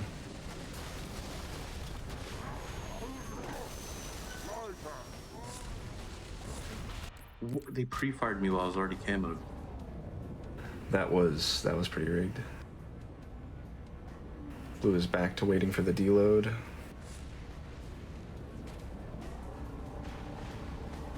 Sinister is in the auto-scroller now, setting up the Scarab, the Spectre.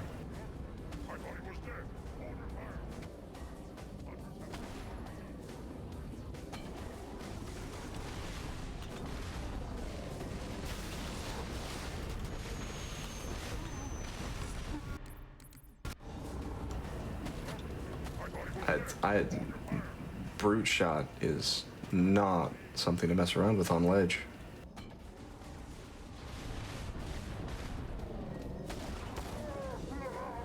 That's how I get through without taking a scratch. That's Halo 2. That's Halo 2 right there.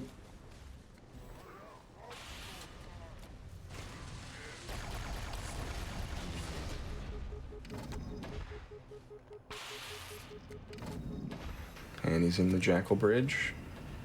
Don't know if I saw a checkpoint. Nope, no checkpoint. And the Jackal's hiding. And he hits a jumping headshot. Oh man. My goodness. Oh. Halo 2, man. This is it.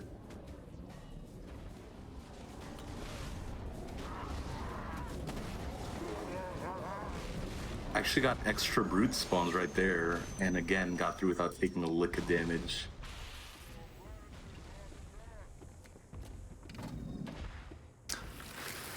So the Scarab is nearly in its final position. It's going to blast open the doors. Similar to on Cairo, if you look at the door that the Scarab is blasting, it takes less time to blow up, quite a bit less. And what we're going to do here is carefully time dropping into the end level trigger with the Spectre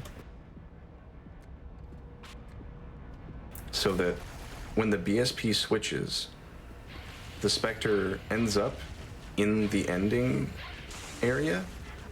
It's a really interesting trick. So now once we finish clearing out these brutes, he's going to be team killing just a little bit here because we don't want these guys to mess with us.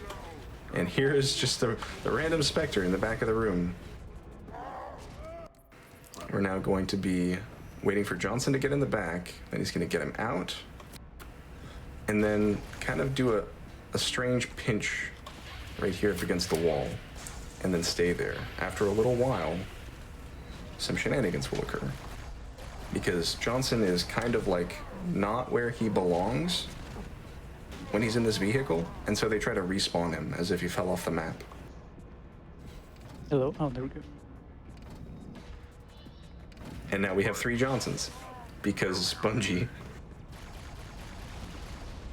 So now we're gonna get over here, blow up the thing, get them off of it, so that we have 3 instead of 2 beam rifles.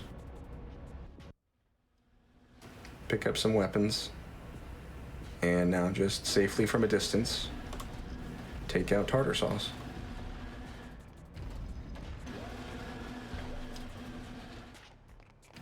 Really well executed. This is such a crossfire we've got going on.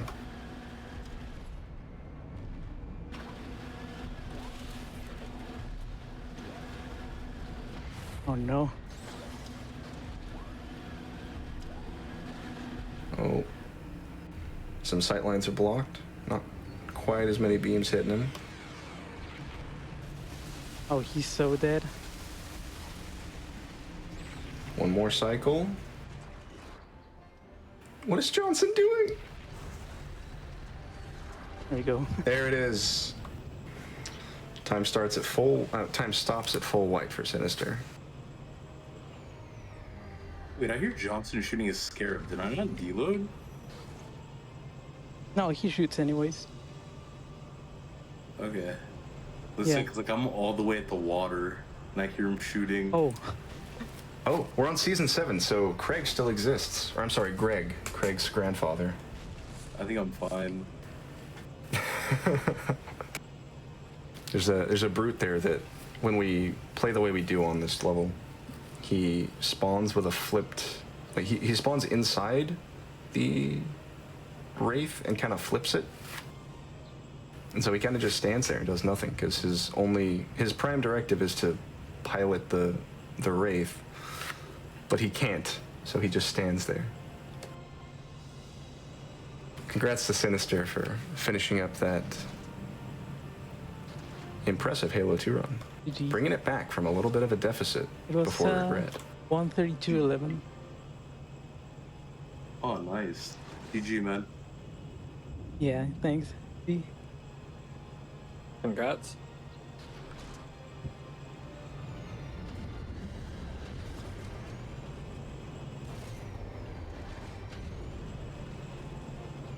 So how hard is this movement, Blue, in the Spectre? All of it's easy except for this lip right here. This is the hardest part of the entire game. There's just this one lip.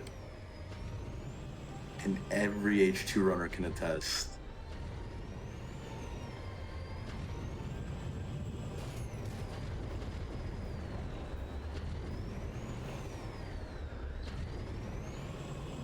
I'm on a timer right now anyways. It's not like I'm losing time. But man, is this annoying. Dude, just get up there. Yeah, that's why I go left side. Okay, I might be losing time now.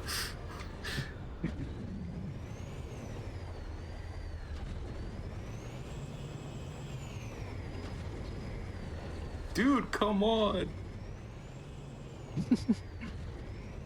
Oh no. Oh, this is bad.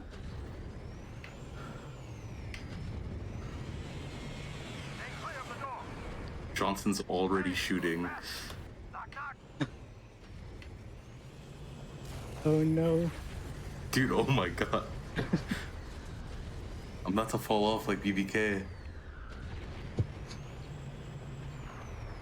Get a super weird bounce and fall into the ocean. To the water. Dude, I'm honestly about to forfeit because of this one lip. Dude, what the heck?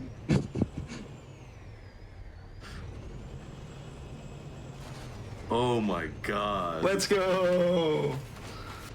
Nice. Round of applause for Blue.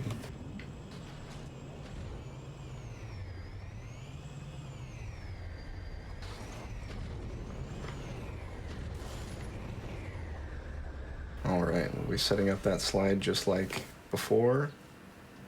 Just carefully entering at just the right time so it stays up. And there it is. Fight so nice you'll see it twice.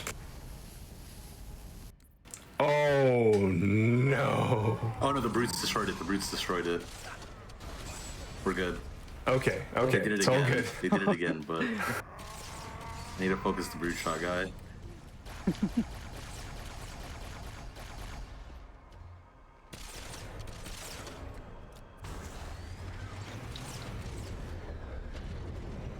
It's all good. Nobody panic.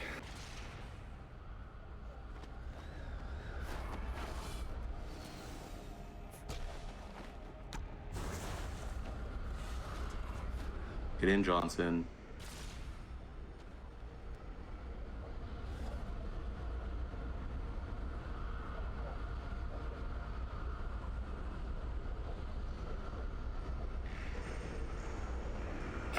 Come on, buddy. Just pull that Shadow Clone Jutsu. There you go.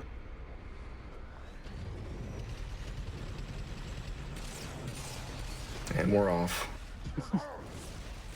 Oh!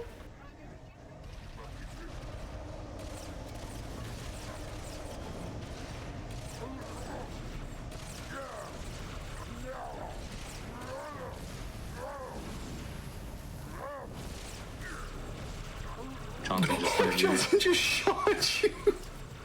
Yeah.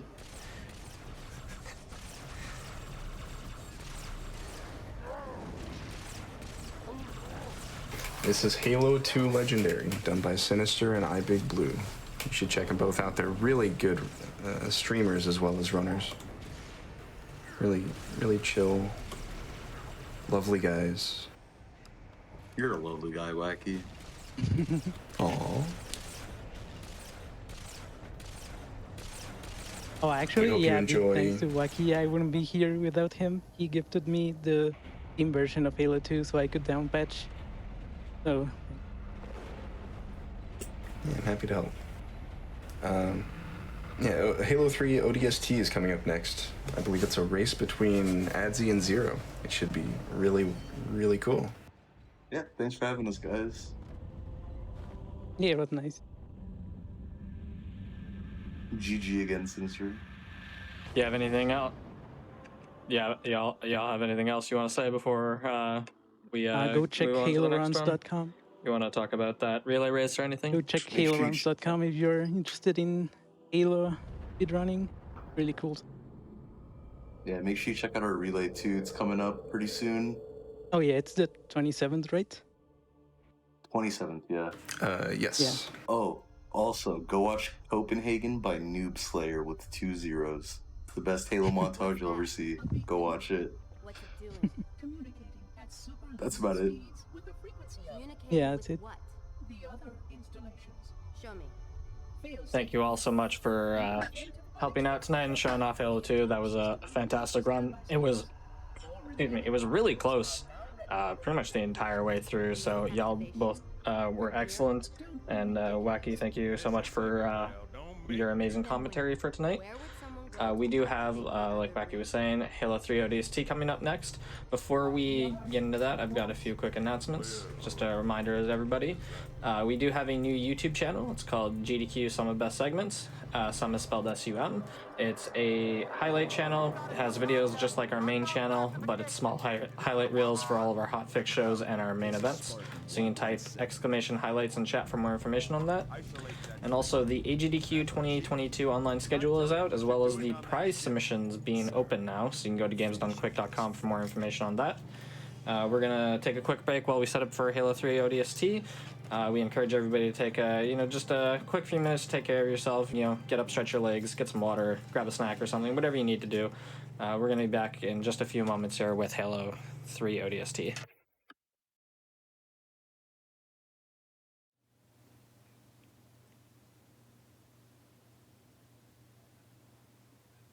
Hello everyone, and welcome back to the GDQ Hotfix, where we are celebrating the 20th anniversary of the Halo series.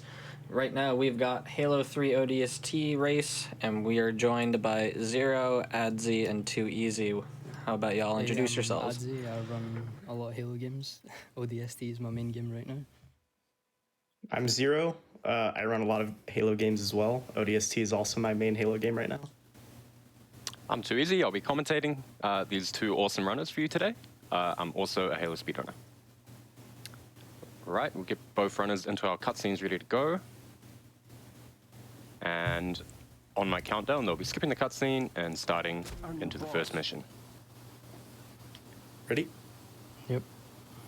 Both ready to go? And Yep. 3, 2, 1, go. Good luck. Yeah, good luck to you too. Good luck to both of you. So, Halo 3 ODST. It is in the Halo 3 engine, so there are a lot of similarities to the Halo 3 speedrun. However, there are a lot of differences as well. The biggest one probably being jump height and player gravity. And there are a lot of tricks in this game as well that you will have not seen in Halo 3. I'll be explaining those as we go. I want to mention that as far as races go, this is one of the closest matchups that I've ever seen. I got some stats for you guys. These runners, 6 of their individual level PBs are within 3 seconds of each other, which is about the random sleep timers on those levels as well. So we don't actually know who's faster. Separated purely by RNG. Yeah, pretty much. And these guys race a lot, so this is going to be an awesome show for you guys here today. So we start off in a pod. They're immediately going to drop out of the pod. They're actually holding a button to pre-buffer the exit so that they hop out a couple seconds earlier. You'll see that the timer from the mission hasn't even started yet. Yeah, they're not expecting you to be so fast. Yeah. So they're going to spawn kill these enemies with some well-placed grenades, while also hopefully moving in the direction they want to go in. Zero gets a really nice clear. He's now going to be wanting to use his SMG on the grunts and cleaning up the brutes with some hard pings, either a grenade stick or a backsmack. They're bullying him a little bit, but he gets to step in behind one of them, and it's going to kill the other one. Adzi with a really nice clear there as well. So he's taken a little lead. We've got a little bit of RNG that we mentioned here with the phone timing. How was that phone timing, Adzi? Oh, that was very good for me, actually. Yeah, so Adzi's off to a nice little start. You can so kind of manipulate it by zooming in, I believe, is like a theory. Not Wait, is that confirmed. okay? Yeah. Yeah, I thought It's that a was theory. just a crackpot theory, a conspiracy theory. So yeah, there's a lot of these manips that are actually theoretically possible. A lot of runners swear by them, and then others are not so convinced. As he's going to go for a nice double nade slide here in the courtyard. Oh, he goes for the single nade slide to be safe. It's too scared. Yeah. And Very they're easy. also Double going for a nade single slides are nade scary. slide. Yep. Yeah. They've both managed to pick up full plasma nades, which they'll use to good effect to nade launch through these hallways. Nade boost, I should say. Save a little bit of time.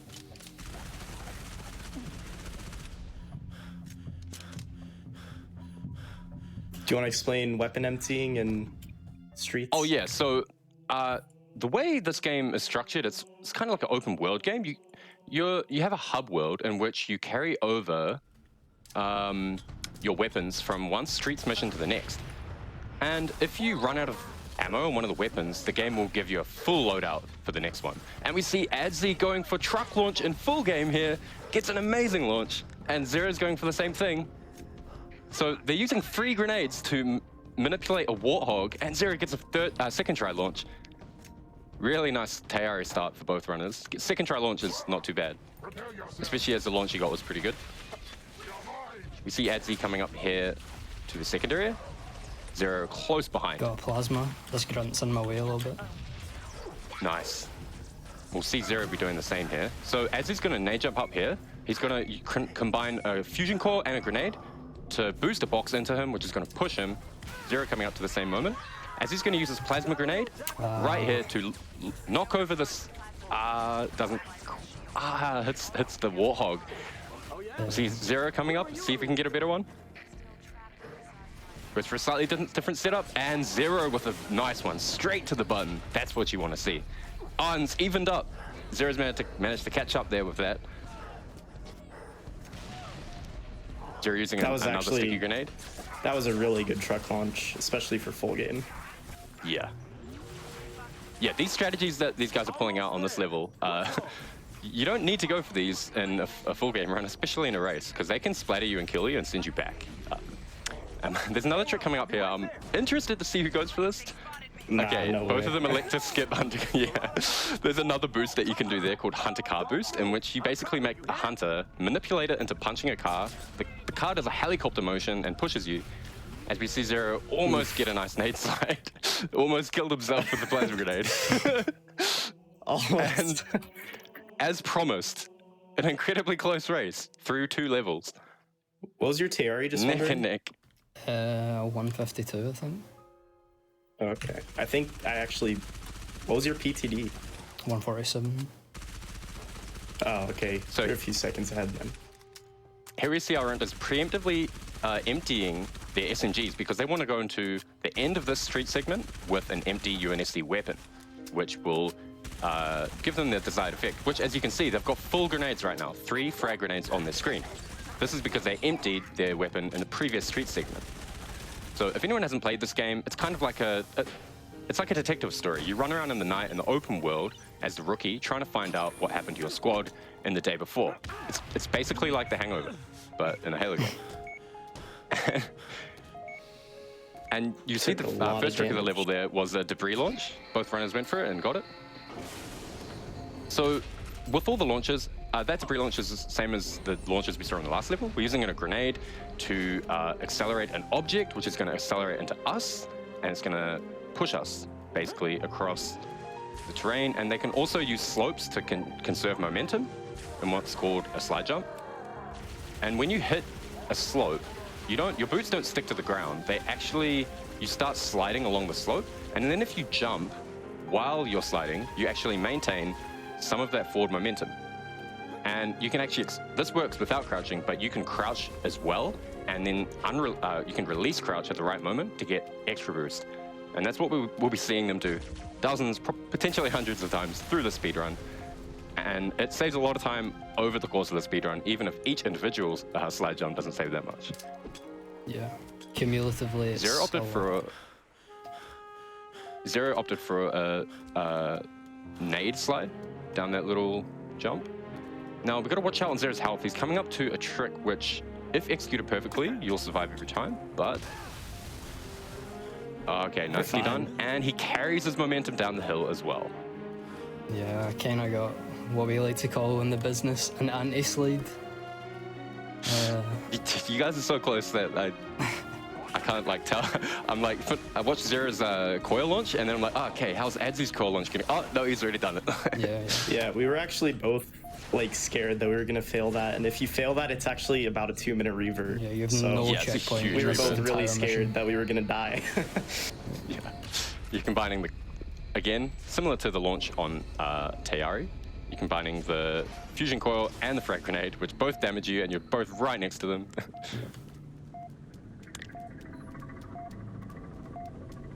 And once again, we'll see that they've got empty nades and an empty UNSC weapon, making sure they start off the next street segment with those key 3 frag grenades. And there's going to be a little bit of a difference in strategy at the start of this next level. Oh yes, so this level we want to get to a vehicle as soon as possible, and you can use some interesting nade slides here. Do we see a difference in route? We'll see who gets the better slide. Oh, Adzy unfortunately redirected off a rock. If he'd cleared that, it would have been really nice. So they're going to use a frag grenade here to flip the Warthog for them perfectly. Zero got a really nice one. I should mention, this is Zero's best level, so if he's looking super clean, that's why. And he goes for the early ghost hijack. That saves him a couple of seconds. And it's super risky as well, and he went for it. All right. And then Adzy cuts the corner quite nicely. That's another risky strategy he didn't have to go for. Trying to catch up to that early ghost hijack. So we see Adzy, he picked up the second ghost. And now Zero's going for the first big trick of the level, hill climb. Very smooth from both runners here. It's actually harder than it looks. You have to make sure that you, there's 2 parts of the hill that are quite hard to climb up, and they want to climb those, maintaining full speed, and then launch off at the correct angle to not hit the roof, and then lose a lot of speed as well. This section as well is also quite finicky, pathing up here as fast as possible without losing speed. We see both of them getting through quite nicely, and what do you know, we're still neck and neck, guys. Nice scenic moment.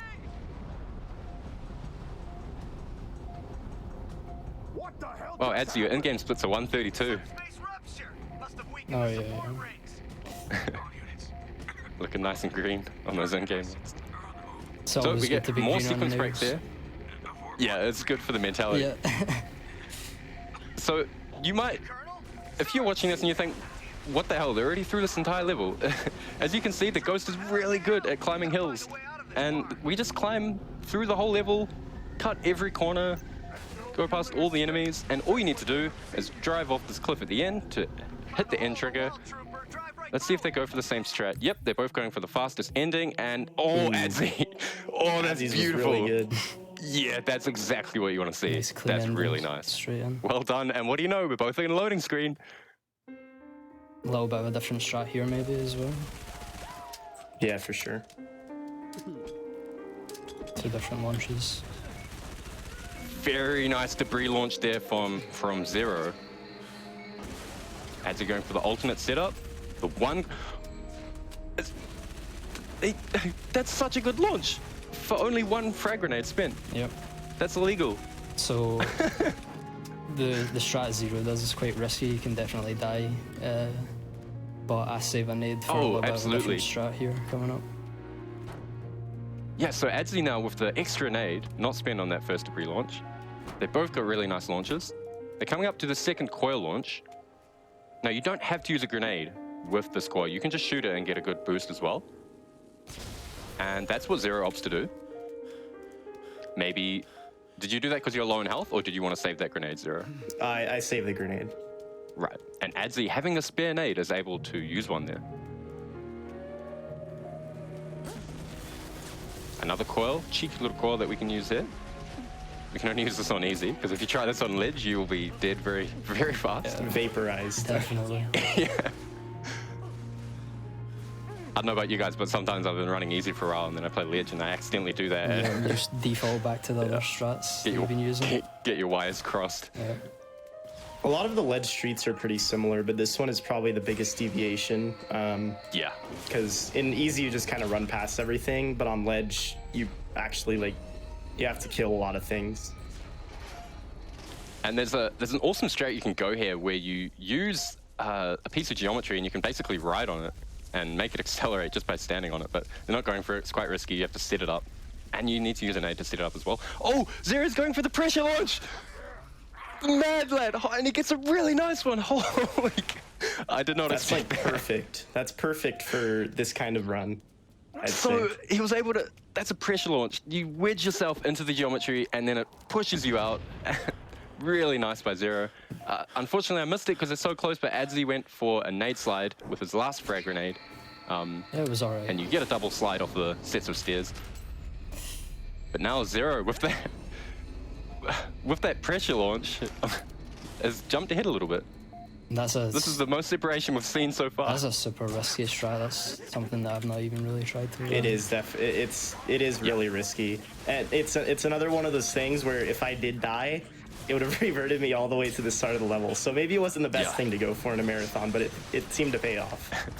I mean, you got to do something. Look how close this is. Like, yeah, you have to pull out the risky strats. Well, this is going to be a draw. Yeah, well. And so now they've okay, I got to talk about this. So in the open world segment, there's some things you can do. You can collect these side objectives, and they are audio logs. There are 30 of them, and once you unlock a certain number, you get access to these weapons caches throughout the city. Once you collect 12, you get a mongoose. And this is actually the reason why we speedrun this game on New Game Plus, where we allow the audio logs to be already collected. And we don't actually do this because it's faster. We do this for quality of life reasons. We don't want people to have to make a new Xbox account every time they want to reset their speedrun. That would be a little tedious. Yeah. They're going to carry through those mongooses for the rest of the game and make those street segments a lot faster. But now we're into Oni Sword Base. This is a very combat-focused mission. Probably I just outed myself as a Reach speedrunner. Guys, ODST is my second game. Okay, all right. Oni Alpha Site. If you're listening, Wingman, I'm sorry. So this is a very combat-focused mission. It's basically all combat with one small trick. And they're going to be using the sniper rifle, and actually you can there's some there's some strat differences here in between different runners as to what weapons they use. So we'll see what each. I don't personally use a sniper on easy. I think it makes things slower for me because I'm bad at aiming. Yeah, and then there's some people grab the carbine in the second area.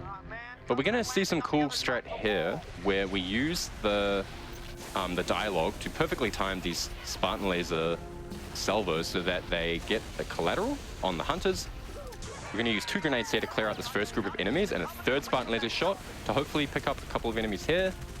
And you can see Zero is beelining in a certain direction and he hits it nicely. So you want all the enemies to dead. Oh no, there's one more enemy left. Unlucky, and Adzi also having a bit of a messy clear.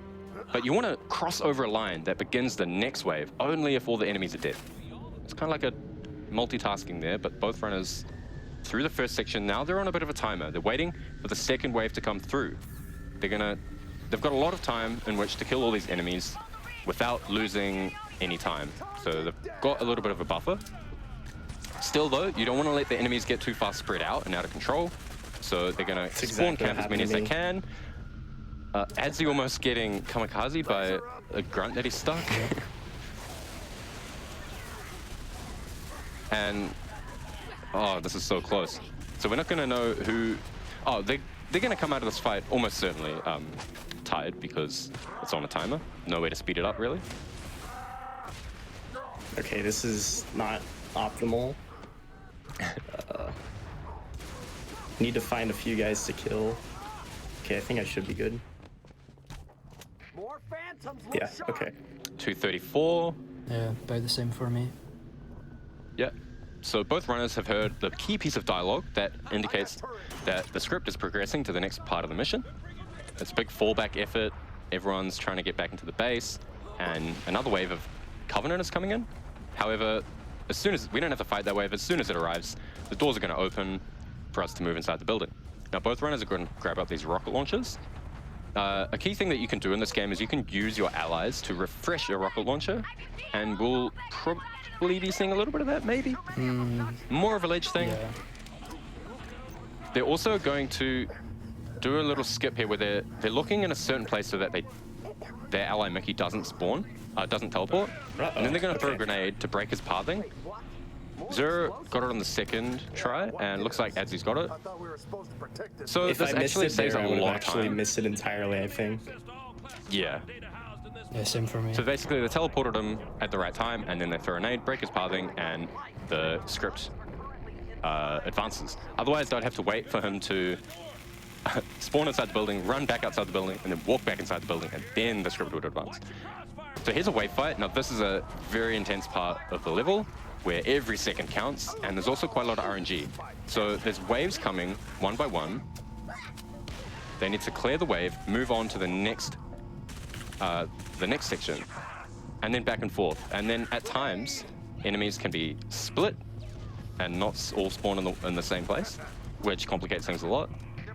However, we can get lucky and enemies can spawn and walk into a kill barrier, and we don't have to deal with them at all. So now the runners have both transitioned to their machine gun. This is great because you don't have to reload it. You can just constantly deal out damage.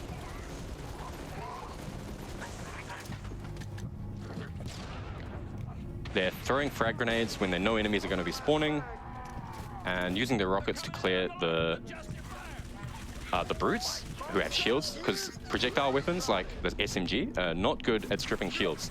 So they're going to save their machine guns, their grenades, and their rockets to kill the brutes quickly. Zero's onto his last wave. I choked. Okay. Oh no. Oh, one enemy left. So at there, he used the visor to check the whole area. Unfortunately, he had one enemy left off, as he's done the same. Pretty close wave fight, I'd have to say. Doesn't look like you guys have... Yeah, doesn't look like you guys have any separation on my screen. Zero having a few seconds of an edge, but 3 seconds, as we've seen, is a lot of time when it comes to a race between these two. So now we're on another timer segment where these guys are not in a hurry to kill these enemies. They've got a long time. They're just gonna kill them however they want, and probably hope not to get punched into the edge, like into the water, because that's a way you can die here. Both runners don't seem to be scared of this at all. They're just running up and beating the hell out of the brutes, but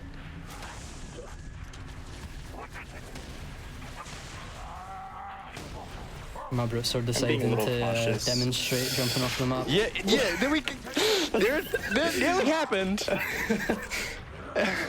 Okay. I wasn't joking, guys. All right. Escape narrowly. It looks like it could be hard to get pushed off these, but you could basically just walk off these if you do it right. So yeah, it's pretty scary. That's another thing about ODST is your character model is very light and he gets pushed around easily by the brutes. Come to my position. Yeah, you just go flying. Yeah.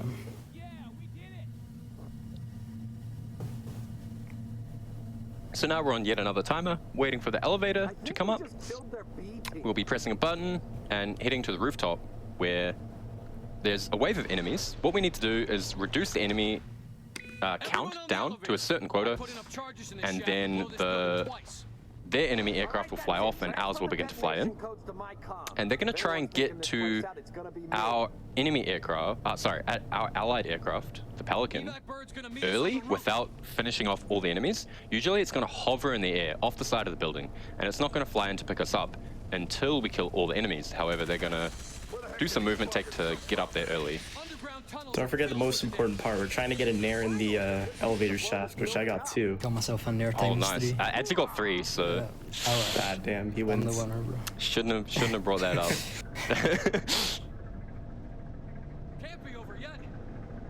That's the CSGO DM coming into play. Been working on my... So, any marathon strats coming out? They're both delaying checkpoints. I guess they're not worried. So, okay, Zero gets one. Okay, they both get one. So they're trying to reduce the enemy quota down as fast as possible, although there is a certain timer, so you don't have to stress about it too much. However, they do want to keep health, because they don't want to have any of their health gone, for reasons you'll see. Oh, Zero's getting flared. Okay, he's fine. He's going to combine a brute shot and a grenade blast to get up to the Pelican just as it's flying close enough for him to grab it. And both of them get the early Pelican. And it's still a close race. Yeah, I got shot a little bit. Had to wait for my shields to regen. Just slightly. Yeah, didn't want to risk dying to that. Yeah, that's quite a brute big shot and as grenade. well, if you missed that. Yeah. And as we mentioned, we're carrying over our mongoose now in between street segments. So we can just zoom through these now. However, the driving becomes really important. There is a lot of stuff all over the street, and there's signs and cars, so you gotta weave in between them. It's very practice driving. We'll see who doesn't flip their mongoose. And there's a cool trick here too. Wait, I didn't press it. Oh no. Oh, unlucky. He lost a second and a half, which is like basically 30 seconds and adds the end Zero time. It's and over, we dude. hit Tony Hawk. Oh, no. Zero doesn't flip. Oh, Edzy gets a really clean one with a nice barrel roll to top it off. And let's see what these guys go for here. There are some spicy strats you can do here. See what happens. No, dude. So Edzy's gonna use a frag grenade under the mongoose to fling himself up. Unfortunately, didn't even get on the balcony. so Zero wanted to get himself all the way to the top. He gets himself onto the balcony. Edzy unfortunately didn't even make it up onto the balcony. Taking the walk of shame. Taking the walk of shame, and Zero gets the backup strat off the balcony to the top, and he's coming into Kazingo Boulevard. This is another level where these guys... oh, he's going for rocket car boost in full game! Always. Zero the Madman unfortunately doesn't get a great one. Unfortunately, it didn't save any time in that instance. Yeah. So he just used a rocket and a grenade to spin the car into him and give him a boost. Unfortunately, he wasn't able to clear the pillar. So both these guys now are going to grab a ghost as soon as possible and blitz through this level. These are two of the top runners on this level. Both of them have held world records on this level. You're doing all the small time saves, like rocketing the ghost, like quite risky, but they're just going for them. They're that good. So now they just want to drive to this door and begin to open it, and this is where we have the big sequence break in the early game. They're going to hope for a checkpoint, and they're going to execute a frame-perfect trick. If you guys know about the AA Wraith hijack in Halo 3, you'll know about this one. Bungie didn't want us to drive these Banshees, but they're gonna line it up by EMPing them and then shooting them in the feet. This is Edzzy's getting not optimal. sorry, Zero's getting trolled. So the brutes have brute shotted his his promised Banshee away from. He's managed to. Oh my gosh! Mine is just unlucky. flipping Edzzy's getting constantly. bullied as well. His Banshee's upside down, so they're trying to get close enough to get the prompt to enter, and then shoot out the brute. Oh my And then in the God. one frame where the brute is dead and the Banshee hasn't exploded yet, the prompt goes off and Edzzy gets it. He's taking the lead, and Zero, he gets it as well right after. So both of them having a rough time, but getting through just at the right time. Now they're gonna use what's called an elastic barrier, where this is not a solid barrier. We can fly into it, and if we fly into it fast enough, we get let through. If we don't fly fast enough, we get shot back out the other side. Both of them. I had one plasma pistol charge left, and the Banshee was like spinning that's clutch, around. man. It was so close.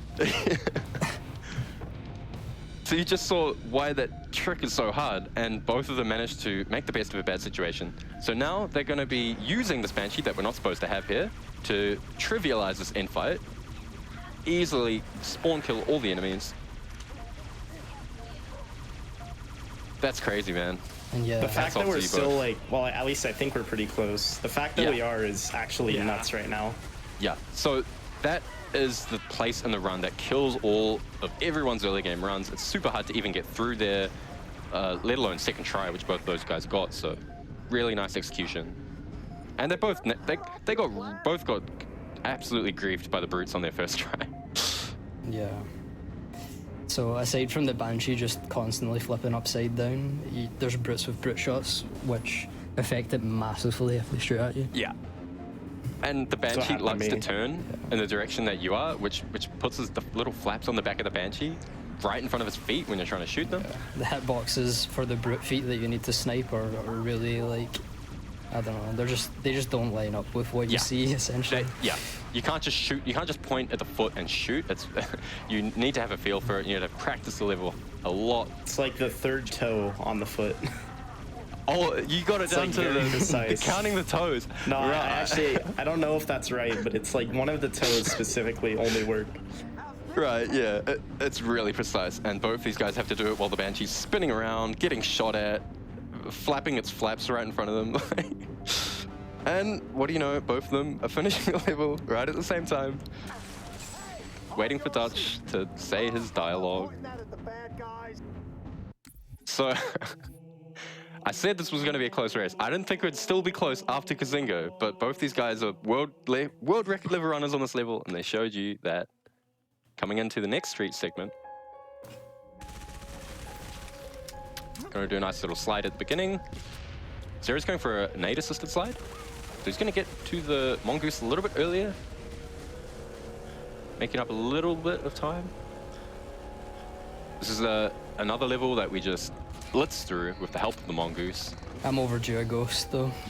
It's been about, Oh, okay, 8 runs. Hey, did Oh, you I do got the it, I got it. the black magic minute?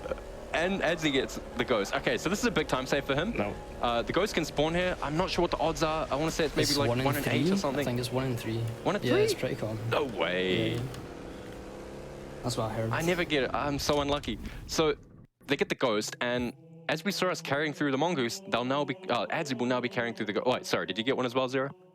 Nah, I didn't, unfortunately. Unlucky. So Adzzy's going to have a little bit of time save on these following street sections. That's going to pay off. See, he lost a little bit of time on that segment because he had to hop out and grab the ghost, but that'll pay off. Overall, I think it's a 10 correct second driving. time save with good driving. And we might see our first cone launch here. Adzzy gets a middling cone launch. Zero, a little bit better. This is the same as the tech we've seen earlier, except the cone is a lot smaller. You'd think a cone wouldn't do much to a fully armored ODST, but not. That launches you. And this section has actually changed a little bit and become a little bit more dangerous to use grenades in, but both runners get through cleanly. So keep in mind these grenades taking away all of their shield and making them vulnerable.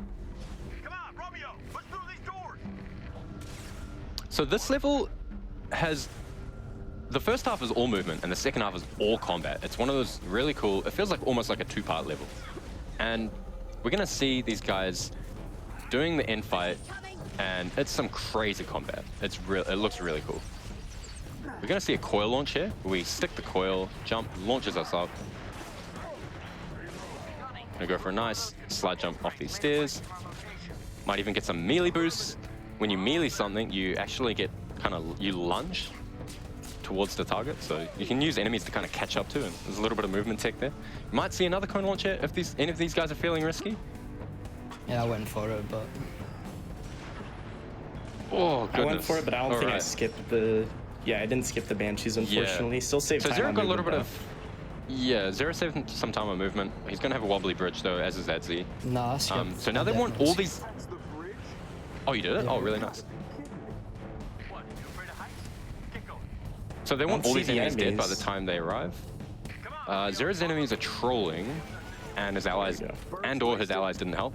All right, the infight is kicked off for Zero. So, NMP infight is quite a stressful and complicated part of the run. There are a number of waves, and Bungie decided that they're not going to make a new wave start if you've got a lot of enemies hanging around. So, what we need to do is kill a certain number of Banshees, and then kill the Phantom, which will advance to the next wave. Unless, if we kill the Phantom and there's still too many Banshees alive, we will get a delayed, which is not what we want. We want to kill the Banshees, focus down the Phantom, and then the next wave will spawn in instantly. Let's see. A checkpoint's popped, and the Phantom has popped. Yep, so Zero gets the instant second wave spawn. Yeah, I'm going to be waiting for the Phantom to deload. So Adzi taking the safe part. He doesn't want to kill the Phantom early and get that delay, so he's going to let the Phantom fly away and deload naturally. You see Zero going with these rocket lineups to kill the second wave. This is referred to as the auto-scroller wave. There's no way to speed it up unless you walk forward and do some super sweaty strats. You can see Adzi doing the rocket lineup strats that we're doing here in full game. And getting these Spartan laser kills on the far away Banshees is harder than it looks. They like to boost just at random times, and these guys are like using the maximum range of the Spartan laser. Contrary to popular belief, it does not have infinite range, so you need to make sure they're in range. Additionally, the targets that they select with their missile pods are very key, because it's quite hard to make a missile pod shot connect on a Banshee. Yeah. It has to be flying in the right direction.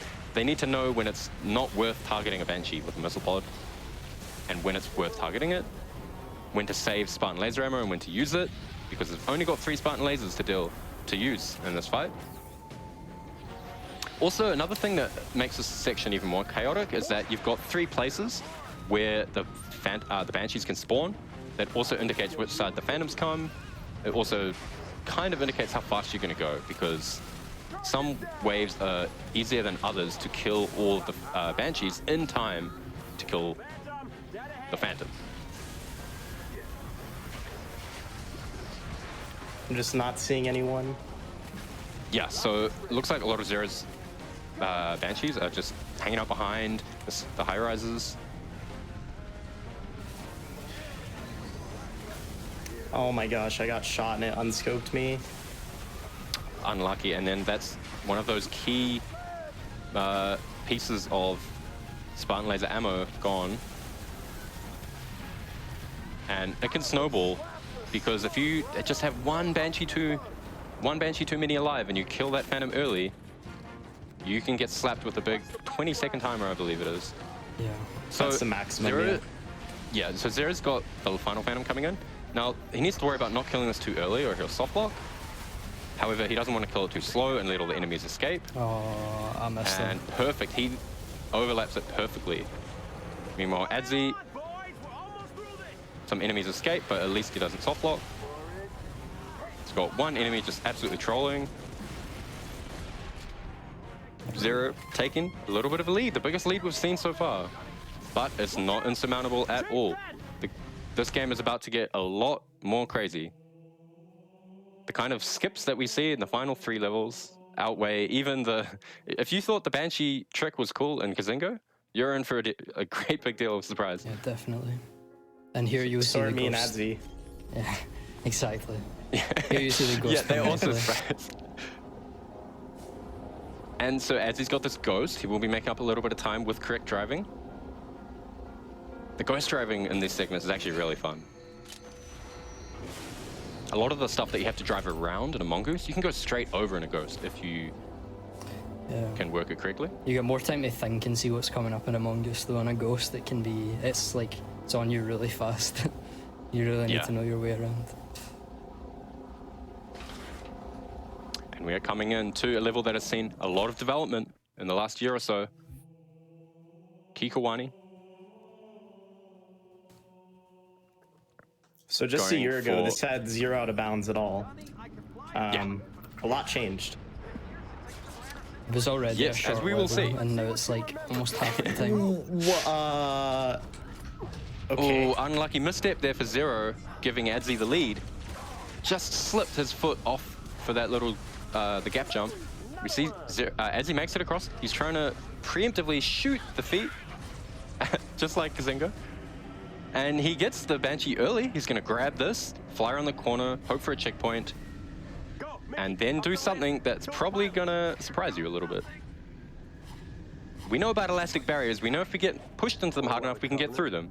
We're going to push the Banshee through on the nose of this. We're going to hop out, push ourselves through, and then hopefully get back in.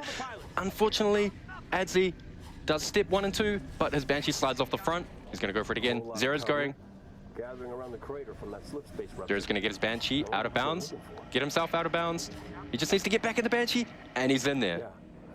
And Adzi's out of as well. So now both runners are out of bounds. Now they need to go hit the correct triggers. So with some perfect flying, they need to hop out for this one, hit the trigger to advance the mission. They're back to being neck and neck, at least on my screen. They're pretty close. It's crazy. So now they're flying over to move into the next area on foot. So the mission thinks, oh, yep, we're in bounds. We're playing by the rules. All is well. They're going to punch to delay a checkpoint so that they get it, just in case things don't go right for them here. They're going to explode the engineer house, squid house, whatever it's called, which is going to trigger this Phantom to fly up. If we park in the right space, it's going to push us out another elastic barrier. Both runners getting it first try. That's a really, I feel like that trick either goes well or you just fail it 5 times in a row. Yeah, it's another muscle memory one. Yeah. Some nice little precise driving here to make sure they load in the next area so that they can see. They need to hit some more triggers. These triggers you can hit a lot faster. You don't have to get out of your Banshee. Both runners having a lot of confidence. Another thing they're doing is they're flipping, and they're doing a little thing we call slinky flipping, which is faster than boosting straight. You flip sideways and then look forwards, and that sideways momentum carries you forwards. And they just need to snipe the squid houses that trigger the end of the mission, and we're back to neck and neck. We can't tell the difference because of loads. I believe Zero has slightly faster loads, so we're looking at a probably less than 5-second difference in this race. Into the third to last mission right now. This is the shortest mission in the whole speedrun, and it's going to be even shorter for Adzi if he drives correctly, because he's got a ghost. We might see 15 seconds. They say that if you don't get 15 seconds in a ghost on this split, you're not an ODST runner. Let's see. Can he get it? Not quite. Take back! Oh, no! He is a Halo 2 runner after all. That's true. That's right, actually. Adzi, really good at 2 for this. What did you get, Zero, in your mongoose? 18. 18. You say that, but I think Halo 3 is actually my best full game time. Like, yeah, super multi-talented. Oh yeah, it is, I guess. So Adzi is actually like far better than me on this level. I'm just gonna throw it out there because you might see some funnies on my end. You know the new trick on this level, which I don't, so that might be the great equalizer. We shall see. Oh, the box launch. All right. So this is, as the runners alluded to, this is the biggest difference between these two guys. Only 2 of their levels have a bigger than 10-second difference. These guys are so close. This one has a 16-second level. 16-second difference. Yes, there we go. We said it right. Zero going for a cone launch. Gets an okay one. Not It's ideal. about what you could expect on full game, I'd say. Yeah, if anything at least you didn't lose time going for it. Yeah. And this is probably this is the longest level now. Oh no, Coastal's still slow. Coastal is still the longest level on Halo runs. Yeah. So, something to mention is that we're on the second to last level, so the speedrun's nearly done, right? Actually, the last 2 levels make up like almost half of the speedrun. So there's a lot of race to go yet. Yeah. Pretty sure it's all going to come down to the last level. Who could have guessed? Yes, as we will see. Don't want to spoil it for anyone who hasn't seen Coastal. Some interesting Big shots. funnies may ensue. It's good that this race is close because Coastal can throw a lot of, you know, got a little slide problems jump into the there mix. in the ship. Yeah, that's a really nice slide off the little tiny slope. Really precise. Going for another cone launch on Adzy's side. Doesn't connect, unfortunately. But he's got plenty of plasma nades. Yeah, I'm being blessed Another thing to with keep an eye on is, RNG. yeah, it's actually quite important because being that this is a rookie mission, and so is the final mission, similar to the street segments, we can actually carry over, and that will be important. And both the grenades and the weapons, they'll be wanting to come out of this level with plasma grenades. So if they can get stocked up now, all the better. So this is got 1 flame nade. Yeah, me too. Yeah. This is a very movement-heavy level, just getting through, killing things to get them out of their way, but otherwise they just want to keep moving through. There are a few launches that they can go for. Yeah, a little interesting fact that you'll learn if you play this level a lot is if you fully clear these rooms, the enemies will start to push through the corridors, and obviously that's a choke point. You're just going to get bullied by the brutes meleeing you backwards and things like that, so you don't want to kill everyone for the most part. As you say that, a brute tries to get in your way. Yeah. The only room they need to clear is this final room that Adzy's walking into now. Kills all the enemies. He's going to teleport the police officer forward and move a box out of the way so it doesn't block his pathing, because we need him to be here to progress the mission. Yeah. This is another difference. If we have all the audio logs collected, he'll actually follow us through, and there won't be drones to block us. That's another thing that being on New Game Plus helps. Yeah, with. I'm lazy. I didn't collect all the audio logs, so I've got some drones there. See, Adzy's got the bonus drone, the DLC drone. Yeah. Like he's not on Legendary. Yeah, I literally can't run ledge. I hype. can't run ledge. Yeah. I don't have all the audio logs. You need to go collect audio logs for like an hour before you run ledge on this game. A couple of times I've thought, I'll do a ledge run with ODST, and then I'm like, oh, no, can't. Yeah. See another little cone launch here from Adzy.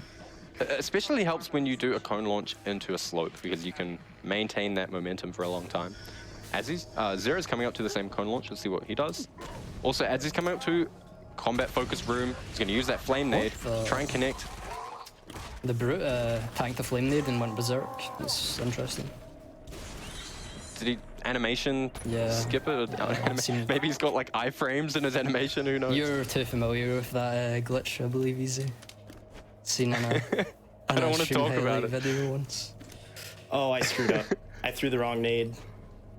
Oh, okay. I've had, you like, need a plasma no nade. nades this level at all. Well, I didn't even have a plasma nade. I've just had none this whole level. Oh my god. You've got a couple of grunts to kill. So he's gonna need. Zero's gonna need to scavenge a plasma grenade. It's very key. As you see, Adzy saved one nade in that fight. He saved it for a reason. There's a huge sequence break, but we need a grenade for it. Adzy's gonna be hoping to not get rigged here. And he's actually gonna probably bad. He's gonna have to go spend some time going out of his way to hunt for these grenades, whereas Adzy can just beeline it. I'm also going to be looking for some nades though. Always good to stock up on this level. Yeah, since I am going for the new strat, I actually I need to worry about them now instead of later. Yeah, because I won't be doing. Right, he gets one. That's okay. That's I got big. 2. Oh, he gets 2. Yeah, all right, you can feel a little bit more comfortable now. I only need 2 in total. Well, from here I'd like 3, but right. So they will be wanting as many nades as they can take into the final mission as possible. As we've seen, nades are quite useful. Seen in all the street segments, and they've got something massive in mind for the ending. We're going to be using all those nades. Something crazy. Yeah, and that's as he's coming up to. That's why Zero specifically needed the nades, because he's looking to do a strat which sort of skips combat, but I'll have the chance to collect nades later. coming up to a launch we call D-launch here. It's probably the biggest vertical launch in the ODST game. So we're going to pre-fire some brute shots on this barricade. Not many people know this, but when these barricades explode, the explosion actually launches you. So we're going to combine that with a grenade, a brute shot, all blows up at the same time, gets us up. Unfortunately, Adzi didn't quite have the height. He tried to get some extra height with another brute shot, and it finished him off. But he's delayed the checkpoint perfectly, where he can just try it over and over. Gets a third try. We'll see how Zero does. He's doing the same, delaying the checkpoint, nice and safe. Haven't done this with a plasma in a while. I'm glad that worked. Yeah, and that's potentially a reason for Adzi as well. I'm not sure if you normally do it with the frag. Nah, I find it much easier with a plasma myself. Interesting. So when you're doing it with a plasma, you do get a bit of an audio cue as well. Yeah. Because the grenade slowly winds up to exploding. However, people like the frag because you kind of have the audio cue of it bouncing on the ground. You also take less damage if you want to like go up to the catwalk and get a bit of a shorter path. Right. It also explodes like frames faster. Yeah. I mean, frag's faster, so just use frag, right?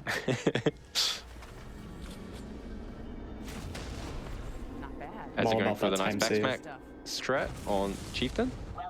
So there's a little strat here you can do with Dare. If you break her pathfinding, the door will open fast. He's able to get it. Nice. Zero's having a little bit of trouble taking down this Chieftain. So he's activated his dude invincibility. Calm down, you kill bro. both, oh my gosh. If you kill his friends before him, he goes invincible, and the only way to kill him is backsmack. And unfortunately, he wasn't cooperating with showing us his back. Zero's on to the next area. Now, there'll be a difference in strats here. Zero, you're going to go for the box launch? I am, yeah. I feel like I have to now after that. Yeah. Luckily, you didn't strike the box. Wow. Oh, that's a good point, actually. I think I got so Zero's going to no plasmas. Push Dare into a corner so that she can't progress. Going to push Virgil up as well. So they're now stuck in this room. And that's important because later on we're going to teleport them forward. But what we need to do is get to the end of this area fast enough where we can actually make it think that we've arrived and killed all the enemies. So he's going to do the only box launch in the ODST speedrun. And if he's fast enough, that looks good. And the door's open without having to clear the enemies. That's key time. He caught up to Adzi with that after that horrible time he had with the Chieftain. Yeah, even though I done that fight, I actually got no plasma grenade drops from the grunts, which is really bad. Ooh, so you only have... I have one. Wait, do you have zero or one? Oh, okay. At least you have the one. Yeah. Ooh.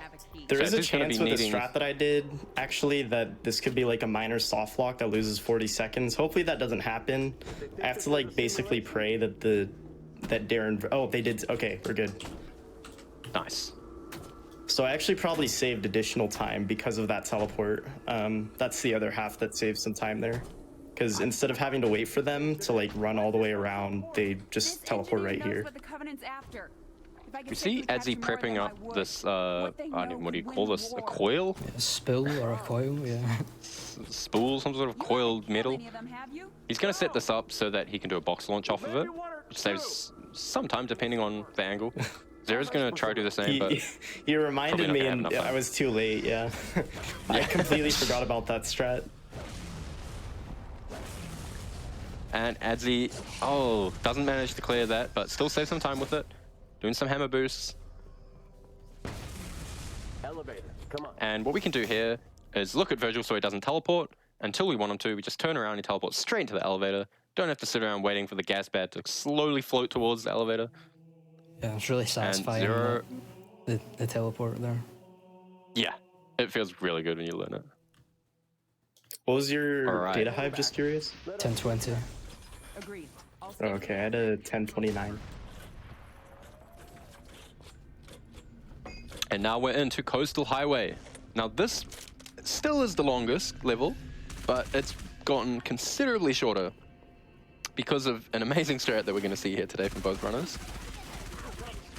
Hopefully. Now, yeah, we're going to be hunting plasma grenades. We need them.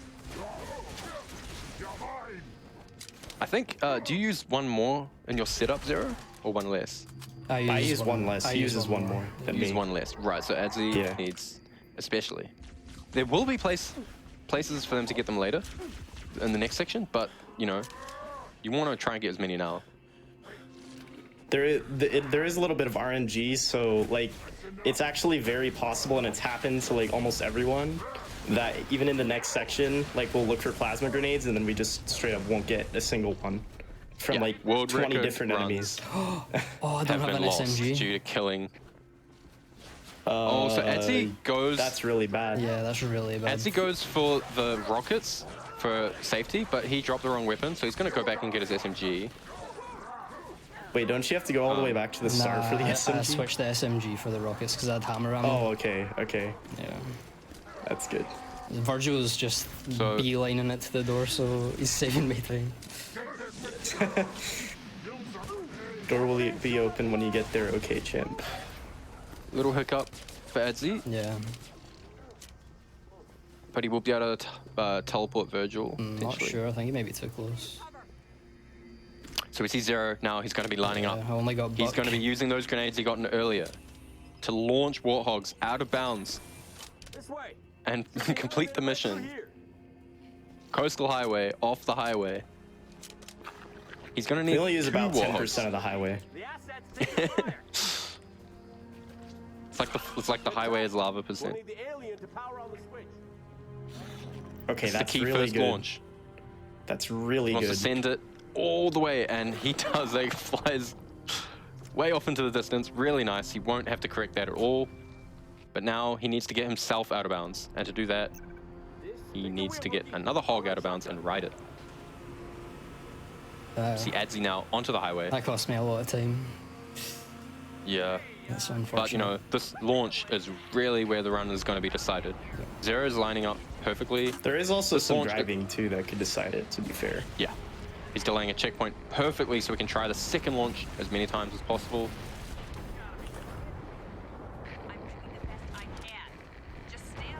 So he needs to land upright.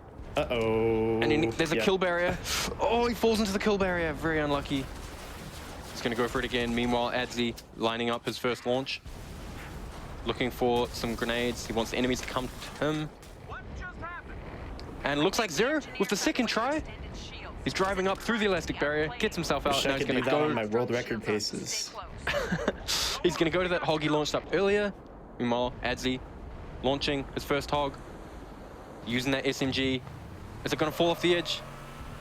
Ah, very unlucky. That's huge revert for Adzi. Revert on the first launch. That's a shame. Yeah, so that first launch, you need to hit it first try, and that's why we have the SMG to try and correct its course in midair. Meanwhile, Zero is going to be hitting these triggers on the highway from out of bounds. But it's not home sailing from here, is it, Zero? No, definitely not. There's a lot that can go wrong here, so... You need to hit these triggers. This strat... So, this strat is definitely, especially since it's right at the end of the run, it's probably one of the biggest run killers in the modern speedrun. But it's just so worth it because it saves, like, I think a little bit under 4 minutes, if I'm correct. It just went off to the right again. Oh, this is... almost the same first launch again for Adzi. Very unfortunate. This is bad. Okay. Oh, Zero flips his hog off the edge. Very unlucky. Yeah, my hog there, it was stuck in the crack, and if I were to get into the hog, it would have teleported me. I don't know if you want to explain the teleports. Yeah, Easy. so we need to be hitting these triggers from out of bounds. However, if we don't hit them correctly, the game is going to say, what are you doing there? And it's going to teleport us back in bounds and say, you're not supposed to be out there. So it's very precise. These guys are going to be wanting to be safe. If you're on a world record IL speedrun, you can just YOLO it, but in full game, you take it a little bit slower. Adzi, first launch, the hog is out of bounds. Finally. And he's got those rockets as well to help correct either the first launch or the second launch. I got my nades. Got his nades. They're hopping out to hit this trigger. Also, we're going very fast out of bounds in these hogs. It's very possible to just fully drive off the edge. One small miscalculation. and the checkpoints can be unforgiving. The race is not over by any means. Adzi delaying his checkpoint, lining up his first launch. Second launch, I should say. Going for a different setup than we saw earlier with a Zero. Needs to land upright. Ideally, he's going to try and flip it without hitting into the... Oh, he's going to use the rocket to correct, but unlucky, blows up. So the kill barrier is quite high. It's quite hard to get past.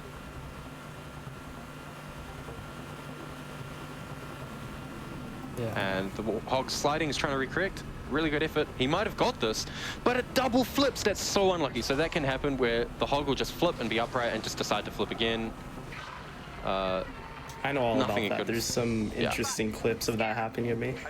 And he lands upright. Well done. So he gets out. Oh no! Gonna make his way over to his first. Done a dumb thing.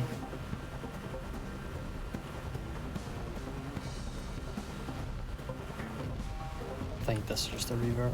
It touched the barrier. Did you get out too early? It touched the barrier, and then I couldn't go through. Wait, what am I doing? Unlucky. Washed. I'm washed. I They're went for the wrong load. Yeah. So yeah, these all look the same, but you have to do something different. And pretty much, Adzi, beautiful, just gets out of bounds again like it's nothing. And gets to his second Hog. Oh, he needs to get it up with the rocket launcher. He wants it away from the middle. No, this Hog is invincible because it's the one... Yeah, it is. From the cinematic, right? I was not looking at my screen. Using these rockets and the SMG. Oh, that's not where he wants, but he's got 3 more rockets. He did get the safety rockets, right? Yeah. Yeah, okay, Slides so down a that's little probably bit, his and lifeline he is here. in. All right, yeah, he uses those rockets to get himself going.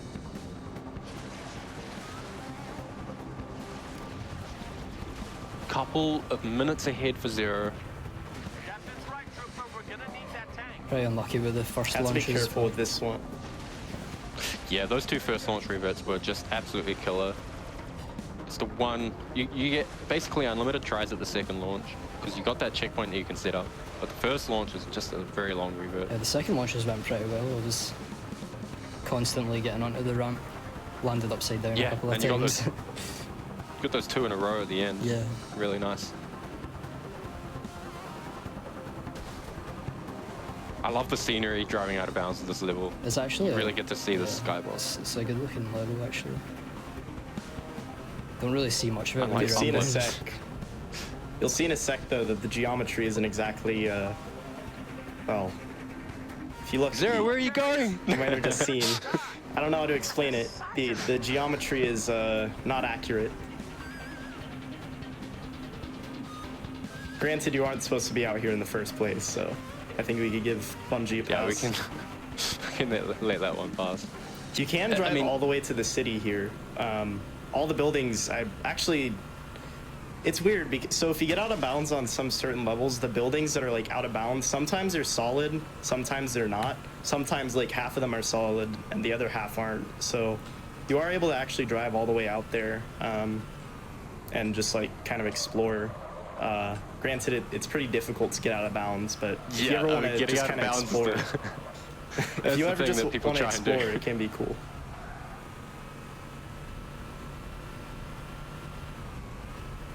What's going on here?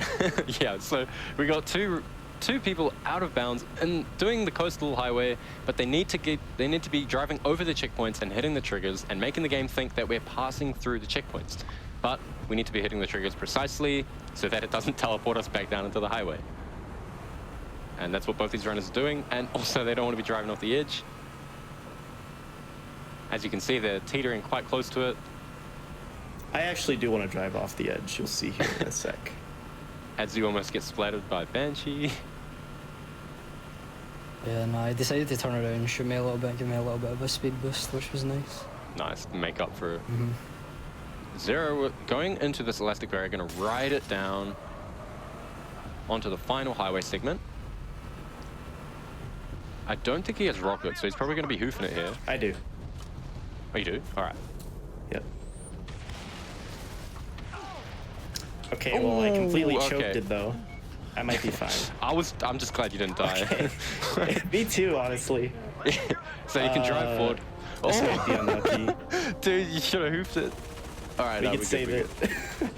The Warthog definitely is not saving time now, but yeah, that's okay. So we need to hit this trigger to begin the end sequence. And as soon as we see the prompt, there it is, Unitel. We're now in a wave fight. The wave fights end all wave fights. Yeah.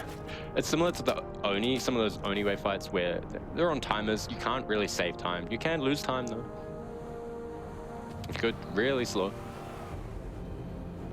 Adzi is the one with the Irish accent, yes. Wait. Scottish. Scottish, yes. Scottish. I knew, yeah, I knew it wasn't Irish. It was Scottish. Trooper, I have a tier 1 asset and a whole bunch of Covenant that want it dead.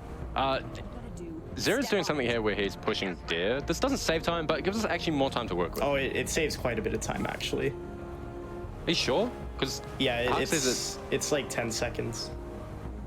Because the Phantoms are triggered. Timer? Yeah, no, the Phantoms come in once Dare is in the trigger volume. But I thought that the next wave would start at the same time regardless. Well, then... Is that I don't you? know. Not that I've heard. That's crazy. Right. Was this the Dare pushing? Yeah. Yeah, I'm not exactly sure that it saves time. Strange the way the Phantoms spawn. My understanding was that it makes the first wave come in faster, but doesn't change the timing of the second wave, meaning you got more time to work with in the first wave. I heard something like well, that. I guess if you put it that way, then yeah, that makes sense. Yeah. Yeah. So I guess it doesn't. Zero's going to be into his second wave? If I weren't to scuff the Warthog driving over there, I definitely would have saved time, but... Oh, almost. It was a close one. So I actually have to be careful with this wave.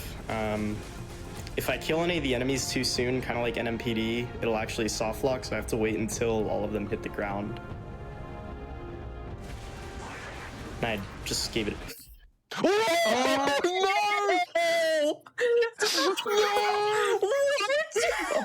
A lifeline for Adzi. An enemy drops.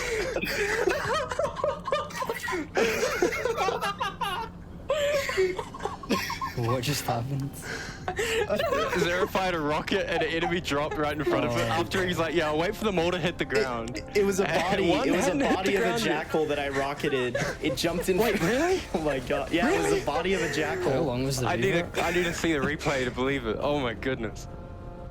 Okay.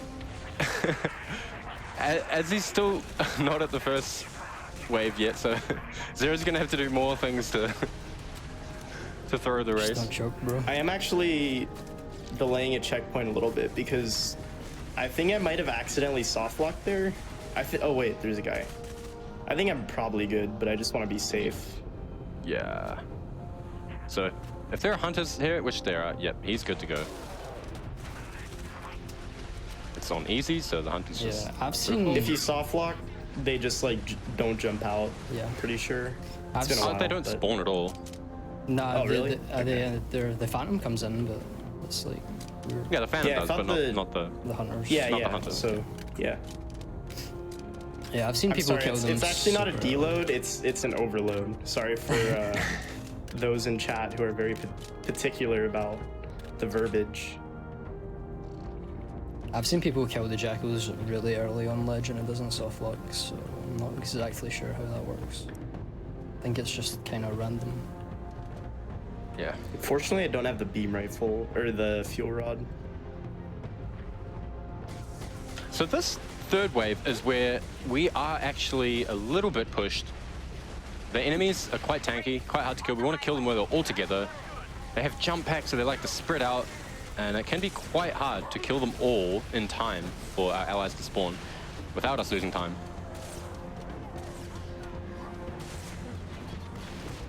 Jero going for the nice back smack on the Chieftain, and now he's going to want to clear out. He's got one jump pack left. And looks like he's beat the timer because his allies have not popped in yet. It's actually, the timer is basically over once that Phantom deloads, so you'll see just in a sec. Yep, there they are. It's 40 seconds from here. All right, Zero, and nothing really can happen here. Yeah, GG Zero. Although he can lose a little bit more time. It can be a little bit more than 40 seconds if he gets If I get shawned, yeah. Oh, yeah. Who Halo Speedrunner Court Adversary was on world record pace, and the first time it had ever happened, the Phantom just decided to not fly to us, and he lost a bunch of time. It was still a world record though. All right, we're good. Coming up on time for me Come on, let's get out of this city. on this black screen. Go, rookie. Head for the... Watch as And he there it saves is. 30 seconds on 0 by Imagine. not rocketing a dead body or having a dead body flying in front of his face. Well played, 0. GG. That was a close race all the way into the final level. Really awesome stuff. And it was Zero who discovered the out of bounds trick on this level, so beat me with his own trick. Some people wouldn't thank me for that. I don't blame. Yeah. I don't blame Everyone anyone. wanted. The old way to do this level was to basically spend the entire level driving your vehicles right into the garbage truck to speed it up somehow, some way. Yeah. And doing small time saves that save like half a second at each door segment that add up to like, 10 seconds across the whole mission. It was essentially an 18-minute long escort mission where you would drive one vehicle into the back of another to save frames, and then, yeah, it's far better the way it is now, even though it's a massive run killer. Yeah, it's very, very hard. A lot of runners haven't actually learned the new strat, myself included. It's a lot of work to put in.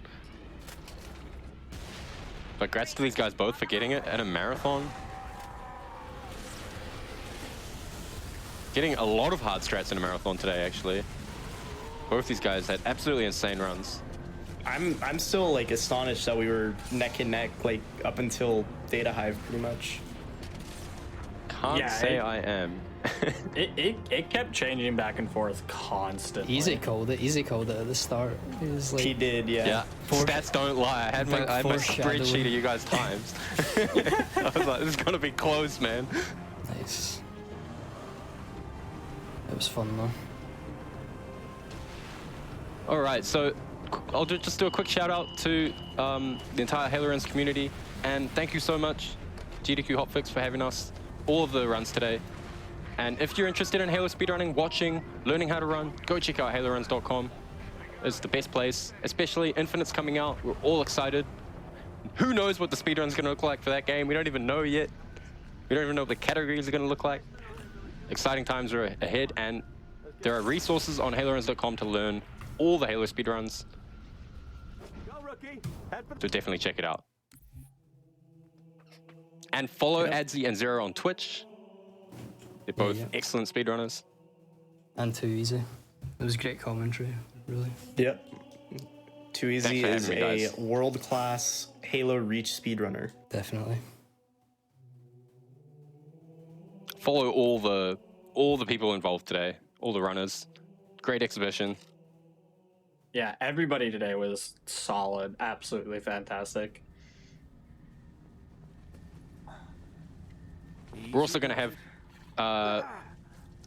Halo Runs Relay. I believe Wacky mentioned it last time, but the Halo Runs Legendary Relay Race is happening on the 27th of this month, where we have 3 teams running through every single Halo game on Legendary, FPS game, in order from CE to Halo 5. That'll be awesome. Check that out. Another thing you can check out is the Halo CE Anniversary Segmented Speedrun. You can check that out as well on the Halo Runs YouTube. Thanks again massively for having us, GDQ Hotfix, and all the tech people involved. Yep. GG. GG. Thanks, guys. Thank you all so much for showing up tonight and helping us celebrate. I appreciate all of y'all showing off these runs, the excellent commentary. I want to give a shout out to y'all, everybody else who's been on the show tonight, and I also want to give out a shout out to Kronos Returns for helping organize all of this. It was a tremendous help. Everybody has been extremely nice and helpful in the Halo community for this, so big shout outs to all of you. You already said all the Halo things I was going to say, so yeah, be sure to check out haloruns.com, the relay race. For any of the links that we've mentioned today, they'll be in the VOD going up on YouTube tomorrow. You can get links for all the runners there and everything. You can make sure to follow them all. That's And all Kronos is run on GDQ as well. Yeah, that was Kronos is speedrunning. done 2, right? He's doing Halo C Legendary at the upcoming GDQ. Oh, what do you know? I actually keeping up for that. Yeah. Wait, isn't there another Halo run too? I think. Distro Halo 5 Guardians.